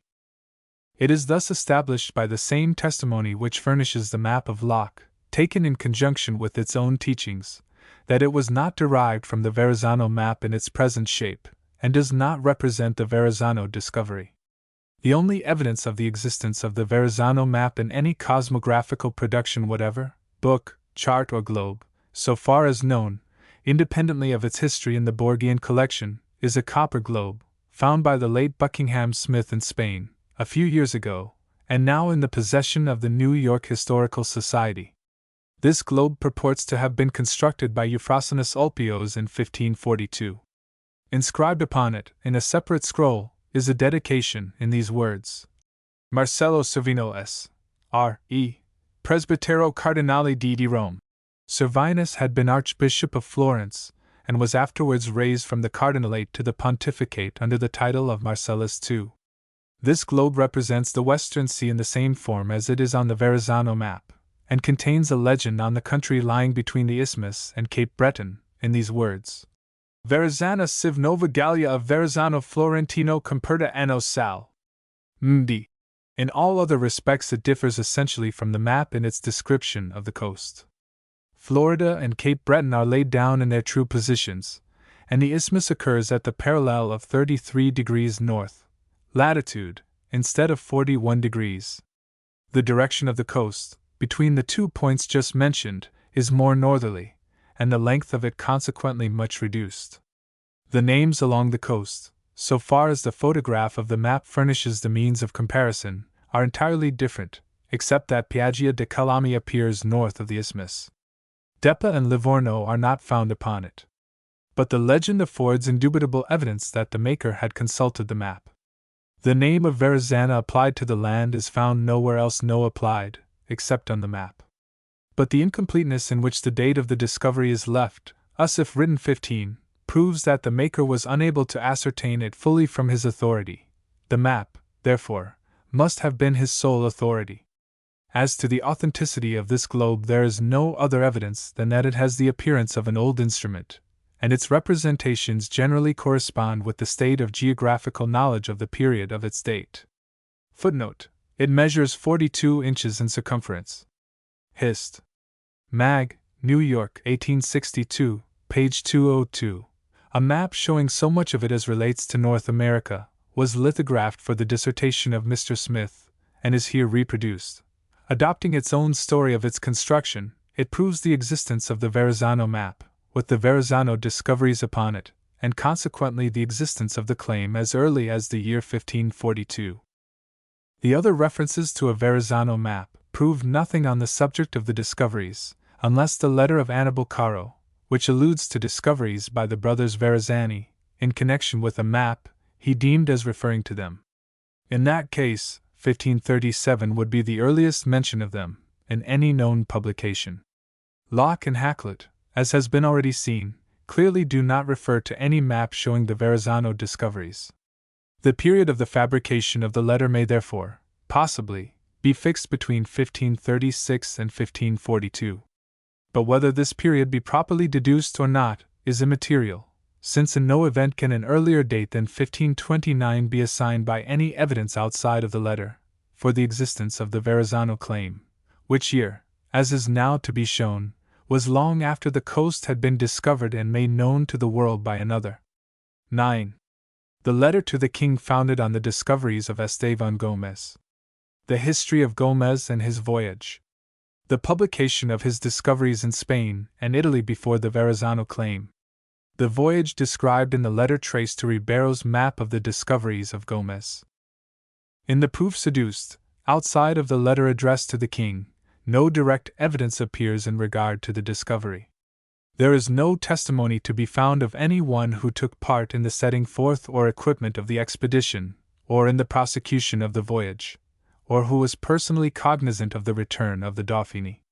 No chart or private letter, no declaration or statement of the navigator, in regard to the extraordinary discovery achieved by him, is produced or mentioned, although he belonged to a family of some note in Tuscany, which still existed in the present century. In this respect, Italy, the birthplace and home of Verrazzano, is as blank and barren as France. All that is really shown of any pertinency is the single circumstance that possibly the claim to the discovery was advanced in Italy, and in that country alone, at the time of the construction of the globe of Ulpius in 1542, but not anterior to the year 1529, or until 5 years after the event, when, according to the Verrazzano map, if that he accepted as genuine in its present form, and the most favorable construction be upon its ambiguous legend, of which that inscription is capable, the claim was for the first time announced. And thus there is nothing showing that the letter or its pretensions were known before the last named year. In view of this important fact, and the absence of any evidence whatsoever corroborative of the letter or its contents, it is not unreasonable to believe that the letter was an attempt to appropriate to the Florentine the glory which belonged to Estevan Gomez, a Portuguese pilot, who actually discovered and explored this coast, in 1525, in the service of the Emperor, Charles V., and whose voyage and exploration were immediately thereupon made known, both in Spain and Italy. That such, indeed, was the source from which the Verrazzano letter was derived is susceptible of demonstration, and for that purpose some account of the voyage and discoveries of Gomez and their publication becomes necessary. Gomez, who was born in Oporto and reared there to a seafaring life, for some reason, unexplained, left Portugal and entered into the Spanish service, in which he was appointed pilot in 1518, at the same time that Sebastian Cabot was created pilot major in the same service. He proposed immediately to the king to go in search of a new route to the Moluccas or Spice Islands recently discovered by the Portuguese, and which, he affirmed, were within the limits assigned to Spain by the line of demarcation. He exhibited a chart constructed by him showing this fact, footnote, Cespedes, Regimento de Navigation, 148, from which it may be inferred that he had already made a voyage to those islands. The way which he proposed then to take is not mentioned. At the same juncture Magellan also arrived in Spain and tendered his services to find a new route to the Moluccas, specifically by the west, as delineated on a globe which he produced. Magellan prevailed in his suit, which was the reason, according to Pigafetta, the historian of the expedition, that the emperor did not give Gomez any caravels to discover new lands. Footnote: Primo Viaggio, 38. It is to be inferred, therefore, that the first route proposed by Gomez was not by the west. The fleet of Magellan set sail on his expedition in September 1519, with Gomez as chief pilot, an arrangement intended to conciliate and combine both interests. But it was not a happy one.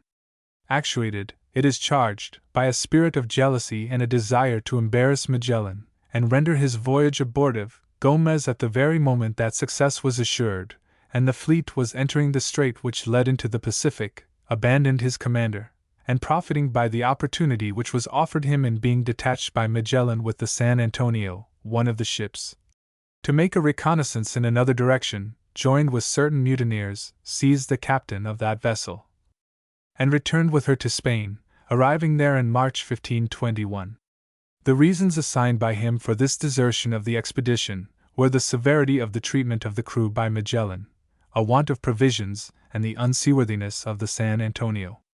He was, however, held by the Council of the Indies to answer to any charges which might be preferred against him by Magellan on his return, and in the meantime his pay was sequestered and his property on board the ship attached. In September 1522, the Victoria, the only ship of Magellan's squadron which succeeded in returning to Spain, arrived with the news of Magellan's discovery, and also of his death in a conflict with the natives of the island of Tidor. Upon this information proceedings against Gomez were discontinued and his property released.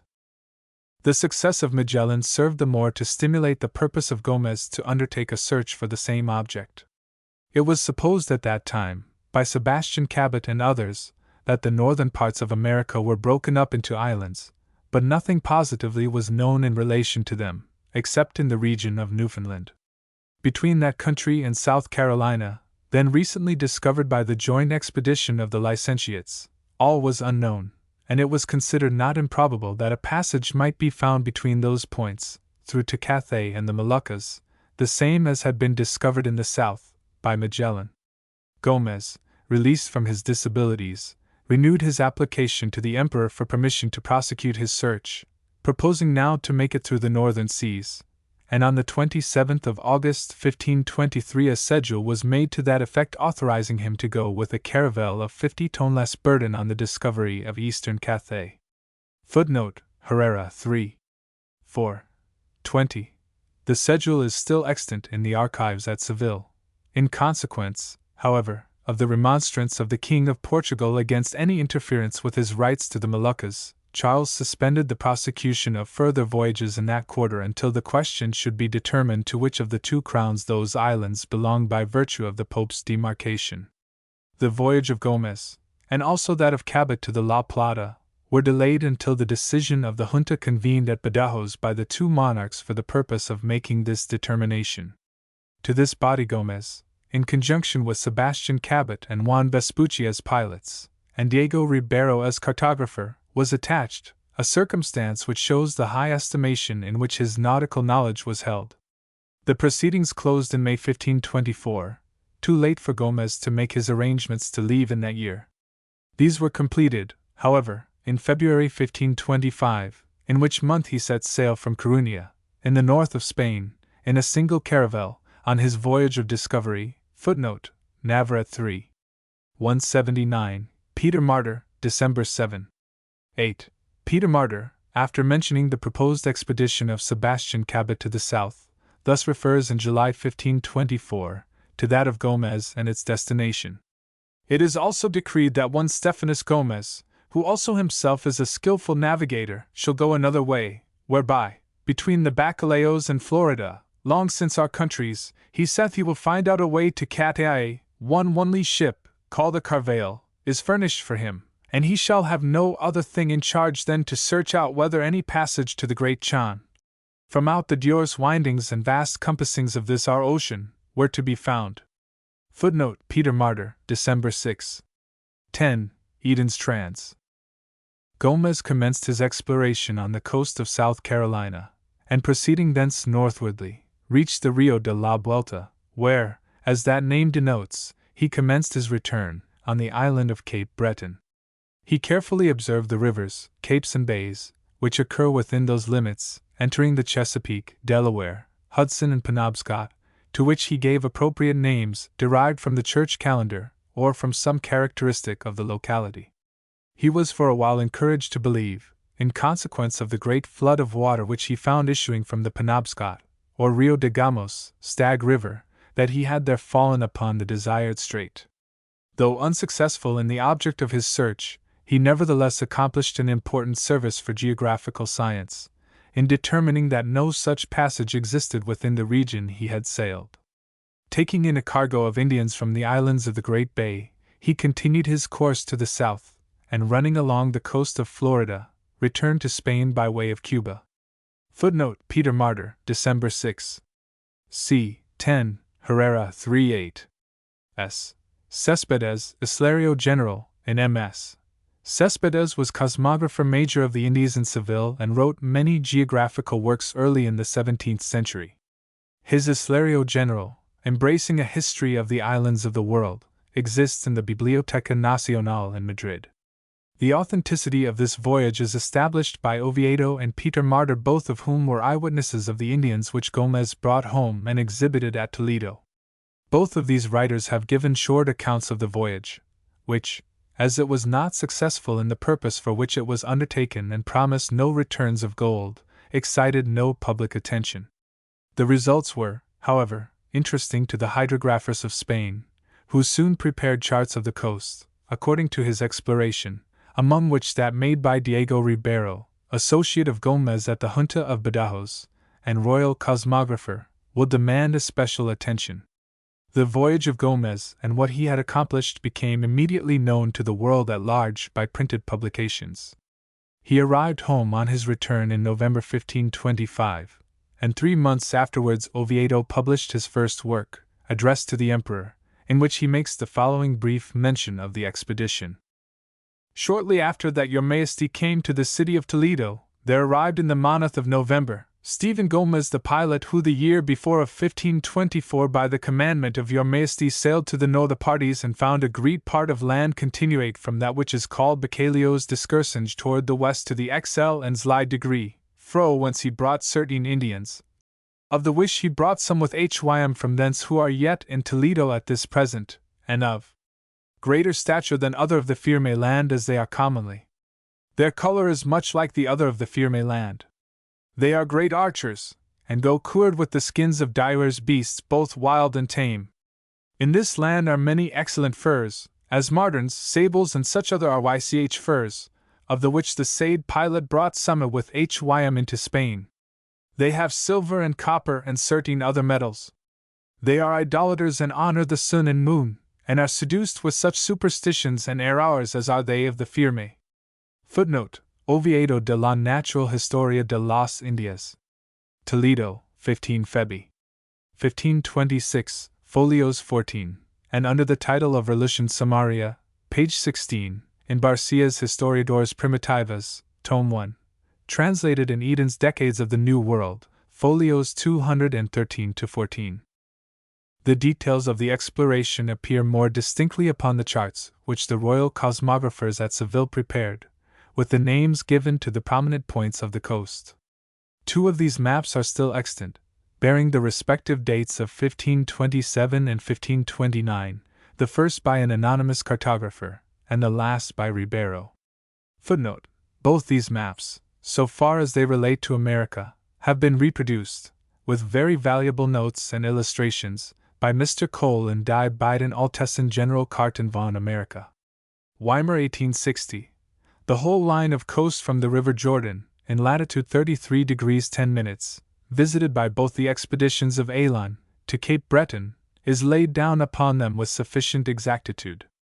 The names indicate the exploration to have been made by Gomez the whole distance between those points, for no other navigator of Spain, in the language of which they are given, had sailed within those limits up to the time these maps bear date. The only question which has been raised in this regard relates to the expeditions of Elan, but the first of these, a joint descent upon the coast to carry off Indians in 1520 by 2 vessels belonging to the licentiates Elan and Matienzo of St. Domingo, proceeded no further than the Jordan, as we learn from the testimony of Pedro de Cajo, the pilot of Matienzo. Footnote: proceedings before the auditors at St. Domingo, by virtues of a royal decree of Nov. 1525, in relation to the dispute between Elan and Matienzo concerning their discovery, preserved in MS. at Seville. The expedition which Elan made afterwards in 1526, in person, to the same coast, proceeded directly to the River Jordan, and after remaining there a few days, ran southwesterly along the coast to Galdape, or St. Helena, where Elan died, and from whence it thereupon immediately returned home to St. Domingo, without any further attempt at exploration. Footnote Tom. 3. p. 624. Madrid 1853. Mr. Cole states, Discovery of Mains, 397, that the ships of Elan made an extensive survey of the coast, north of the Jordan, soon after their arrival in the country. In this he is in error, into which he appears to have been misled by Navarrete, a part of whose language he quotes in a note, as that of Oviedo. Navarrete, referring to the portion of Oviedo's history, not then, 1899, published, as his authority, says on this point that after leaving the River Jordan the ships of Elan proceeded to Galdape. Distant 40 o 50 leguas más al norte. Distant 40 or 50 leagues more to the north, whereas the language of Oviedo, as contained in the recently published edition of his work, is Acordar a Polar la costa delante hacia la costa accidental, y fiorana un gran rio. 40 o 40 y 5 leguas de allí, Pocas más o menos, KSI dice Galdape. UT Supra, page 628. They agreed to go and settle the coast further on towards the west coast, and sent to a large river, 40 or 55 leagues from that place, a little more or less, which is called Galdape. The course of the coast at these points is northeast and southwest. A westerly course was therefore to the south and not to the north. Besides, Oviedo states that the Jordan was in latitude 33 degrees 40 minutes and that Galdape was the country through which the river St. Helena ran, which he also calls the river of Galdape, and which in another part of his history he places in latitude 33 degrees north, and expressly stating that the Jordan was north of the St. Helena, towards Cape Trafalgar, or Cape Fear, Tom. 2 page 144. Elon, therefore, did not sail north of the Jordan, and the names on the Ribeiro map, north of that river, are not attributed to his expedition. This disastrous expedition, therefore, went no further north than the Jordan or Santee.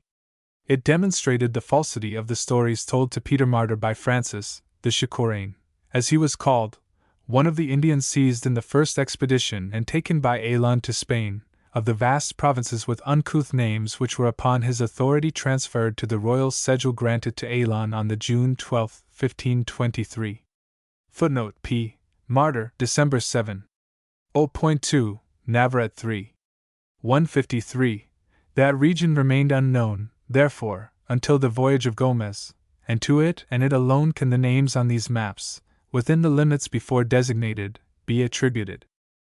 These maps passed at once into Italy, and that of Ribeiro, bearing the date of 1529 and the arms of the then reigning pontiff, Clement VII, and his successors, the most finished of the 3 copies known to exist, is still to be found at Rome, and is reasonably supposed to have been the original, and like the last decade of Peter Martyr in 1526, which mentions the discoveries of Gomez, to have been sent to the Holy Father at his desire, in order to keep him informed of the latest discoveries. Footnote: Nouvelles Annales de Voyages. Nouvelle Series, Tome 35. Année 1853, Tome 3. Paris. Les Pages Géographes et la Cartographique du Vatican. Par R. M. Thomasy. Appendix page 275. Other copies of the Spanish charts showing the exploration of Gomez found their way into Italy about the same time, proving that there was then no interdict against their exportation from Spain to that country, at least. Footnote: In regard to the freedom which the charts of the Spanish navigators so enjoyed, there is confirmatory proof in Ramusio. In the preface to his 3rd volume, dedicated to his friend Fray Castor of Florence, he writes, "All the literary men daily inform you of any discovery made known to them by captain or pilot coming from those parts, and among others the aforesaid Sig Gonzalo, Oviedo, from the island of Hispaniola, who every year visits you once or twice with some new-made chart. This appears by a volume which was published in Venice in 1534 under the auspices of Ramusio." Footnote: M. D'Avezac and Bulletin de la Société de Géographique for July and August, 1872, embracing a summary of the general history of the West Indies by Peter Martyr and a translation of Oviedo's Natural History of the Indies of 1526, containing the account of Gomez's voyage, with a map of America upon which the discoveries of Gomez are laid down the same as upon the Spanish maps of 1527 and 1529, before mentioned. The following colophon, giving the origin of this map, is to be found at the end of the translation of Oviedo. Printed at Venice, in the month of December 1534. For the explanation of these books there has been made an universal map of the countries of all the West Indies, together with a special map, taken from 2 marine charts of the Spaniards, one of which belonged to Don Pietro Martiri, Councillor of the Royal Council of the said Indies, and was made by the pilot and master of marine charts, Nino Garcia de Larino, in Seville. The other was made also by a pilot of the Majesty, the Emperor, in Seville. With which maps the reader can inform himself of the whole of this new world, place by place, the same as if he had been there himself. Footnote: This volume has no general title, but contains 3 books, Primo, Secondo and Ultimo della Historia dell'India Occidentale. It is very rarely found with the large map of America. We are indebted to the kindness of James Lonox, Esq. of New York for the use of a perfect copy in this respect. The special map here referred to is one of Hispaniola, in the same volume, and was undoubtedly taken from that of Nuno Garcia, in the possession of Peter Martyr. It was therefore made in or before the year 1526, since Martyr died in that year. The map of America, by the pilot of the Emperor at Seville, was probably the anonymous map of 1527 before mentioned, as it appears not to have had the name of the author upon it. These facts prove at least that the map of Ribeiro was in Italy in the year 1529, and that the map of 1527 may have been there before that year. It was from the delineation of the coast on one or other of these two maps, which are in that respect almost identically the same, that the description of it in the Verrazzano letter was derived. This will now be made manifest by the application of that description to the map of Ribeiro, so much of which as is necessary is here reproduced for that purpose. In making the proof thus proposed, it is to be borne in mind that the letter is positive and explicit as to the extent and limits of the discovery or exploration which it describes. It fixes them by three different modes which prove each other: 1. By giving the latitude of the commencement and termination of the voyage along the coast; 2. By a declaration in two different forms of the entire distance run; and 3. By a statement of intermediate courses and distances, from point to point, between the landfall and the place of leaving the coast, separately, making in the aggregate the whole distance named. There can be therefore no mistake as to the meaning of the writer in respect of the extent of the exploration. As to its limits and extent, we have already had occasion to quote his language in impressing upon Francis the great length of the voyage, giving both at the same time.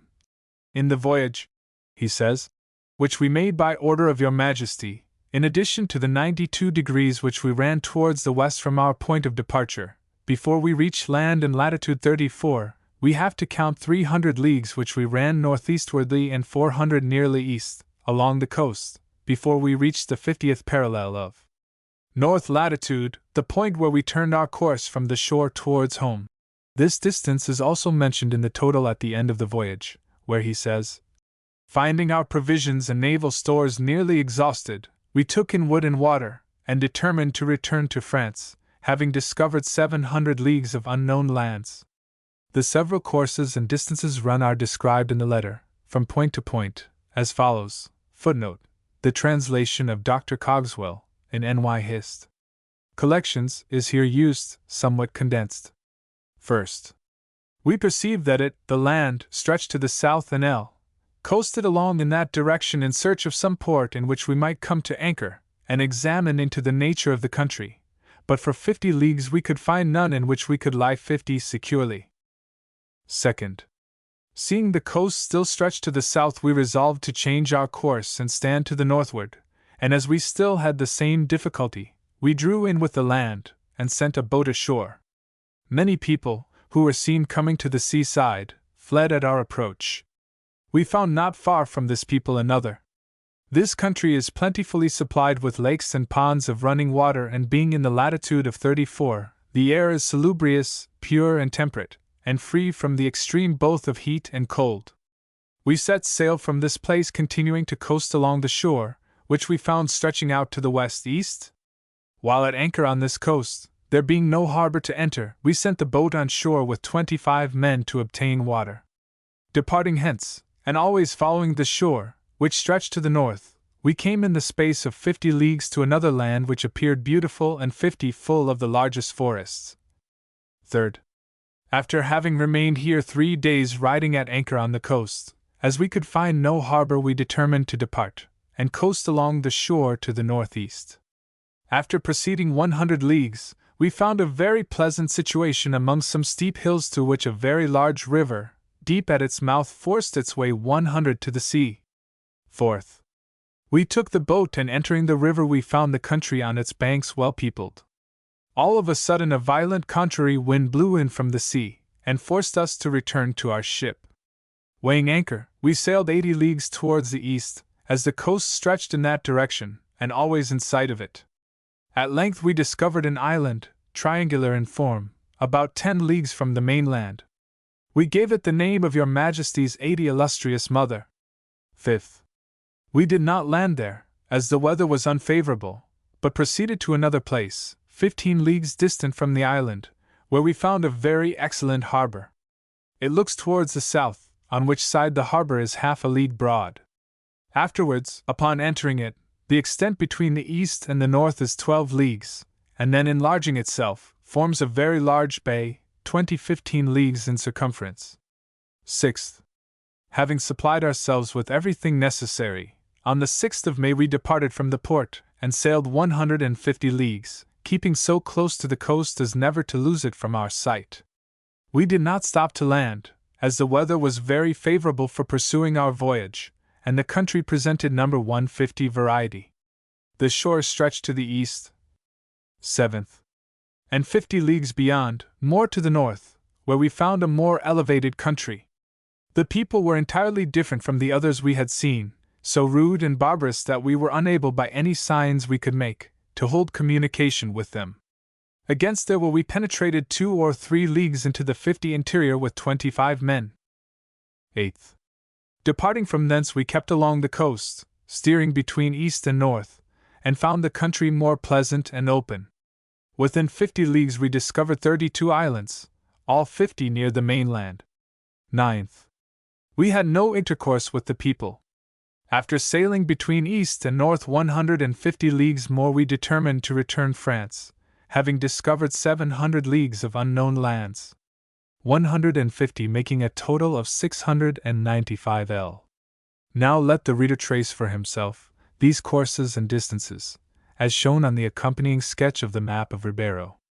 According to the following scale, proofreader's note, scale omitted, representing the measurements in the letter, which are calculated on the basis of 15.625 leagues to a degree, while those on the map are 17.5 leagues. And he will find that not only is the whole literal distance between the parallels of 34 degrees and 50 degrees on the map about 700 leagues, but that the several courses and distances, of which this entire distance is composed according to the letter, correspond with similar divisions on the map, proving to a certainty that this map was the source from which the line of coast described in the letter was derived, or the reverse. It will be observed that the first course, beginning according to the letter at the landfall, in latitude 34°N, commences on the map a little north of C. Trafalgar as there laid down, now Cape Fear, and proceeds southerly 50 leagues to C. Des. Roman. The first course being retraced, the second, also of 50 leagues, starting from the landfall near C.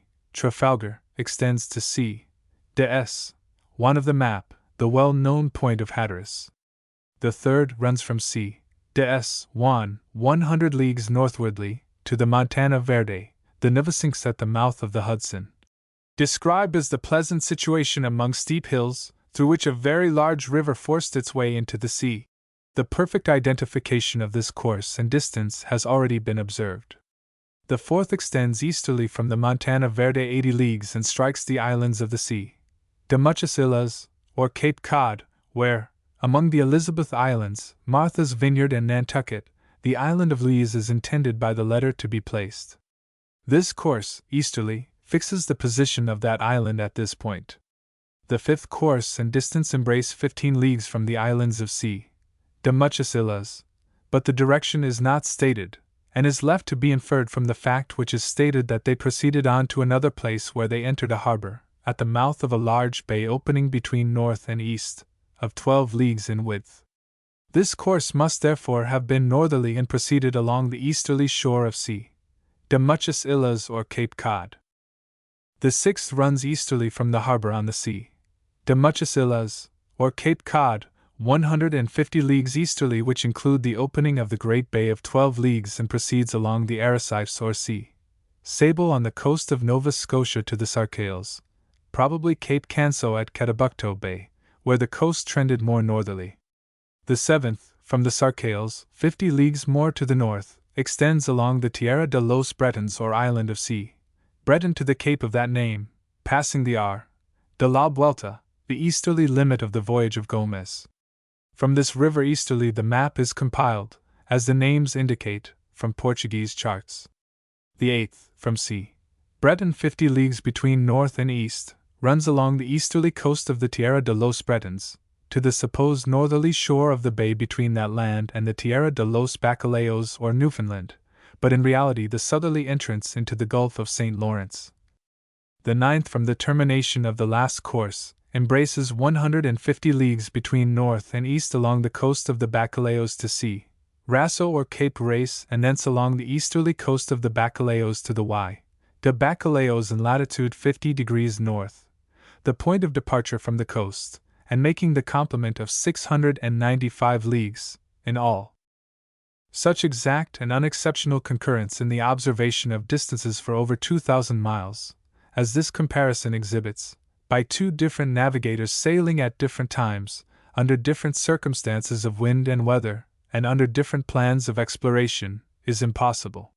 So far as regards the distances running north and south, such an agreement might happen, because the truth in that direction was ascertainable by any one, by means of observations of the latitude, but not as regards those running east and west.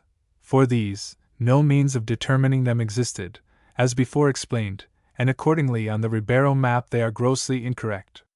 From the Montana Verde to the sea de Muchas Islas, that is, from the Hudson to the west end of the peninsula of Cape Cod, the distance appears to be 80 leagues, or nearly double its true length, while the width of the great bay between the sea de Muchas Islas and the Arrecifes, or from Cape Cod to Cape Sable, is shown to be less than 20 leagues, whereas it is more than 50.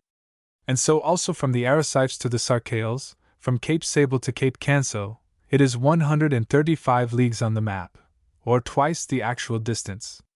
These great errors show how impossible it was at that time to calculate longitudinal distances correctly.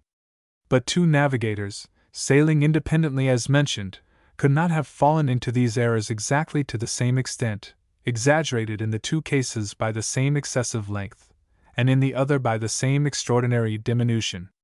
Yet in the particulars just described the map and the letter correspond precisely. Such a coincidence of mistakes could not have been accidental.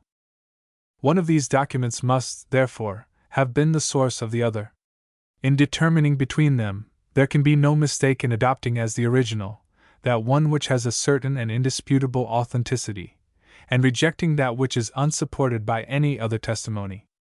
The voyage of Gomez was long the subject of consideration and preparation, and was heralded to the world for months before it was undertaken. The order of the King of Spain under which it was made still exists in the archives of that kingdom. The results of the expedition were announced by credible historians of the country immediately after its return, and the nautical information which it brought back, and in regard to which alone it possessed any interest at the time, was transferred at once to the marine charts of the nation, imperfectly it is true, and spread before the world. These charts still remain in their original form, as they were then prepared. With these incontrovertible facts to sustain it, the discovery of Gomez must stand as established in history, and consequently, the claim of Verrazzano must fall. Footnote: the map of Ribeiro is not a faithful representation of the exploration of Gomez, in many respects. The Tierra de Alon is made to embrace a large portion of the country the coast of which was discovered by Gomez. The Bay of Santa Maria, or the Chesapeake, is placed 2 degrees further south than it should that is, in latitude 35 degrees, instead of 37 degrees north. The R. de los Gamos, or Penobscot, mentioned by Cespedes, is not named at all. The question, however, of its greater or less correctness is of no importance on the present occasion. It is sufficient that it was followed by the writer of the letter, erroneous as it was. X. The career of Verrazzano. An adventurous life and an ignominious death. Conclusion.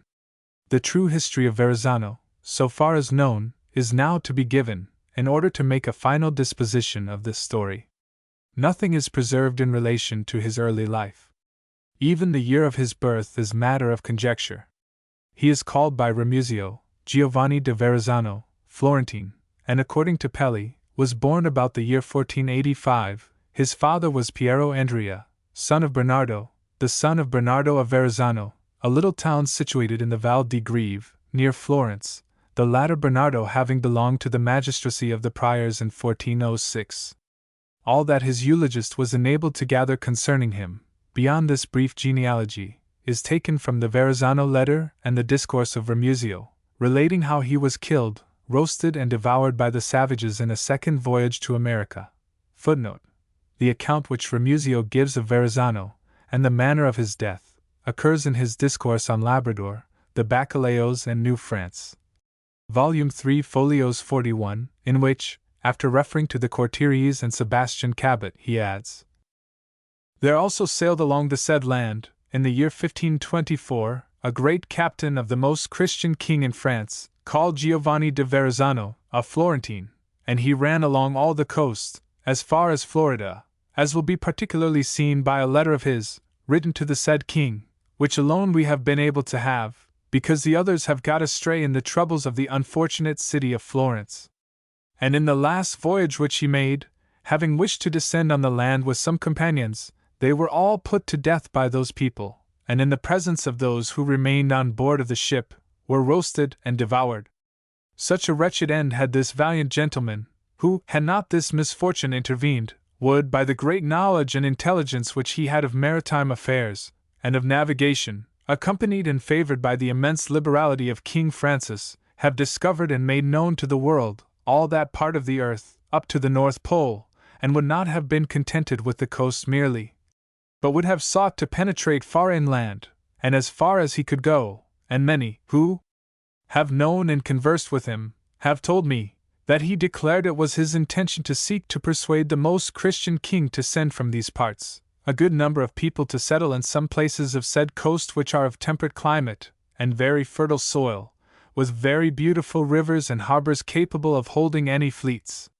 The settlers in these places would be the occasion of producing many good results, and among others of bringing those rude and ignorant tribes to divine worship, and to our most holy faith, and to show them how to cultivate the land, transporting some of the animals of our Europe to those vast plains, and finally, in time, having discovered the inland parts, and seen whether among the many islands existing there, any passage to the South Sea exists, or whether the main land of Florida or the West Indies continues up to the Pole.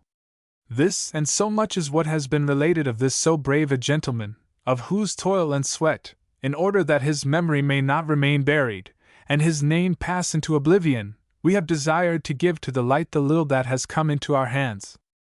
Ramusio here distinctly asserts that the only document in relation to the voyage of Verrazzano which he had been able to procure was the letter which he published, but he informs his readers that he had been told by certain persons who had known and conversed with Verrazzano that it was the intention of the navigator, as he himself declared, to seek permission from Francis I, his adopted sovereign, in whose service it is claimed he made the discovery, to make another voyage to the new-found land for the purposes of colonization and further exploration, and he also states, upon the same or other authority, that Verrazzano on another voyage was killed and eaten by the natives of the country. Consequently, Verrazzano must have made a second voyage to America and obtained such permission from the king. But there is not a particle of evidence in existence, apart from the declarations of these persons to Ramusio, that any such permission was ever given, or that a second voyage took place. It proved the credulity of Ramusio that he received these naked statements without any examination, with the suggestion of Coronelli, the Venetian geographer, that the place where he thus met his death was at the entrance of the Gulf of St. Lawrence. The spurious letter of Carli adds that he had been in Egypt, Syria, and most other parts of the world. The ancient manuscripts of Dieppe, as we have seen, footnote, ante, page 112, note, speak of one of his name who accompanied Aubert in his voyage to Newfoundland in 1508, and the statement of Hakluyt before referred to gives some ground to believe that he was employed in early voyages to that region, before he engaged in his operations against the commerce of Spain. What is certainly known of him relates almost exclusively to his career as a French corsair, during the few years which intervened between the breaking out of hostilities between Francis I and Charles V, and his death in 1527. His cruises, though directed principally against the Spaniards, were not tender of the interests of Portugal, and it is accordingly from Spanish and Portuguese writers and documents of the period that the little information that exists in relation to him is derived. He is called by the former Juan Florin or Florentine, or simply the Florentine, the French corsair. He is designated on an occasion to be noted as Juan Florin of Dieppe. Footnote: on the capture of the treasure fleet. See Appendix 4. They appear to have known him by no other name. They never heard of him as a discoverer, real or pretended, of new countries, until long afterwards. The Verrazzano letter had not been published when Peter Martyr, Oviedo, and Gomera wrote, and when Martyr and Gomera make mention of him, they do so only by the title by which he was designated by the Spanish sailors. There was, therefore, no opportunity for his identification by them in the double character of a great discoverer and a corsair, and it was not until many years after the publication of the Verrazzano letter that this identification was first declared by Barcio, footnote, Enseo Chronologico, sub anno, 1524. There is no room, however, to doubt its entire correctness. That the occupation of Verrazzano was that of a cruiser on the seas, is not only declared in the letter ascribed to him, footnote. Remuzio gives Verrazzano this character more distinctly than it appears in the original version. One of the first alterations of the text is of the passage previously referred to, relating to the cruise of the Normandy and Dauphine, after their repairs in Brittany. The Carli version reads, in connection with the 2 ships on that occasion, date restaurati era v. s. m. Intiso il discorso facimo con quel armate inquera per li lidi di Spagna, that is, where being repaired, your serene majesty will have understood we made the cruise with this fleet of war along the coasts of Spain, from which it is to be implied only that the cruise was for the purpose of depredating on Spanish commerce. But Remuzio, as became his practice, with this document at least, altered this clause into doce poiche furono secondo il bisogno recociate so ben armeggiate, per I lidi di Spagna si en andamo in carso, Illinois che v. m. Havard intiso per il profido che ne facemo, which Hakluyt fairly renders. Where, after we had repaired them in all points as was needful, and armed them very well, we took our course along by the coast of Spain, which your majesty shall understand by the profit we received thereby. As this cruise according to the date of the letter must have taken place in 1523, this language, which is Remuzio's own, as to the profit, would seem to refer almost to the capture by Verrazzano of the treasure sent by Cortes to the emperor, which occurred in the summer of that year, as hereafter related, but Verrazzano's fleet consisted of 6 instead of 2 ships on that occasion. The words of Remuzio show, however, that he knew Verrazzano was a rover, in search of booty on the seas, or at least, that he so regarded him, but is clearly established by the agreement made by him with Chabot. Besides, there is no other Giovanni, a Florentine, known in the history of the time, sailing in that capacity under the French flag and from the same port of Dieppe, and the references must have therefore been to him alone. The appellation of corsair does not necessarily imply a pirate. It was applicable to any one engaged in the capture of vessels on the high seas, whether authorized to do so or not. The state of hostilities between France and Spain protected Verrazzano under the rules of war, as a subject of Francis, in capturing Spanish vessels, as long as it continued, and the anomalous condition of affairs existing at that time, according to the Portuguese historian Andrade, of private war between the subjects of the kings of France and Portugal, without any public war between the sovereigns, would seem to have justified him in similar acts in regard to the commerce of the Portuguese, as long as the practice was not forbidden by the kings of the 2 countries. The first adventure of the kind, in which we hear of Verrazzano, was in 1521. At this time a valuable commerce had grown up between Spain and her conquests in the West Indies, and large amounts in gold, pearls, sugar, hides, and other articles were sent home.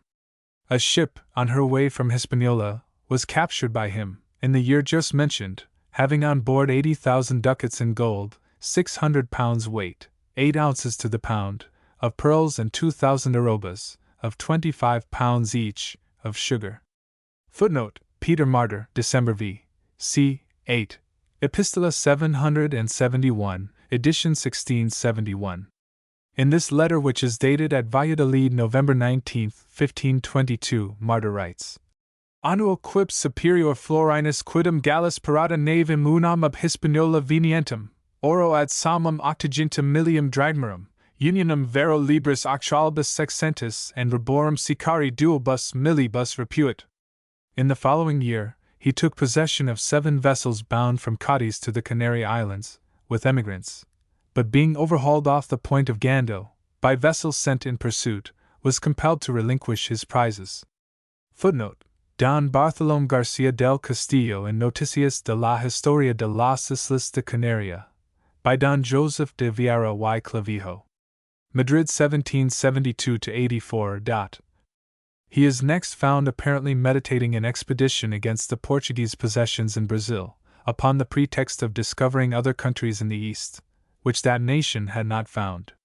The mention of this project is positive, and becomes curious and interesting in the history of his life, as it affords the only authentic evidence extant of any suggestion of a voyage of discovery, contemplated by him towards Cathay. The design, if really entertained, appears, however, to have fallen through and to have been abandoned, but it may, nevertheless, have been the foundation of the story of the alleged voyage. It is related by Francisco de Andrade, in his Chronicle of John III, the then reigning king of Portugal. After referring to the death of Magellan, as an event which removed a cause of difference between the crowns of Portugal and Castile, growing out of the famous expedition of that navigator, Andrade thus speaks of the state of affairs between the crowns of France and Portugal. At that time, the king was told by some Portuguese, doing business in France, that one João Verrazzano, a Florentine, offered himself to Francis, to discover other kingdoms in the East, which the Portuguese had not found, and that in the ports of Normandy a fleet was being made ready under the favor of the admirals of the coast, and the dissimulation of Francis, to colonize the land of Santa Cruz called Brazil, discovered and laid down by the Portuguese in the second voyage to India. This, and the complaints everywhere made of the injuries inflicted by French corsairs, rendered the early attention of the king necessary. Accordingly he sent to France an ambassador, João de Silveira, son of Fernão de Silveira, who delayed his going no longer than was necessary to get ready. The purpose of his mission was to ask Francis, inasmuch as there never had been war between them, but rather an ancient peace and friendship, that he would give orders throughout his kingdom for the many robberies and injuries, perpetrated at sea on each other by the Portuguese and French, to cease, which tacitly was a private and not an open war, as in general they were friends. That whatever could be found in his ports taken from the Portuguese, should be restored, as what might be found in the harbors of Portugal, taken from the French, should be forthwith given up, and that to all who should ask justice in this particular it should be rendered immediately and fully. The king then required Francis likewise, to prevent his vessels from making outfits to go to parts of the Portuguese conquest, whither it was not lawful for even Portuguese vessels to sail or the people to traffic. João de Silveira was well received at the court of France, but as respects the specific matters of negotiation in his charge, he was answered every way indefinitely, with reasons more specious than sound, which appeared to be given not so much to conclude the affair upon which he treated as to procrastinate and consume time. João de Silveira continued to solicit with much urgency the matters in his keeping at the court of France, and received answers respecting them according as the matters which were proposed in Portugal, the marriage of Carlotta, daughter of Francis, with the Prince Dam João, gave hopes of advancement. The king said through one Lys Hamem that he greatly desired the fostering and increase of ancient friendship. Following upon that, in a few days he ordered the vessels in his ports preparing for India to be stopped, stating that he would arrange this in such a way that the king should be satisfied. Measures were adopted for the restoration of all property that was known to have been taken from the king or his vessels, and expectations were entertained of an order making such provision throughout as should put a stop to all the robberies and the evils arising from them. Since this had been the principal object for which the ambassador had been sent to France, it appeared to the King of Portugal that it would be for his service that he should order the return of João de Silveira, and that the licentiate Pedro Gomes Feixeira with Master Diego de Gavoia, to whom he likewise wrote of this matter, should demand justice respecting certain matters of his property and assist such of his vessels as were seeking it. But before the order for the return of Silveira had left this court, information was received by one Jacome Monteiro, who by authority of the King of France sought the restitution of property, that Francis had issued new orders, commanding the general sequestration of all the property of the King of Portugal and of his people, the embargo of all his vessels to be found in the ports of France. Without the declaration of any new cause, or the statement of any reason for this order, the opposite of what had before been promulgated.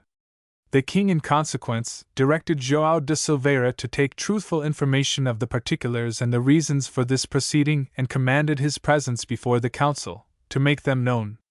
Following this, hostilities having been declared between the kingdoms and seigneuries of the emperor and the king of France, they waging cruel strife by land and sea, the French with an armament afloat took a Spanish ship with gold, belonging to the emperor, within the limits of the Portuguese coast, besides much property of individuals, regardless of where she had been found, so little attentive were they in those times to Portugal, and Portuguese, seized her by force as belonging to their enemies, and carried her off, as good prize of war. Pedro Botelho was sailing the while, giving protection to the coast of Portugal, by the royal order, according to the ancient custom of this kingdom, held always to be useful and necessary, the value of which became evident from what occurred afterwards, when it fell into disuse. The captain coming out one morning with his fleet, near those who were carrying of the Spanish ship, he obliged them by force to take in sail, as they hesitated to obey for some time, until he informed himself of what had passed. Discovering that there were some doubts and that deliberation would be necessary to do justice, he brought all before him to the port of Lisbon, where the prize was sequestrated and they made prisoners, and the case, by order of the king, was sent to the Casa de Supplicacum, where sentence was pronounced the following year. This news, which was directly known in France, made great change in the order of affairs with Portugal, and produced the state they were afterwards in, during the following 9 consecutive years that João de Silveira was there, in which time he accomplished nothing he had in hand, except to embargo the voyage of the Florentine, of which mention is made before, and of some few vessels of corsairs, which was but sheer justice to us. Footnote: Crónica de Mito Alto, and Muito Poderoso Rei des Reinos de Portugal dom João III des Nome. By Francisco de Andrade. Part 1, c. 13 and 14. Lisbon 1613. The time when these preparations were being made by Verrazzano is more definitely fixed by a dispatch of Silveira to the king, from Paris on the 25th of April 1523, in which he states that Verrazzano had not yet left for Cathay, that this whole story of an intended voyage of discovery was proposed for the purpose of concealing the real object of the preparations which were going on in Normandy, of seizing the treasure which had been sent from Mexico, by Cortés to the emperor, of the successful accomplishment of which we have now to speak. Footnote: Sotarum gives the date of this dispatch as the 23d of April 1522, Quadro Elementa, Tom 3, Sector 16, page 165. But the letter of Silveira will be found in full in the Appendix 3, from the Portuguese archives. Santorum. It is highly probable, therefore, is evidently mistaken as to the year, inasmuch as the news of Magellan's death, to which Andrade refers as a prior event, did not reach Spain until September 1522, and Silveira's appointment as ambassador was after that news was received. In November 1522, a vessel arrived in Spain which had been sent from Mexico by the conquistador with the emperor's share of the tribute money collected in that country, in the special charge of Alonso de Villa and Antonio Quiñones, with other articles of value. Fearing capture by the French corsairs, this vessel had sailed by the way of the Azores, and leaving the treasure, with its custodians, at the island of Santa Maria, proceeded on without it, in order that a proper force might be sent to that island to bring it safely to Spain. Joan Ribera, the secretary of Cortés, came in the ship to Spain. These facts appear to have become notorious immediately. Peter Martyr mentions them in his letter of the 17th of November 1522, and in the 5th of his Decades, written while the treasure was still at Santa Maria, speaks of the French having knowledge of its being left there. I know not, he says, in reference to the ships sent there for it, what flying report there is that the French pirates have understood of those ships. God grant them good success. Footnote: December v. c. 10. Lox Trans. 3 caravels were dispatched from Seville to Santa Maria, under the command of Captain Domingo Alonso, arriving there on the 15th of May 1523. De Villa and Quiñones immediately embarked in them, with the treasure, sailing directly to Spain.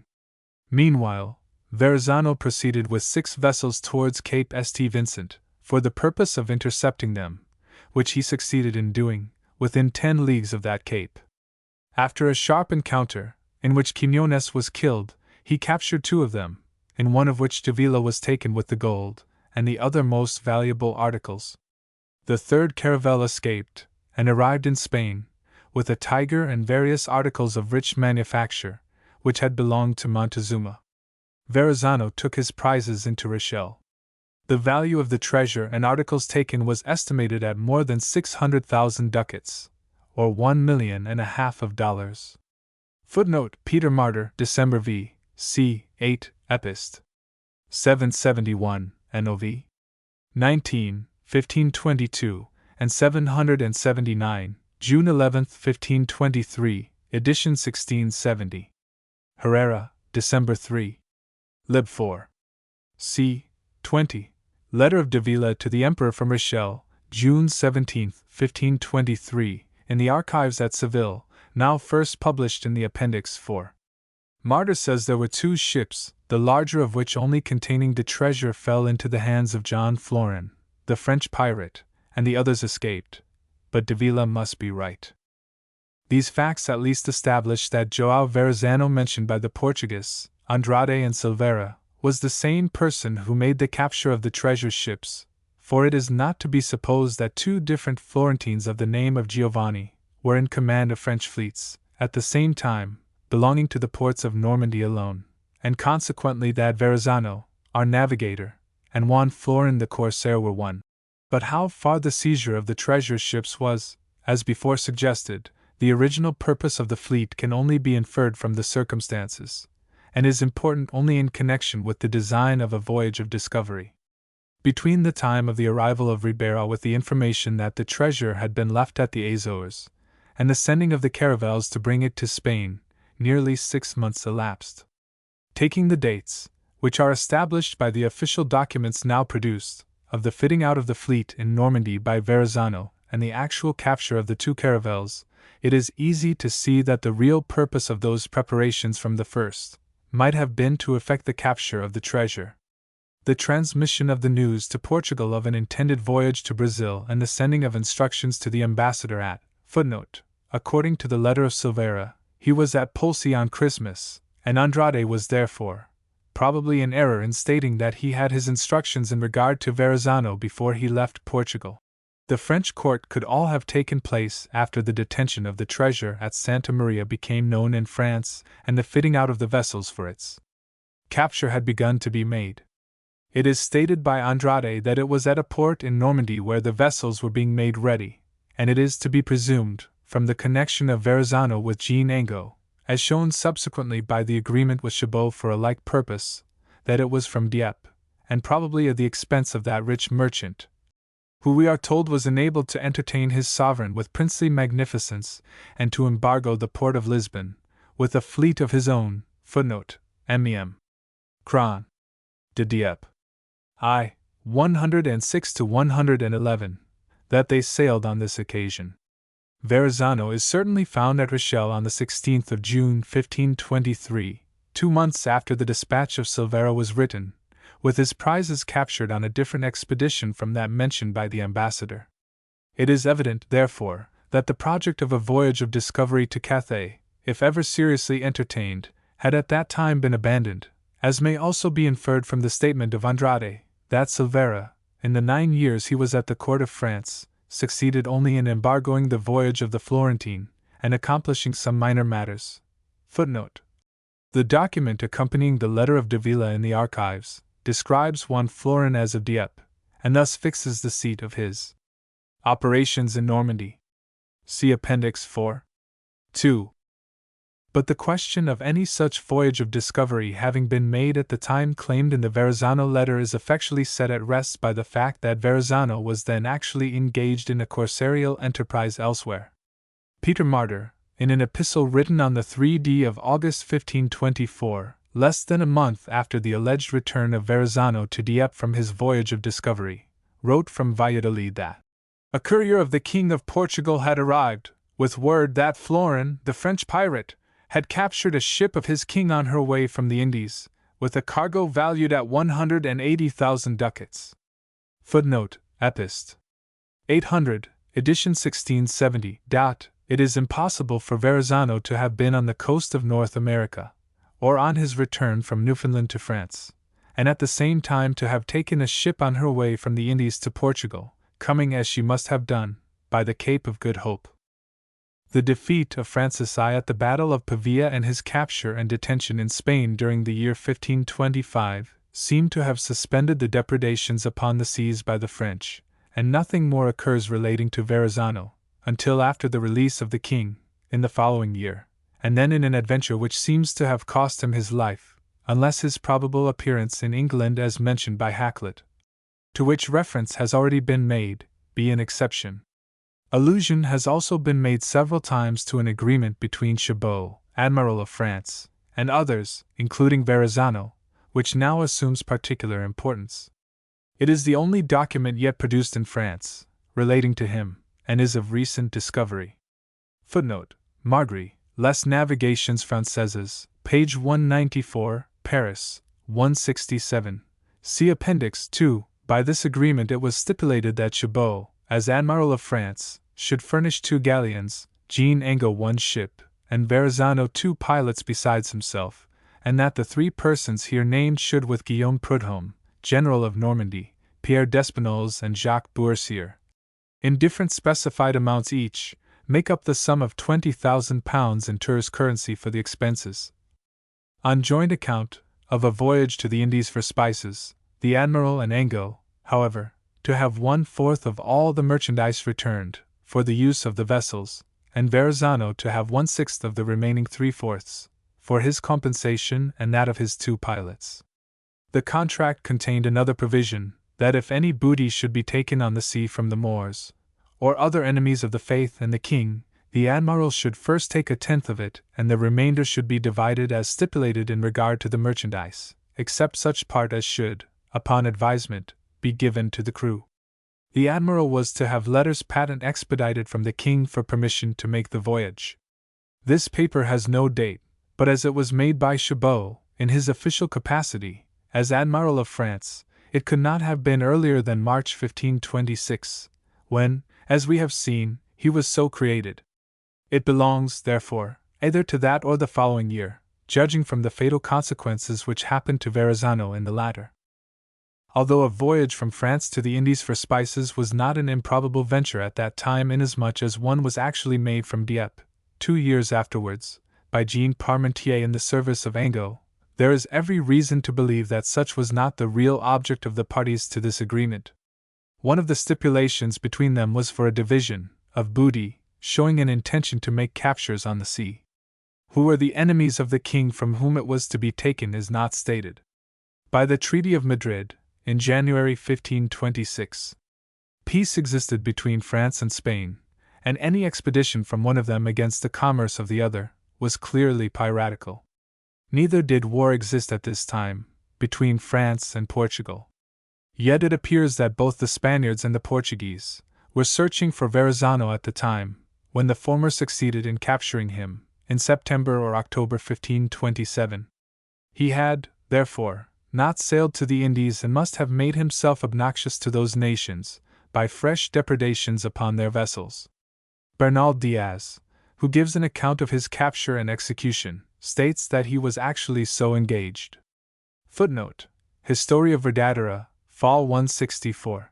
It appears from the letters of the judge who superintended his execution that he was then encountered by 6 Biscayan galleons and ships, and after battle, captured and taken by them to Cadiz, with his crew, consisting of 120 or 30 persons, besides several gentlemen adventurers. Verrazzano offered his captors 30,000 ducats to be released, but in vain. He was sent under guard with the adventurers to Madrid, but was overtaken on the way at Colmena near Porta del Pico, villages between Salamanca and Toledo. Footnote: Blaine, Utrias Castilia Nova Descripto. Martiniere, Dictionnaire Géographique, Aub Colmena et Pico. By the judge of Cadiz with an order made by the emperor at Lerma on the 13th of October 1527, by virtue of which he was there put to death in November of that year. Such was the termination of the career of this old man, which was long ago substantially told by Bernal Diaz and Barcia, but so loosely in regard to dates, as to have created doubts as to their correctness, but which is established by the documents existing in the archives at Simancas, now brought to light. Footnote: see the letter of the Judge of Cadiz, in the appendix. V.L. Barcia, in his chronological essay, mentions the capture and execution of Juan the Florentine as a pirate under the year 1524. He does not state that they took place in that year, but refers to them in connection with the discoveries alleged to have been made in that year by Verrazzano, whom he identifies as the corsair. It has been supposed, consequently, that he meant that year as the time of Verrazzano's death, and hence, inasmuch as Verrazzano was known to have been alive after that year, that the whole story was in error. The letters of Juan de Giles, the resident judge of Cadiz, appended to this memoir, enable us to fix the date of his execution, for although not dated themselves, they contain a reference to the date of the cedule, ordering the execution, by which it can be determined. Giles mentions that this cedule was dated at Lerma, on the 13th of last month, showing that it was made there on the 13th of some month. According to the itinerary of Charles V., kept by his private secretary, Vandenus, containing an account of the emperor's journeys from the year 1519 to 1551, Charles went to Lerma, a small town in Old Castile, for the first time on the 9th of May 1524 and returned thence to Burgos on the 12th of that month, going to Lerma again on the 21st of July of that year and leaving it on the 24th for Validasol. He was not there afterwards, until the 12th of October 1527, where he remained until the 17th of that month when he went to Burgos. He went to Lerma again on the 20th of February 1528, and remained there for 2 days only. These are all the occasions of his presence at Lerma during the whole period of the itinerary. These dates prove that the only possible occasion for issuing the order of execution was the 13th of October 1527. The prisoners left under guard, on the 15th of that month for Madrid, and the letter apprising the emperor that the order had been executed upon Verrazzano must have been written in November, the month following.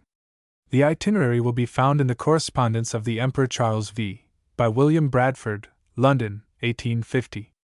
And thus finally the testimony, upon which the tale of discovery was credited and proclaimed to the world, is contradicted and disproved. The statement that Verrazzano and a member of his crew were killed and then feasted upon by the inhabitants of the coast which he had visited a second time, has no support or confirmation in the history of that rude and uncivilized people, for, however savage and cruel they were towards their enemies, or, under provocation, towards strangers, no authenticated instance of their cannibalism has ever been produced. But on the contrary, the testimony of the best authorities is that they were guiltless of any such horrid practice. Yet that statement was a part of the information which Ramusio received and communicated to his readers at the same time with the Verrazzano letter, and constituted a part of the evidence upon which he relied. How utterly false it was is shown by the agreement with Chabot and the capture and execution of Verrazzano by the Spaniards. It is now seen how the credulity of the historian was imposed upon, and he was led by actual misrepresentations to adopt a narrative which has no foundation in truth, and whose inconsistencies and incongruities he vainly sought to reconcile, but which, for 3 centuries, sanctioned by his authority alone, has been received as authentic and true, until at length, by the exposure of its original character, and the circumstances of its publication by him, with the production of undoubted evidence from the records of the time, it is proven to be a deliberate fraud. This completes our purpose. The question, however, still presents itself: what was the motive for this gross deception? The answer is suggested by the feat that all the evidence produced in favor of the story is traceable to Florence, the birthplace of Verrazzano. Ramusio obtained the Verrazzano letter there, the only one, he says, not astray in consequence of its unfortunate troubles. The letter of Carli, enclosing that of Verrazzano, is professedly written by a Florentine to his father in that city. The map of Hieronimo de Verrazzano bears the impress of the family. The discourse of the French captain of Dieppe appears to have been sent originally to Florence, whence it was procured by Ramusio. Even the globe of Euphrosyne Ulpius, a name otherwise unknown, is represented to have been constructed for Marcellus, who had been Archbishop of Florence. They are all the testimony of Florence in her own behalf. The cities of Italy, which had grown in wealth and importance during the 15th century, by means of enterprising and valuable commerce, produced and nurtured a race of skillful seamen, among whom were the most distinguished of the first discoverers of the New World, in the persons of Columbus, Vespucci, and the Cabots. But those cities contributed nothing more to the discoveries which thus were achieved than to give these men birth and education. The glory of promoting and successfully accomplishing those results belonged to other nations, which had the wisdom and fortune to secure the services of these navigators. The cities shone, however, with the luster reflected from having reared and instructed them to the work they so wonderfully performed. Although enjoying a common nationality, these municipals belonged to independent republics and were in a measure rivals of each other. Florence emulated Genoa. She truly boasted that Vespucci, born and raised on her soil, was the first to reach the mainland and thus to have his name applied for the whole continent. America quasi Americae terra. While Genoa justly claimed for her son that the discovery of all America was to be regarded as assured from the moment that Columbus landed on the little sandy island of Guanahana, on the 12th of October, 1492. Footnote: Humboldt, Examen Critique, 437. But Florence enjoys in addition the unenviable distinction of having sought to advance the pretensions of Vespucci by fictitious letters, purporting to be signed with his name. Footnote: Varnhagen, Amerigo Vespucci, Son Character, SES Scrits, Meme les Moines Authentiques, NC. Page 67, etc. Lema, 1865. That this spirit of civic pride in that same community may have actuated the fabrication of the Verrazzano letter is not improbable. But in justice to the memory of Verrazzano it must be added, there is no reason to believe that he was in any way accessory to the imposture. I. Lettera di Fernando Carli a suo padre. From the Archivo Storico Italiano. Appendice Tomo 9. 58-5 Firenze 1858. Al nome di Dio. A di for Agosta 1524. Honorando padre, considerando che quando fui in la armata di Barbaria alle Gerbe 6 furono great la nuove advisitivi giornament per lo illustre Sigdon Ugo di Moncada, Capitano General della Cesarea Maesta in quel barber part 1, sed white certando, footnote, combattendo, nota dell'edizione romana, con li mori di detta I sola. Per la quali mostrasi haver fatto piacere a molti nostri padroni ed amici, e con quelli della conseguita vittoria congratulatovi, pertanto, essendo nuovamente nuova della giunta del capitano Giovanni de Verrazzano nostro fiorentino allo porto di Dieppe in Normandia con sua nave Delfina, con la quali si part 1 dall'insulcanare fino di Gennaio passato, per andare in busca di terra nuova per questa serenissima corona di Francia. In che mostro coraggio troppo nobile e grande a mettersi a tanto incognito viaggio con una sola nave che appena e una caravella di tonnelli. Footnote: L'amanuense ha lasciato il numero dell'onale di cui era capace la nave. Nota cum sopra, solo con 60 uomini, con intenzione di, giusta sua passa disciprin il oteo. Tenendo camino per altri climati di quelli usano li portuguesi in lo disciprin di verso la part di Calicut, ma andando verso coro e settentrione omnino tenendo, che ancora, footnote, Ancorc.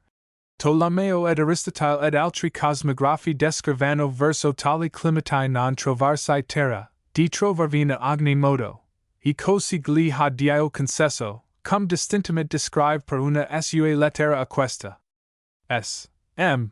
Della quali in questa ne una copia. E per mancargli levedo vagli, dopo molti mesi giunto navigando, assegna essergli stato forza tornar de quello in questo emisperio, e in set mesi suto in viaggio mostrar grandissimo ed accelerato camino, aver fatto cosa miranda e massima a ci intend la marinera del mondo. Della quali al cominciamento di detto so viaggio si fis mail iadicio, footnote, Alides. Romana ha indizio, una crediamo per error di stampa. E molti pensorno che non più nettali ne del vascello si aves nuova, ma che I devesso perdir de quella banda della Norvegia per il grands diaccio che per quello oceano settentrionale. ma cum dis quel moro, lo dio grande. Per darca ogni giorno più notisi di sua infinita passanza e mostrarsi di quanto assai admirabile questa mondial macchina, gli ha discoperto una latitudine di terra, cum intenderit, di tauta grandezza che, secondo le buone ragioni e gradi, per latitudine, et altezza, assegna e mostra più grande che l'Europa, Africa e part di Asia, ergo mundus novus, e gesto senza lo che, footnote, quello che, nota cum sopra. Hanno discoperto in più ogni gli spani per l'Occidente, che appena e un anno torno ferrando Megigiana, quelli discopers grande paese con una nave meno del 5, footnote, forse ven che o messo ido simili, e sembra accionarsi al naufragio di una di quel 5 navi, a discoprin. Donde adus garifani molto più eccellenti degli soliti, e l'altro su navi in 5 anni mai nuova cie trappolata. Stimansi peri. Quello, footnote, nelli romana si leg. Stimansi per se quello isi? Ma cie sembra che il senso gustifici abbastanza la nostra carrizione. Che questo nostro capitano abbia condato non dice per questa sua lettera, salvo uno uomo giovanetta presso di quelli pisi, ma stimansi che abbia portato mostra di oro, portbi de quel ban non lo edamano, e di droghe e di altri liquori aromatici, per conferire qua con mold mercatanti di poiché sarà stato alla presenza della Serenissima Maesta. E questa ora de vera. Asservi, a di qua trasferirsi in breve, perché è molto desiato, par ragioner secco, tanto più che trovers che la maesta del re nostro sire, che fra 3 o 4 giorni 6 si attend, e speriamo scies. Lo rimetta. Di mezza dozzina di buoni vascelli, e che tornerà al viaggio. Essi Francesco Carli nostro ci fos tornato dal Cairo, advise che alla ventura vora andir secco addetto viaggio, e credo si conoscino al Cairo dove stato più anni, e non solo in Egitto ed Soria, ma quasi per tutto il cognito mondo, e di qua mediant sua virtui stimato un altro Amerigo Vespucci, un altro Ferrando Magagiana, e davantaggio.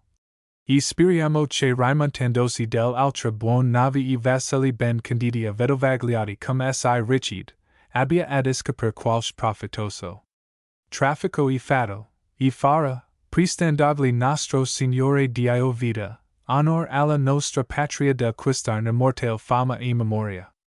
E Eldorado Brunelleschi che part 1 con lui, e per fortuna tornando indietro nu vols più seguire, cum di costa lo intend, sarà malcontento.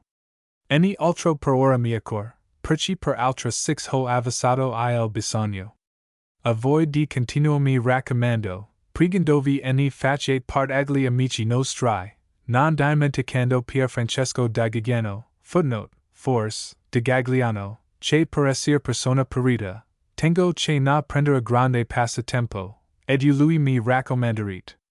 Simili al rustici, al quelli non dispiacere si deletta, cum sul, intendere cose di cosmografia. Che dio tutti di mail 6 guardi. Vostro figlioio Fernando Carli in Leone. 2. Agreement of Philippe Chabot, Admiral of France with certain adventurers including Verrazzano. From the Fontet Collection, 21, 770, folio 60, in the Bibliothèque Nationale in Paris. First printed by M. Margai, and her corrected according to the MS. News, Philippe Chabot, Baron d'Étremont, Chevalier de l'Ordre du Roi, son Gouverneur et Lieutenant General de Bourgogne, Admiral de France et de Brédine. Avon si Jurdi de la Berquet, pour le bien, profit et utilite de la chose publique du Royaume de France, Maître sur du de nos gallions estant de présent au havre de grâce avec un nef appartenant à Jahan Ango, de Dieppe, du port Xantidix Tonox ou environ, pour isolx Troyes Vesolx, Esquipper, Vitaler et conviner, pour faire le voyage de Spiceries aux Indies. Donc pour isolu voyage faire avons accord avec les personnes sidesaubs nomies et signes en la manière que insuict. Pour fournir l'est. 3 navires de marchandises, victuals et avance de companions ainsi tuil sera requis et nécessaire. Et pour si faire avans conclude et délibère, avec isulx, mector et employer jusqu'à la somme de 20,000 livres tur, c'est à savoir, pour nous admiral 4,000 livres tur, Maître Guillaume Prudhomme, General de Normandie, 2,000 livres tur, Pierre d'Espinoles, 1,000 livres tur, Jehan Angot, 2,000 livres tur, Jacques Boursier, Peril somme de 2,000 livres tournois, Messire Jehan de Verrazzano, Principal Pilote, semblable somme de 2,000 livres tournois. Lest. Parties revenants ensemble à la somme de 20,000 livres tournois. Pour seul employer aux vitales, marchandises et avance, lawyer de compagnons. Et nous amiral et ango prometons bailey lead. Gallions et nef, bien et dement radibes et accustres, comme il appartient de faire lead voyage, tant de calfatages, cables, anchors, doubles appareils, two cordages, artilleries, poldres, bullets, et tout ce que est requisitels navires pour faire un tel et si long voyage que s'estrie et rendre isulx gallions et nefs prestes, et aprils à faire lead. Voyage dedans du mois de si jourdui par ainsi que nous admiral et ango, prenderons au retour dud. Voyage, pour le fret et knowledge d'est. Gallius et nef, le carte de toutes les marchandises que reviendront et seront rapports par isulx, sans aucune chose payer. Et pour le lawyer dudict Messire Jehan Pilote, l'équal ss submis et obliged de fournir du pilotes bones et suffisance pour conduire les du autres navires, prendre pr son dict lawyer et de ses du pilotes. Le sexisme de tout se que reviendra de marchandises, led. Carte pour knowledge, les phrases et mises de marchandises et lawyers des companions en prélable prince et leaves avant que prendre led. Sexisme. ETSE, par casse de fortune, aucans disulx gallions en nef fussent dus aud voyage, ou que ellen p quelques inconvenient et les du autres fissent leur voyage, la marchandise que reviendront se teroit comme desis et tirot led. Navire que eneroit este audic voyage et les marchands, chacun marque la livre, car tout via commune profit. ETSE aucun buden se fait la mer sur les mores, ou autres ennemis de la foi et du roi. Monseigneur Alamro prendera en prélable sur I celui buten sons mi, et le reste que revenderoit dud. Buten se tira comme l'autre marchandise, samf quelques portion di celui buten, que om bilera aux copagnons ainsi tuil sera vis. Et ferramond. Sr l'amiral expedier lettres du roi en patent pour avoir licence et congé fire led. Voyage, et que aucun empêchement any leur sera fait au don par aucune nation de alies, amis au cofenderes du roi noir dsr. Pour le voyage de Messire Joan. Translation. We, Philippe Chabot, Baron d'Épermont, Knight of the Order du Roi, his Governor and Lieutenant General of Burgundy, Admiral of France and of Brittany, have this day determined for the good, advantage, and utility of the public affairs of the Kingdom of France, to put 2 of our galleons, at present at Havre de Grace, with 1 ship belonging to Jehan Angot of Dieppe, of 70 tons burden or thereabouts, to equip, victual and fit these 3 vessels, to make the voyage for spices to the Indies. To make the aforesaid voyage we have agreed with the persons hereinafter named and signed, in the manner following, to furnish the said 3 vessels with goods, victuals, and advance money for the crew, as shall be requisite and necessary. And to do this we have concluded and determined with the aforesaid, to put and employ as large a sum as 20,000 pounds, Tours currency, that is to say, for ourself, Admiral, 4,000 pounds, Tours, Master Guillaume Prudhomme, General of Normandy, 2,000 pounds, Tours, Pierre d'Espinoles, 1,000 pounds, Tours, Jehan Angot, 2,000 pounds, Tours, Jacques Boursier, an equal sum of 2,000 pounds, Tours, Messire Jehan de Verrazzano, Chief Pilot, a like sum of 2,000 pounds, Tours. The said parts together amounting to the said sum of 20,000 pounds, Tours. Footnote. The sums here named do not make 20,000 pounds. Translator. To be employed for provisions, merchandise, and advance money to hire the crew. And we, Admiral and Ango, promise to deliver the said galleons and ship well and properly refitted and accoutred, as befits to make the said voyage, as well as caulkings, cables, anchors, duplicate furniture, all cordage, artillery, powder, shot, and all that is required by such vessels, to make such a long voyage as this, and to have these galleons and ship ready and prepared to make the said voyage within 2 months from this day.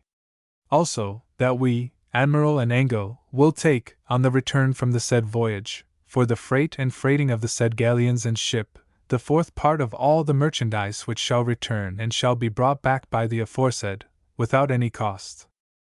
And for the hire of the said pilot, Messire Jahan, who has agreed and bound himself to provide 2 good and competent pilots to steer the other 2 vessels, he shall take for his hire and that of his 2 pilots, the 6th of all the goods which shall be brought back, the said 4th for freightage, expenses and disposing of the goods, and the wages of the crew, being previously taken and levied, before taking the said 6th. And if, in case of accident, any of those galleons or ships should be lost on the said voyage, or if one by any mischance does not, and the other 2 do make their voyage, the merchandise which should he brought back, would be divided as above, and the said vessel which might not have been on the said voyage shall share, and the merchants each one a mark to the pound, for all goes to the common profit. And if any booty be taken at sea, from the Moors or others enemies of the faith, and the king, my lord, the admiral, shall take previously, of the aforesaid booty, his 10th, and the balance which would accrue from the said booty, shall be divided like the other goods, except some portion of that booty, which shall be given to the crew as shall be advised. And my aforesaid admiral shall have letters patent from the king expedited, in order to have permission and leave to make the said voyage, and no obstruction shall be made or given to these letters, by any allies, friend, or confederate of the king, our said lord. For the voyage of Sir John. 3. Letter of João de Silveira, the Portuguese ambassador of France, to King Dom João III. Translated from the original at Lisbon, in Archivo de Torre de Tambo, Corp. Cron. Part 1, Ma. 29, Doc. 54. Sire, I received a letter from Your Highness on the 19th of this month, through João Francisco, wherein I am directed what is to be done respecting the galleon and caravel, taken at the Dara Islands, footnote, probably Madeira Islands. Translator, by the galleys of France. As soon as I received the instruction, which was about the beginning of Christmas, I spoke on the subject in a manner befitting the nature of the case. At once they were released, the caravel with her artillery, and the brocades and silks. Footnote, that is to say, the hangings, tapestry, and awnings of the vessel. Translator, by this time they must have arrived at Lisbon. As respects the merchandise, I had the promise that if it was found to be the property of Your Highness or of your subjects it should not be sold. After a few days, discovering that it belonged to João Francisco, an ample order was given to his agents for its entire restitution, which orders set forth that as he lives in the kingdoms of Your Highness, and there is an old friendship existing with the King of France which he was no less desirous of preserving, in this he would favor that king. After this order was promulgated another came from the chief official, in consequence of which nothing was delivered, and the goods moreover were sold. From that time to the present, nothing has been accomplished. I will strive the best I can for dispatch, in the manner that Your Highness points out, and will give account of what I do. When the matter of the galleon occurred, the licentiate Pero Gomez had already embarked at Anaflor. I advised the doctor, Maestro Diogo, who was about going to Rihueo, footnote, i.e. Rouen. Translator, that he ought not to leave before writing, and to give Your Highness a statement of the facts in that regard. As he at once wrote that he would do so, I have said nothing further in my letters. By what I hear, Maestro João Verrazzano, who is going on the discovery of Cathay, has not left up to this date, for want of opportunity and because of differences, I understand, between himself and men, and on this topic, though knowing nothing positively, I have written my doubts in accompanying letters. I shall continue to doubt unless he take his departure.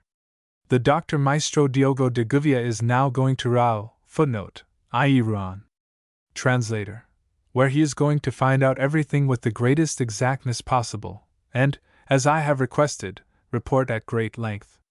May our Lord prolong the life of your Highness many days and prosper the royal estate. From Poissy, the 25 of April 1523. João de Silveira. 4. Letter of Alonso de Villa to the Emperor Charles V, relating to the capture of the treasure sent from Mexico by Cortés. Translated from the original in the Archivo de Indias at Seville. Very high and very powerful Catholic Lord King Captain Domingo Alonso, who was commander of the 3 caravels that sailed as guard on the coast of Andalusia, gave a cédula to Antonio Quiñones and myself at the island of Azores, in which your Majesty was pleased to state to us that, from the news of our fear of the French who were said to run the coast, we had remained at the island of Santa Maria until your Highness should direct what might be for the royal service. In so doing we had acted well, that to secure the gold and articles we had brought, the 3 caravels were sent to us under that captain, and we were enjoined to embark in them at once and come with everything to the city of Seville, to the house of contratation, and the officers who by the royal command reside there, for which favor we kiss your feet and hands. The caravels arrived the XVth of May, and directly in fulfillment of the order we embarked, sailing for the Portuguese coast, which the pilots deemed the safer course, and coming within 10 leagues of Cape St. Vincent, 6 armed French ships ran out upon us. We fought them from 2 caravels, until we were overpowered, when everything eminently valuable on the way to your Majesty was lost, the other caravel not being disposed to fight escaped to carry the news, and but for that perhaps the captain might better have stayed with his additional force aid our defense than to carry back such tidings. Quiñones died, and I am a prisoner at Rochelle in France. I should desire to come, would they but let me, to kiss your royal feet, and give a complete history of all, for I lost everything I possessed in the service of your Majesty, and have wished that my life had been as well. I entreat that privileges be granted to the residents and inhabitants of New Spain, and that you will consider services to have been rendered, since that people have loyally done their duty to this moment, and will ever do as true vassals. I beseech that your Majesty be pleased to order good protection placed on the coast of Andalusia for the ships coming from the Indies, for now all the French, flushed as they are, desire to take positions whence they may commit mischief. Let it be an armament that can act offensively, and which will not flee, but seek out the enemy. I entreat, prisoner and lost as I am, yet desiring still to die in the royal service, that your Highness will so favor me, that if any ship should be sent to New Spain, an order be directed to Hernando Cortés, requiring that the Indians I have there deposited in the name of your Majesty be not taken, but that they be bestowed on me for the period that is your pleasure. Our Lord augment the imperial state of your royal Majesty to the extent your royal person may require. From Rochilla of France, this 5th day of June of M.D. Exige years. Of Y.C.ca. Ma. The loyal vassal who kisses your very royal feet and hands. Alonso de Villa. Statement concerning the French vessels of which cruise the Sea of Spain. Translated from the original in the Archivio de Indias, Seville, in the same hand says Dr. D. Franciscos Mares, the ancient archivero, as the letter of Alonso de Villa addressed from Rochelle to the Emperor. The handwriting is most difficult to make out. The amounts marked CII may intend coup, and CI2 co. The French vessels of war which cruised the Sea of Spain as far as Andalusia, of which J.N. Florin Le Daipe is captain. First, a Largo ship CI tons, in which are CII men, the half soldiers, and the other half sailors, carries XX pieces of artillery of brass, besides others of iron, with munitions and victuals in large quantity. Another vessel, built in Vizcaya, captured by the French of CI tons. Another vessel of CI tons, made in Brittany. 5 galleons, the largest of 70 tons, another of 9, another of L, another of XL, made in Vizcaya, another of XL, which are also provided with CC men of war, being of the French soldiers who were in Twinteravia. They have besides full supply of man and of artillery, munition and victuals for 1 year, and it is said that this armada goes direct to Andalusia, to ran that coast and take what may come from the Indias, for this is the same armada that last year took the CXXM ducats that were coming. Consequently, it is necessary that His Majesty should have an armada in Andalusia to go to meet this one of France, and not suffer to do mischief. V. 1. Letter from the Judge of Cadiz to Charles V., giving the names of the principal persons captured with Juan Florin, and of his death. Translated from the original, in the Archivo General in Simancas. Estado, Ligejo 13, folios 316. Sacred Caesarian Catholic Majesty. The Licentiate Juan de Giles, your resident judge in the city of Cadiz, reports what has been done in the taking of Juan Florin, a French corsair, and others, made prisoners with him. Before receiving a cedula signed by your Majesty at Lerma, the 13th of last month, knowing that there were some differences of opinion among those making the capture, I labored, and with success, to induce them to bring Juan Florin, Mons. de la Saya, loner Juan de Mencieres, Hitchell, and a page of Juan Florin before your Majesty, to avoid certain difficulties that were impending. This was done by Bartolome del Alamo, High Sheriff of said city, with 6 persons, one from each ship engaged in the capture. These took their departure on the 15th of last month, carrying their prisoners to court, and by virtue of the cedula of your Majesty, I caused the delivery to me of the remaining French to be kept securely as your Highness required. 120 or 130 of them were given up, and were in custody when a certain dispatch came to hand from your council on the 27th of last month. In obedience thereto, I ordered the chief alcalde of said city to proceed against these in my power, agreeably to what was commanded me by your council, and with the utmost speed I came on in pursuit of Juan Florin to Colmena de Arenas, where were executed on his person the laws of your kingdom. Mon de Mencieres, Michel, and Gal I condemned perpetually to the galleys. And because the High Sheriff and the Vizcaínos left Mons de la Salle at the point of death with Juan Lopez de Camaya, a Vizcaíno, who go by another road, I send the High Sheriff for him, while I return to Cadiz to make provision for things not done in a manner befitting the royal service.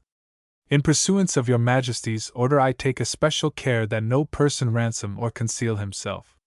Those of consideration, captured with Juan Florin are Mons de la Salle, Doctor Indiscretus, a native of Paris, Mons Juan de Mencieres, a native of Turin, son of Martin Mencieres, who has an income of 200 ducats, Mons de Londo, a native of Lombardy, son of a gentleman, a baron, native of Venice, Mons de Lane, second son of Mons de Lane, Mons Vipar, a native of Drumar, son of Mons Vipar, who is rich, and Mons Fazan. S.C.C.M. I kiss the sacred feet of your Majesty. Licenciado Giles. 2. Letter of the Judge of Cadiz in answer to a royal missive, stating by whom Juan Florin was captured, and his execution. Translated from the original in the Archivo General in Sijancas Estado, Ligejo 18, folios 845.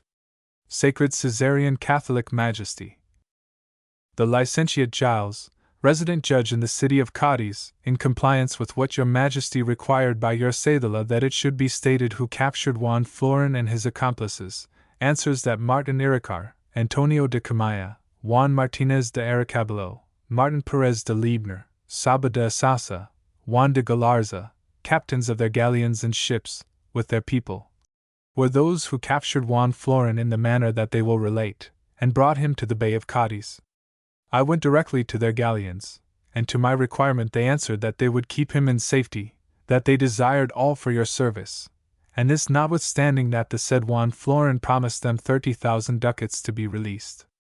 The captains of the fleet of Portugal who were cruising at sea in quest of him at the same place in which he was taken also offered 10,000 ducats for him that they might take him to their king, and other offers were made, none of which they would accept, but unitedly, with the sheriff of that city, took him to your Majesty, like good and loyal servants. And when they arrived at Porta del Pico, finding your Majesty had commanded that he and his said accomplices should be given up to me at once, they delivered and I executed the law upon them. Those captains have sustained much injury and have been at much cost, as I am witness. They arrived with their ships broken, the sails rent, the castles carried away. They had spent much in munition and powder, and for the sustenance of those French before they delivered them to me. When they arrived in the bay they were greatly reduced and hungered, having exhausted their stores by giving to the French. Much would it be for the service of your Majesty that those captains should be satisfied for their losses and rewarded which I have promised them, as your Highness desired by your cedula, that others seeing how they are honored may be encouraged in the royal service. Thus much I entreat that your Majesty will order done for the loyalty I know those captains tear to your service, and because they are persons by whom you may he much served. S.C.C.M. I kiss the sacred feet of your Highness. Lysinclado Giles. 6. The Verrazzano letter according to the original version. Translated by Dr. J. G.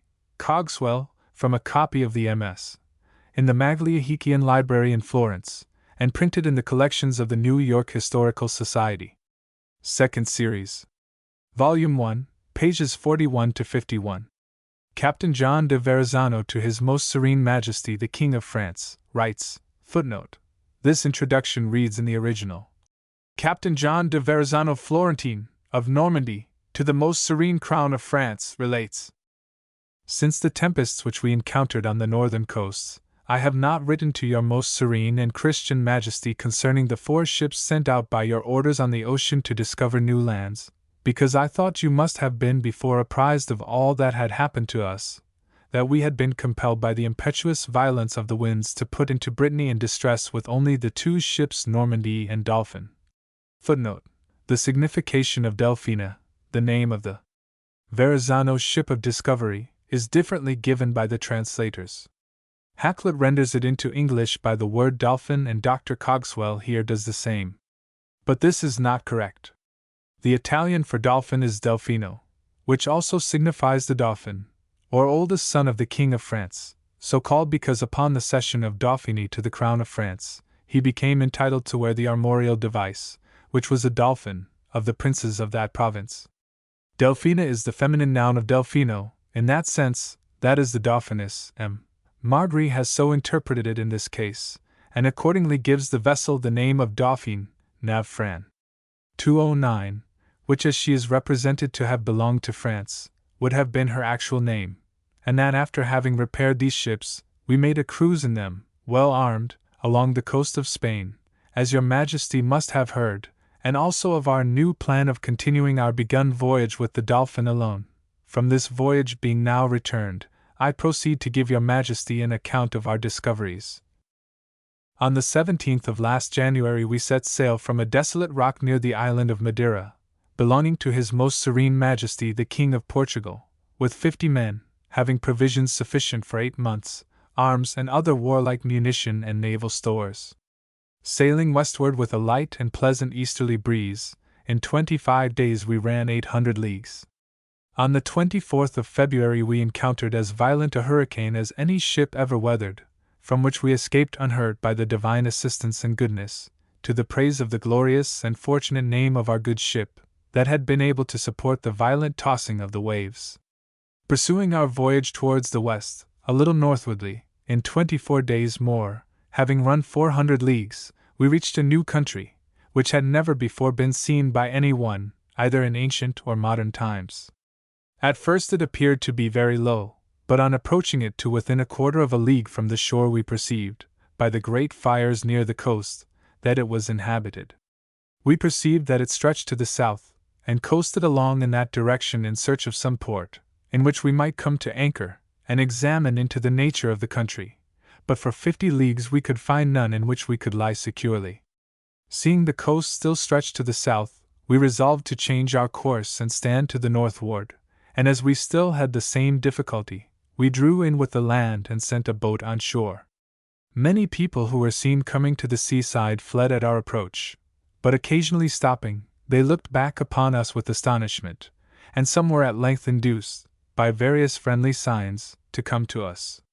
These showed the greatest delight on beholding us, wondering at our dress, countenances, and complexion. They then showed us by signs where we could more conveniently secure our boat, and offered us some of their provisions. That your Majesty may know all that we learned, while on shore, of their manners and customs of life, I will relate what we saw as briefly as possible. They go entirely naked, except that about the loins they wear skins of small animals, like martens fastened by a girdle of plaited grass, to which they tie, all round the body, the tails of other animals hanging down to the knees. All other parts of the body and the head are naked. Some wear garlands similar to birds' feathers. The complexion of these people is black, not much different from that of the Ethiopians. Their hair is black and thick, and not very long. It is worn tied back upon the head in the form of a little tail. In person they are of good proportions, of middle stature, a little above our own, broad across the breast, strong in the arms, and well formed in the legs and other parts of the body. The only exception to their good looks is that have broad faces, but not all, however, as we saw many that had sharp ones, with large black eyes and a fixed expression. They are not very strong in body, but acute in mind, active and swift of foot, as far as we could judge by observation. In these last two particulars they resemble the people of the East, especially those the most remote. We could not learn a great many particulars of their usages on account of our short stay among them and the distance of our ship from the shore. We found not far from this people another whose mode of life we judged to be similar. The whole shore is covered with fine sand, about 15 feet thick, rising in the form of little hills about 50 paces broad.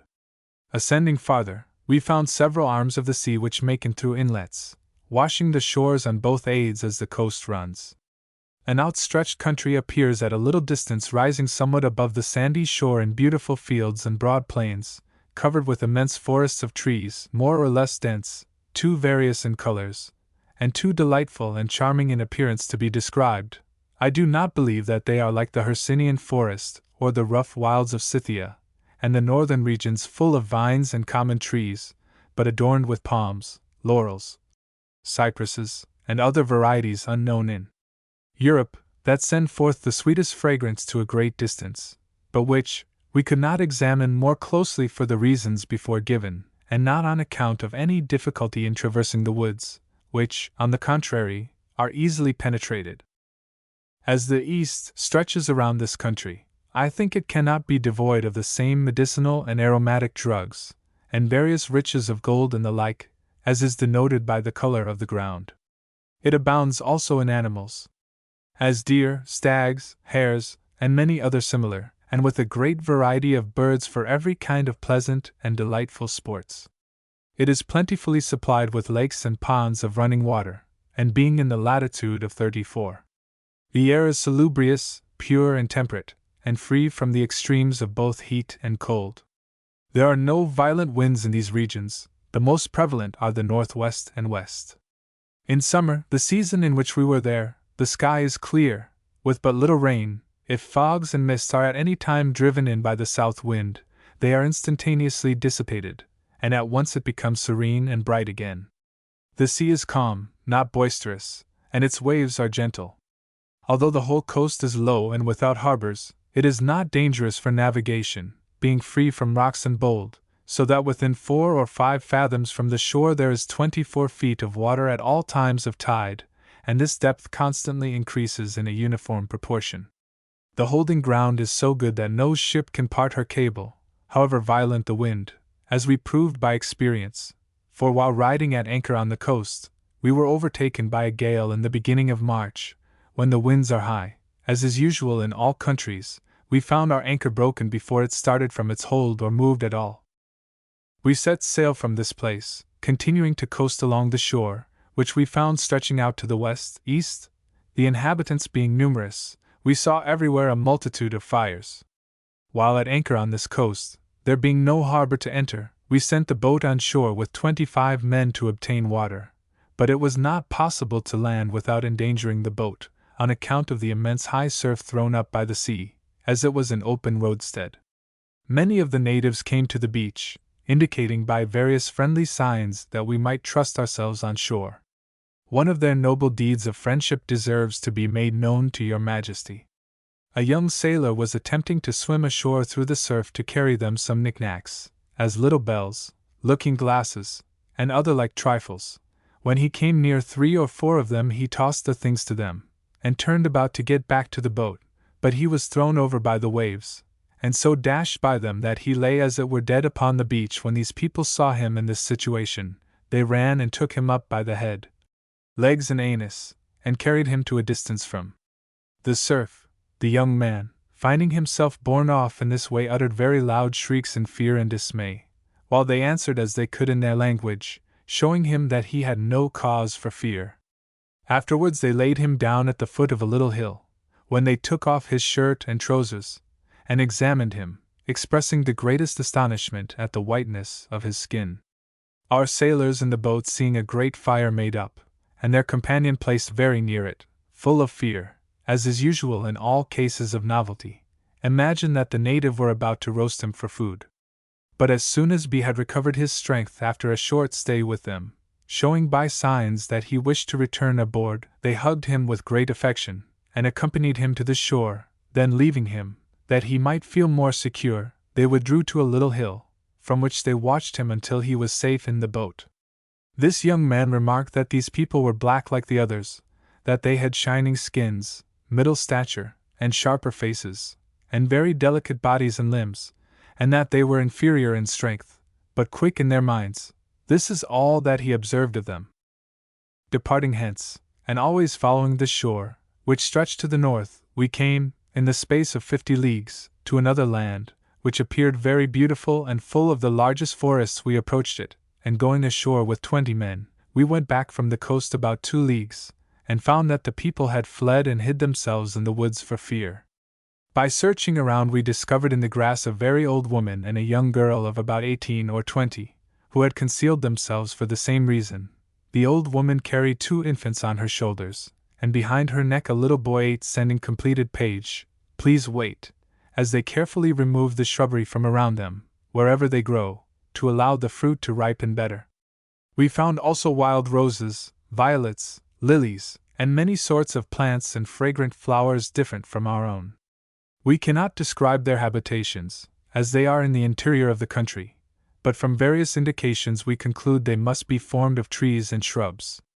We saw also many grounds for conjecturing that they often sleep in the open air, without any covering but the sky. Of their other usages we know nothing. We believe, however, that all the people we were among live in the same way. After having remained here 3 days riding at anchor on the coast, as we could find no harbor, we determined to depart, and coast along the shore to the northeast, keeping sail on the vessel only by day, and coming to anchor by night. After proceeding 100 leagues, we found a very pleasant situation among some steep hills, through which a very large river, deep at its mouth, forced its way to the sea. From the sea to the estuary of the river, any ship heavily laden might pass, with the help of the tide, which rises 8 feet. But as we were riding at anchor in a good berth, we would not venture up in our vessel, without a knowledge of the mouth. Therefore we took the boat, and entering the river, we found the country on its banks well peopled, the inhabitants not differing much from the others, being dressed out with feathers of birds of various colors. They came towards us with evident delight, raising loud shouts of admiration, and showing us where we could most securely land with our boat. We passed up this river, about half a league, when we found it formed a most beautiful lake 3 leagues in circuit, upon which they were rowing 30 or more of their small boats, from one shore to the other, filled with multitudes who came to see us.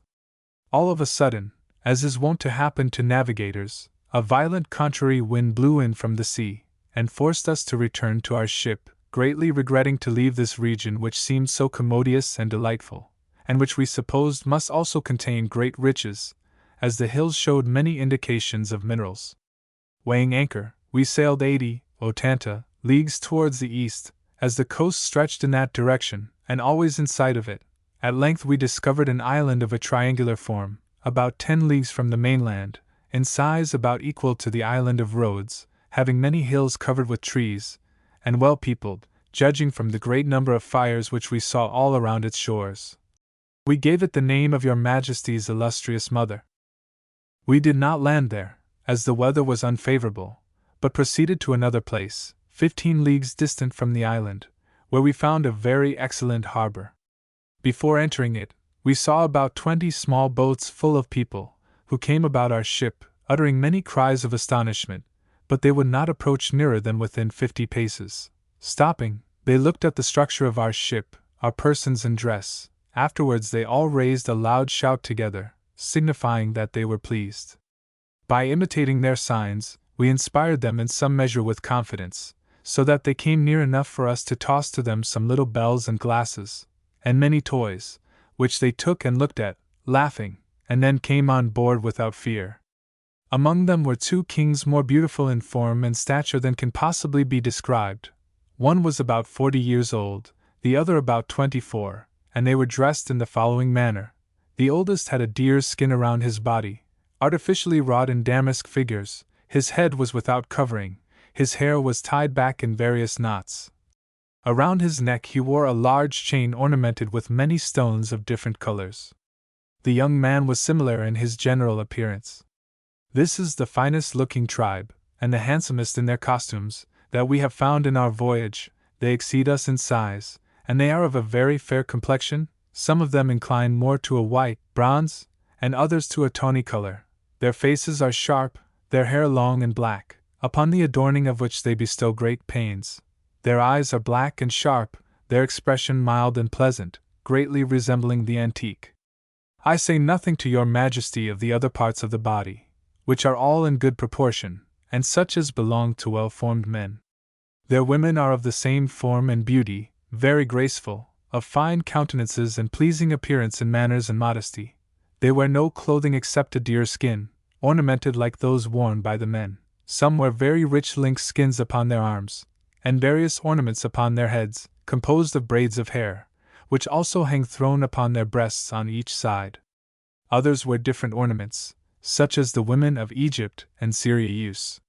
The older and the married people, both men and women, wear many ornaments in their ears, hanging down in the oriental manner. We saw upon them several pieces of wrought copper, which is more esteemed by them than gold, as this is not valued on account of its color, but is considered by them as the most ordinary of the metals, yellow being the color especially disliked by them. Azure and red are those in highest estimation with them. Of those things which we gave them, they prized most highly the bells, azure crystals, and other toys to hang in their ears and about their necks. They do not value or care to have silk or gold stuffs, or other kinds of cloth, nor implements of steel or iron. When we showed them our arms, they expressed no admiration, and only asked how they were made. The same was the case with the looking glasses, which they returned to us, smiling, as soon as they had looked at them. They are very generous, giving away whatever they have. We formed a great friendship with them, and one day we entered into the port with our ship, having before rowed at the distance of a league from the shore, as the weather was adverse. They came off to the ship with a number of their little boats, with their faces painted in diverse colors, showing us real signs of joy, bringing us of their provisions, and signifying to us where we could best ride in safety with our ship, and keeping with us until we had cast anchor.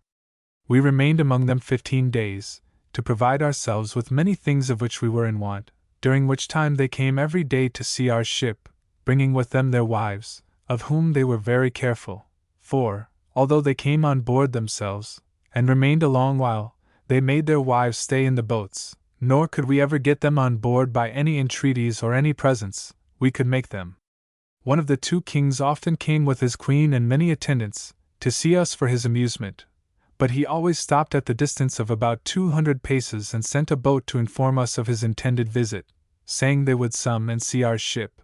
This was done for safety, and as soon as they had an answer from us they came off, and remained a while to look around, but on hearing the annoying cries of the sailors, the king sent the queen, with her attendants, in a very light boat to wait near an island a quarter of a league distant from us, while he remained a long time on board, talking with us by signs, and expressing his fanciful notions about everything in the ship, and asking the use of all. After imitating our modes of salutation, and tasting our food, he courteously took leave of us.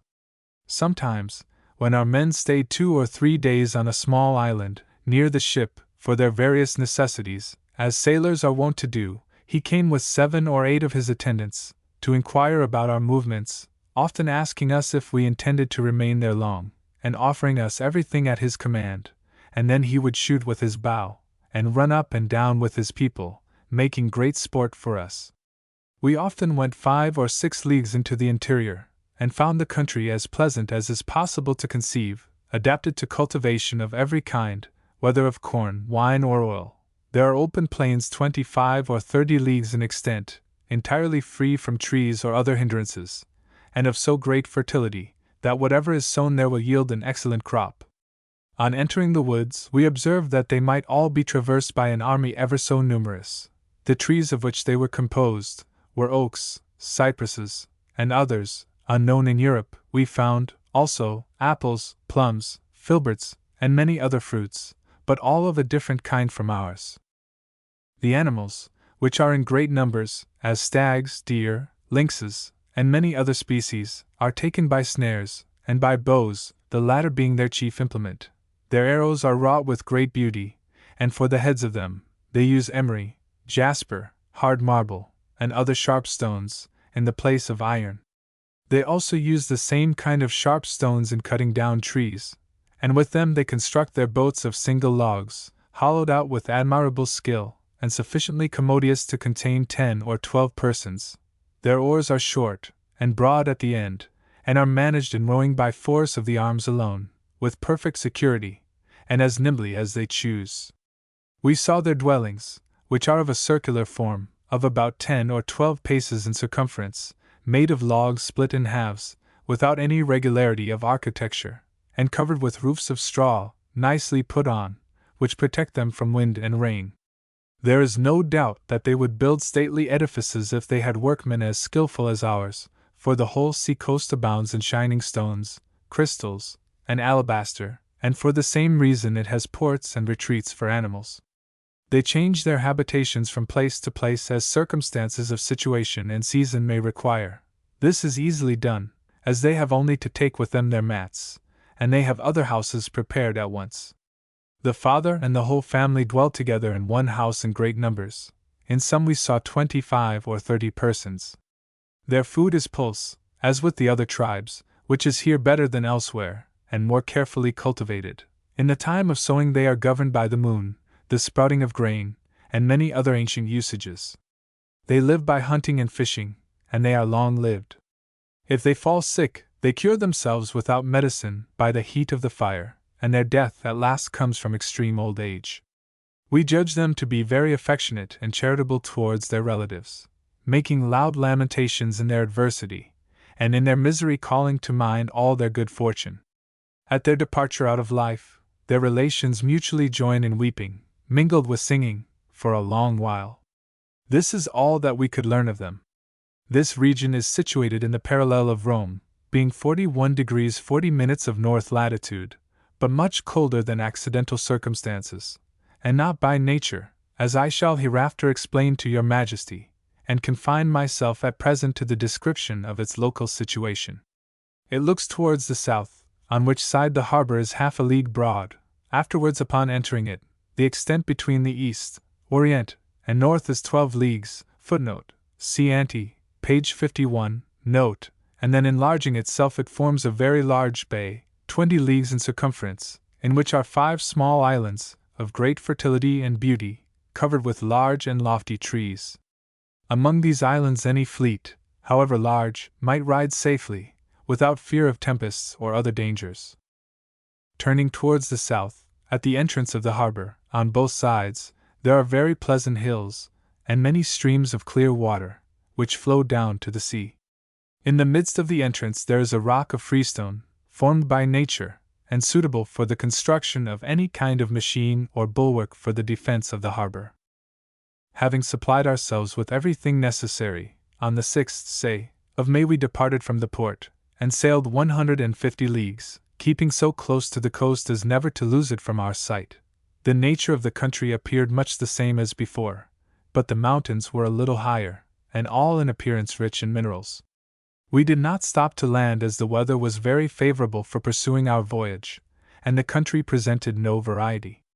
The shore stretched to the east, and 50 leagues beyond more to the north, where we found a more elevated country, full of very thick woods of fir trees, cypresses and the like, indicative of a cold climate. The people were entirely different from the others we had seen, whom we had found kind and gentle, but these were so rude and barbarous that we were unable by any signs we could make, to hold communication with them. They clothed themselves in the skins of bears, lynxes, seals, and other animals. Their food, as far as we could judge by several visits to their dwellings, is obtained by hunting and fishing, and fruits, which are a sort of root of spontaneous growth. They have no pulse, and we saw no signs of cultivation.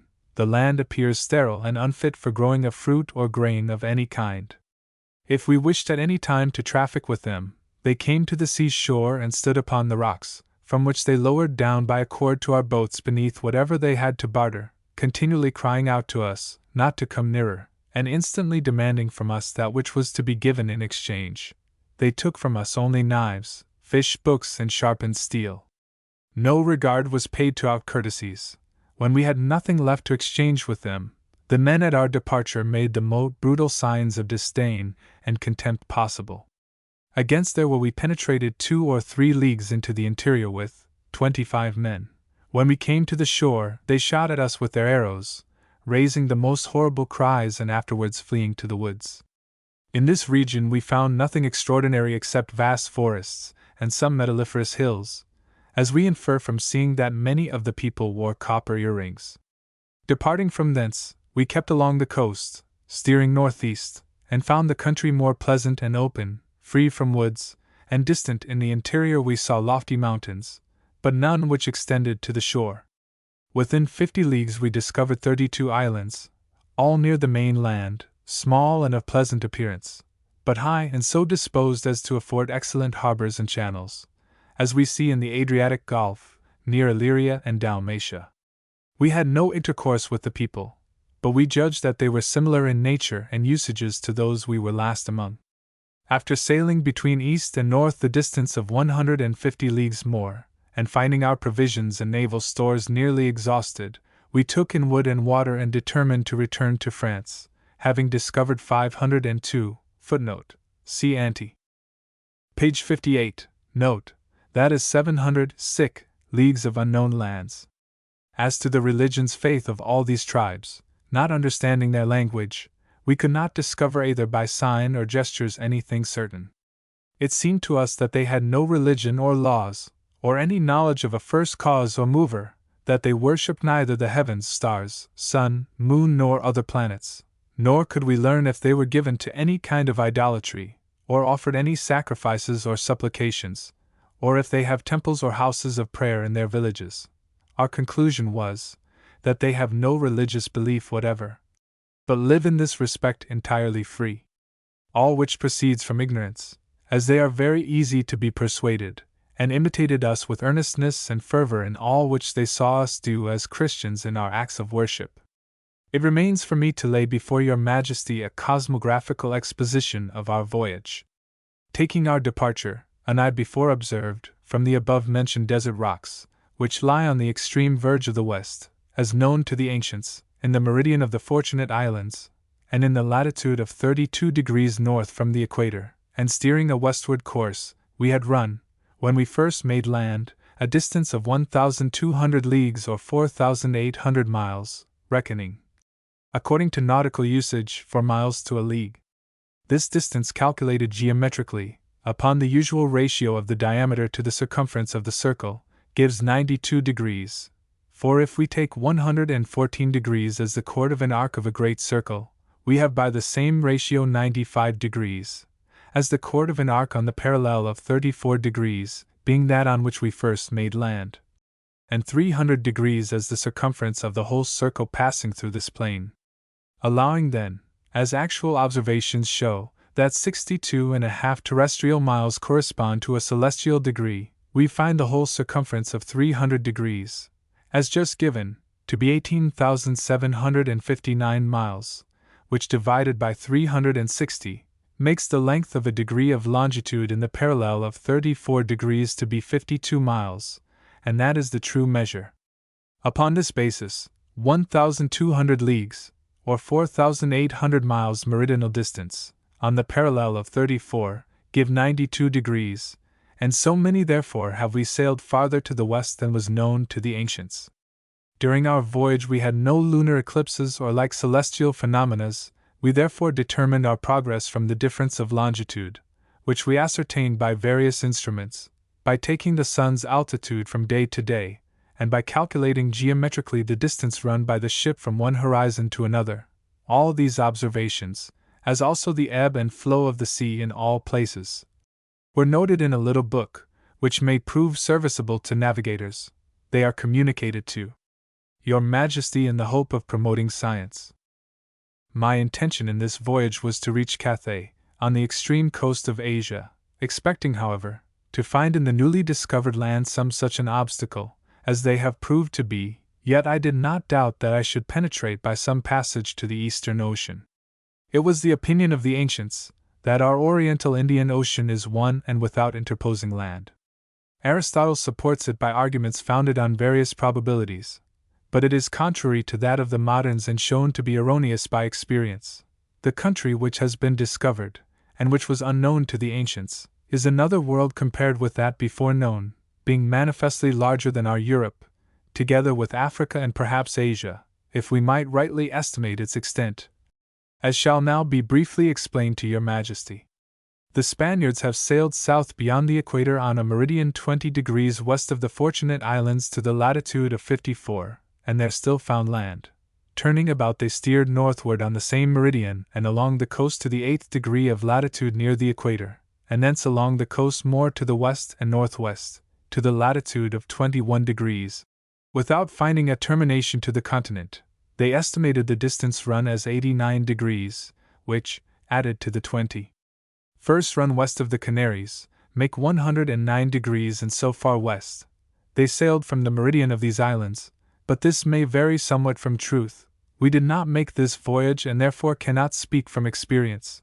We calculated it geometrically from the observations furnished by many navigators, who have made the voyage and affirm the distance to be 1,600 leagues.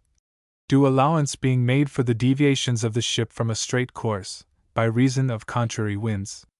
I hope that we shall now obtain certain information on these points, by new voyages to be made on the same coasts. But to return to ourselves. In the voyage which we have made by order of Your Majesty, in addition to the 92 degrees we run towards the west from our point of departure, before we reach land in the latitude of 34, we have to count 800 leagues which we ran northeastwardly, and 400 nearly east along the coast before we reached the 50th parallel of north latitude, the point where we turned our course from the shore towards home. Beyond this point the Portuguese had already sailed as far north as the Arctic Circle, without coming to the termination of the land. Thus adding the degrees of south latitude explored, which are 54, to those of the north, which are 66, the sum is 120, and therefore more than are embraced in the latitude of Africa and Europe, for the north point of Norway, which is the extremity of Europe, is in 71 north, and the Cape of Good Hope, which is the southern extremity of Africa, is in 35 south. And their sum is only 106, and if the breadth of this newly discovered country corresponds to its extent of sea coast, it doubtless exceeds Asia in size. In this way we find that the land forms a much larger portion of our globe than the ancients supposed, who maintained, contrary to mathematical reasoning, that it was less than the water, whereas actual experience proves the reverse, so that we judge in respect to extent of surface the land covers as much space as the water. And I hope more clearly and more satisfactorily to point out and explain to Your Majesty the great extent of that new land, or new world, of which I have been speaking. The continent of Asia and Africa, we know for certain is joined to Europe at the north and Norway and Russia, which disproves the idea of the ancients that all this part had been navigated from the Cimbric Chersonesus, eastward as far as the Caspian Sea. They also maintained that the whole continent was surrounded by two seas situate to the east and west of it, which seas in fact do not surround either of the two continents, for as we have seen above, the land of the southern hemisphere at the latitude of 54 extends eastwardly an unknown distance, and that of the northern passing the 66th parallel turns to the east, and has no termination as high as the 70th. In a short time, I hope, we shall have more certain knowledge of these things, by the aid of Your Majesty, whom I pray Almighty God to prosper in lasting glory, that we may see the most important results of this our cosmography in the fulfillment of the holy words of the Gospel. On board the ship Dolphin, in the port of Dieppe in Normandy, the 8th of July 1524. Your humble servant, Janus Verrazzanus. We have received from Mr. Henry Harris of Paris copies, taken from the archives of the Parliament of Rouen, of 2 powers of attorney made by Verrazzano. They do not relate to his reputed voyage of discovery, but apparently refer to the projected voyage to the Indies for spices, and serve to establish the authenticity of the agreement with Chabot in regard to the latter voyage. They are important in so far as they fix the year 1526 as that in which the contract was made, corroborating the opinion which we expressed in that particular footnote, page 35, and conforming to the documents from the archives in Simancas in regard to the capture and execution of Verrazzano by the Spaniards. They also prove that Verrazzano had a brother Hieronimo, a relationship conceded, footnote, page 91, to the author of the map, in the Borgian collection, footnote. The propaganda college in which this collection is found is not in the Vatican, as inadvertently stated, but in the Via du Macelli on the opposite side of the river, bearing his name, though not ascertained, but regarded as of no practical importance, inasmuch as the mere consanguinity of these parties could not verify the representations on the map, even if they were made by Hieronimo, of which as yet there is no positive proof. Indeed, on the contrary, we are assured from Rome, on high authority, that this map appears to belong to a period subsequent to 1550, and is regarded by its custodians as only a copy at the best. This note with the 2 papers from Rouen appended are intended as a supplement to the memoir on the Voyage of Verrazzano. H. C. M. Brooklyn, April 20, 1876. Documents from the archives of the of Rouen. Du Vendredi ans Mai 1526. Noble Jehan de Verrazzano, Capitaine de Navires Esquipes pour aller au voyage de Indes, liquel fist, nama, ordana, constitua et establis son procure general et certains messagers et officials cest ascavoir Gerazim de Verrazzano son frère et heritier et Zenobis du Rousselet en plaidoirie et par et official de recevoir tout ce que au dit constituant est. Sera pult et pura ester den par quelques personnes et pour quelques cause ou causes que si soit en puis ester tante raison du dit. Voyage de Indes que autrement, du dit du ensemble de ses d'accords et procès tractor, composer et appointer par téléphones primoyens et conditions que les dita Gerazim et de Rousselet pourront et de reçu et bailier quittance et discharge tel que mestier sera et generalineat prometter. Tenor et obliger biens et heritages. Presents M. Gales et Neola doublet Janus Verrazanus. Sur le même feuillet. Du samedi 10e jour de mai 1526. Noble Messire Jehan de Verrazzano, Capitaine de Navires Esquipes pour Eulero Voyage de Indes, confessa avoir commis, constitu et establi Adam Godefroy, bourgeois de Rouen auquel il a don et don par cs présence pouvoir et puissance de faire pour le dit de Verrazzano, footnote, les mots. NSA charge de Capitaine es dits Navires. Son ici reyes don l'original, et el en ajout en marge ceci. Et pour le dit Godefroy. En da dits Navires nami la barque de Fescamp, du port de Cottevink et dix tanuux ou environ dont es meister. Après Dieu, Pierre Cowie pour Wassel Navire faire trafiquer et négocier par le dit Verrazzano en tout choses pour le dit voyage de Indes ainsi que par le dit de Verrazzano sera bailli par articles et mémoires saubs son saying audit Godefroy. Et pour si faire le dit de Verrazzano a promis payer au dit Godefroy pour essayer pain et vacation de ferry et accomplir les dits articles et mémoires à son pouvoir en faisant le dit voyage de la dite barque la somme de 500 livres tournois isel somme payer au retour du dit voyage à quoi faire le dit de Verrazzano oblige et oblige tous ses biens mobilier et heritages et iselx prendre par exécution. Incontinent le dit retour dot. Et aussi le dit Godefroy ss submis faire le dit voyage et. Dement et loyament server le dit de Verrazzano et accomplir à son pouvoir les dits articles et mémoires que ainsi lui seront bailés par le dit de Verrazzano dot. Et sc sans préjudice de biens, deniers et merchandises que le dit Godefroy aura et pourra mettre es dites navaria pour faire le dit voyage. Lesquels lui et les scenes auront vécus importes pour le profit d'Iacolx alta la dite somme de 500 livres tournois pour le dit voyage et si tenor obligeant par l'u et l'autre. Chacun en son regard leurs biens et heritages dot. presents Jehan Desfalques et Robert Boughton. Translation. Friday the 11th of May, 1526. Jehan de Verrazzano, nobleman, captain of the ships equipped to go on the voyage to the Indies, has made, named, ordained, constituted and instituted his attorney, and certain special commissioners, that is to say, Gerazim de Verrazzano his brother and heir and Zenobes de Rousselay, to sue and especially to receive all which to the said principal is, shall be, may become due by any person and for any cause or causes whatsoever as regards what is thus due, as well by reason of the said voyage to the Indies as otherwise, and also his disagreements and lawsuits to treat, compound and settle by such prices, means and conditions as the said Gerazim and de Rousselay shall be able to do, and to receive and receipt for and discharge according as the case may be, and generally to pledge, hold and bind chattels and lands. Present Mo Gales and Nicholas Doublet. Janus Verrazanus. On the same leaf. Saturday the 12th day of May, 1526. Messire Jehan de Verrazzano, nobleman, captain of the ships equipped to go on the voyage to the Indies, acknowledged that he had appointed, constituted and instituted Adam Godefroy, citizen of Rouen, to whom he has given and gives by these presents power and authority to act for the said de Verrazzano. Footnote: the words, in his quality of captain of the said ships, are here erased in the original, and they have added in the margin these. And for the said Godefroy, in one of the said ships, named the bark of Fescamp, of the burthen of 90 tons or thereabouts, of which the master is, after God, Pierre Cauvet, the which ship to employ in trading and traffic for the said Verrazzano in all things for the said voyage of the Indies, as by the said de Verrazzano shall be directed by articles and memoranda under his signed manual to the said Godefroy.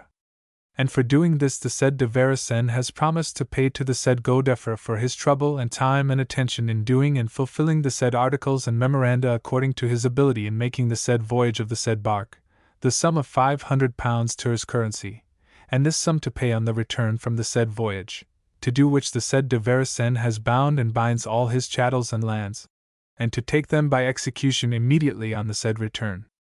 And in like manner the said Godefroy has undertaken to make the said voyage and duly and loyally to serve the said de Verrazzano, and to carry out according to his power the said articles and memoranda which thus shall be given by the said de Verrazzano. And it is without prejudice of the goods, funds and merchandise which the said Godefroy shall have and might place on the said ships to make the said voyage, which he and his shall have carried away with them, for their profit, besides the said sum of £500 Tours currency for the said voyage. And to keep this, each for himself, both parties bind themselves, their chattels and lands. Present Jehan Desfalques and Robert Boughton.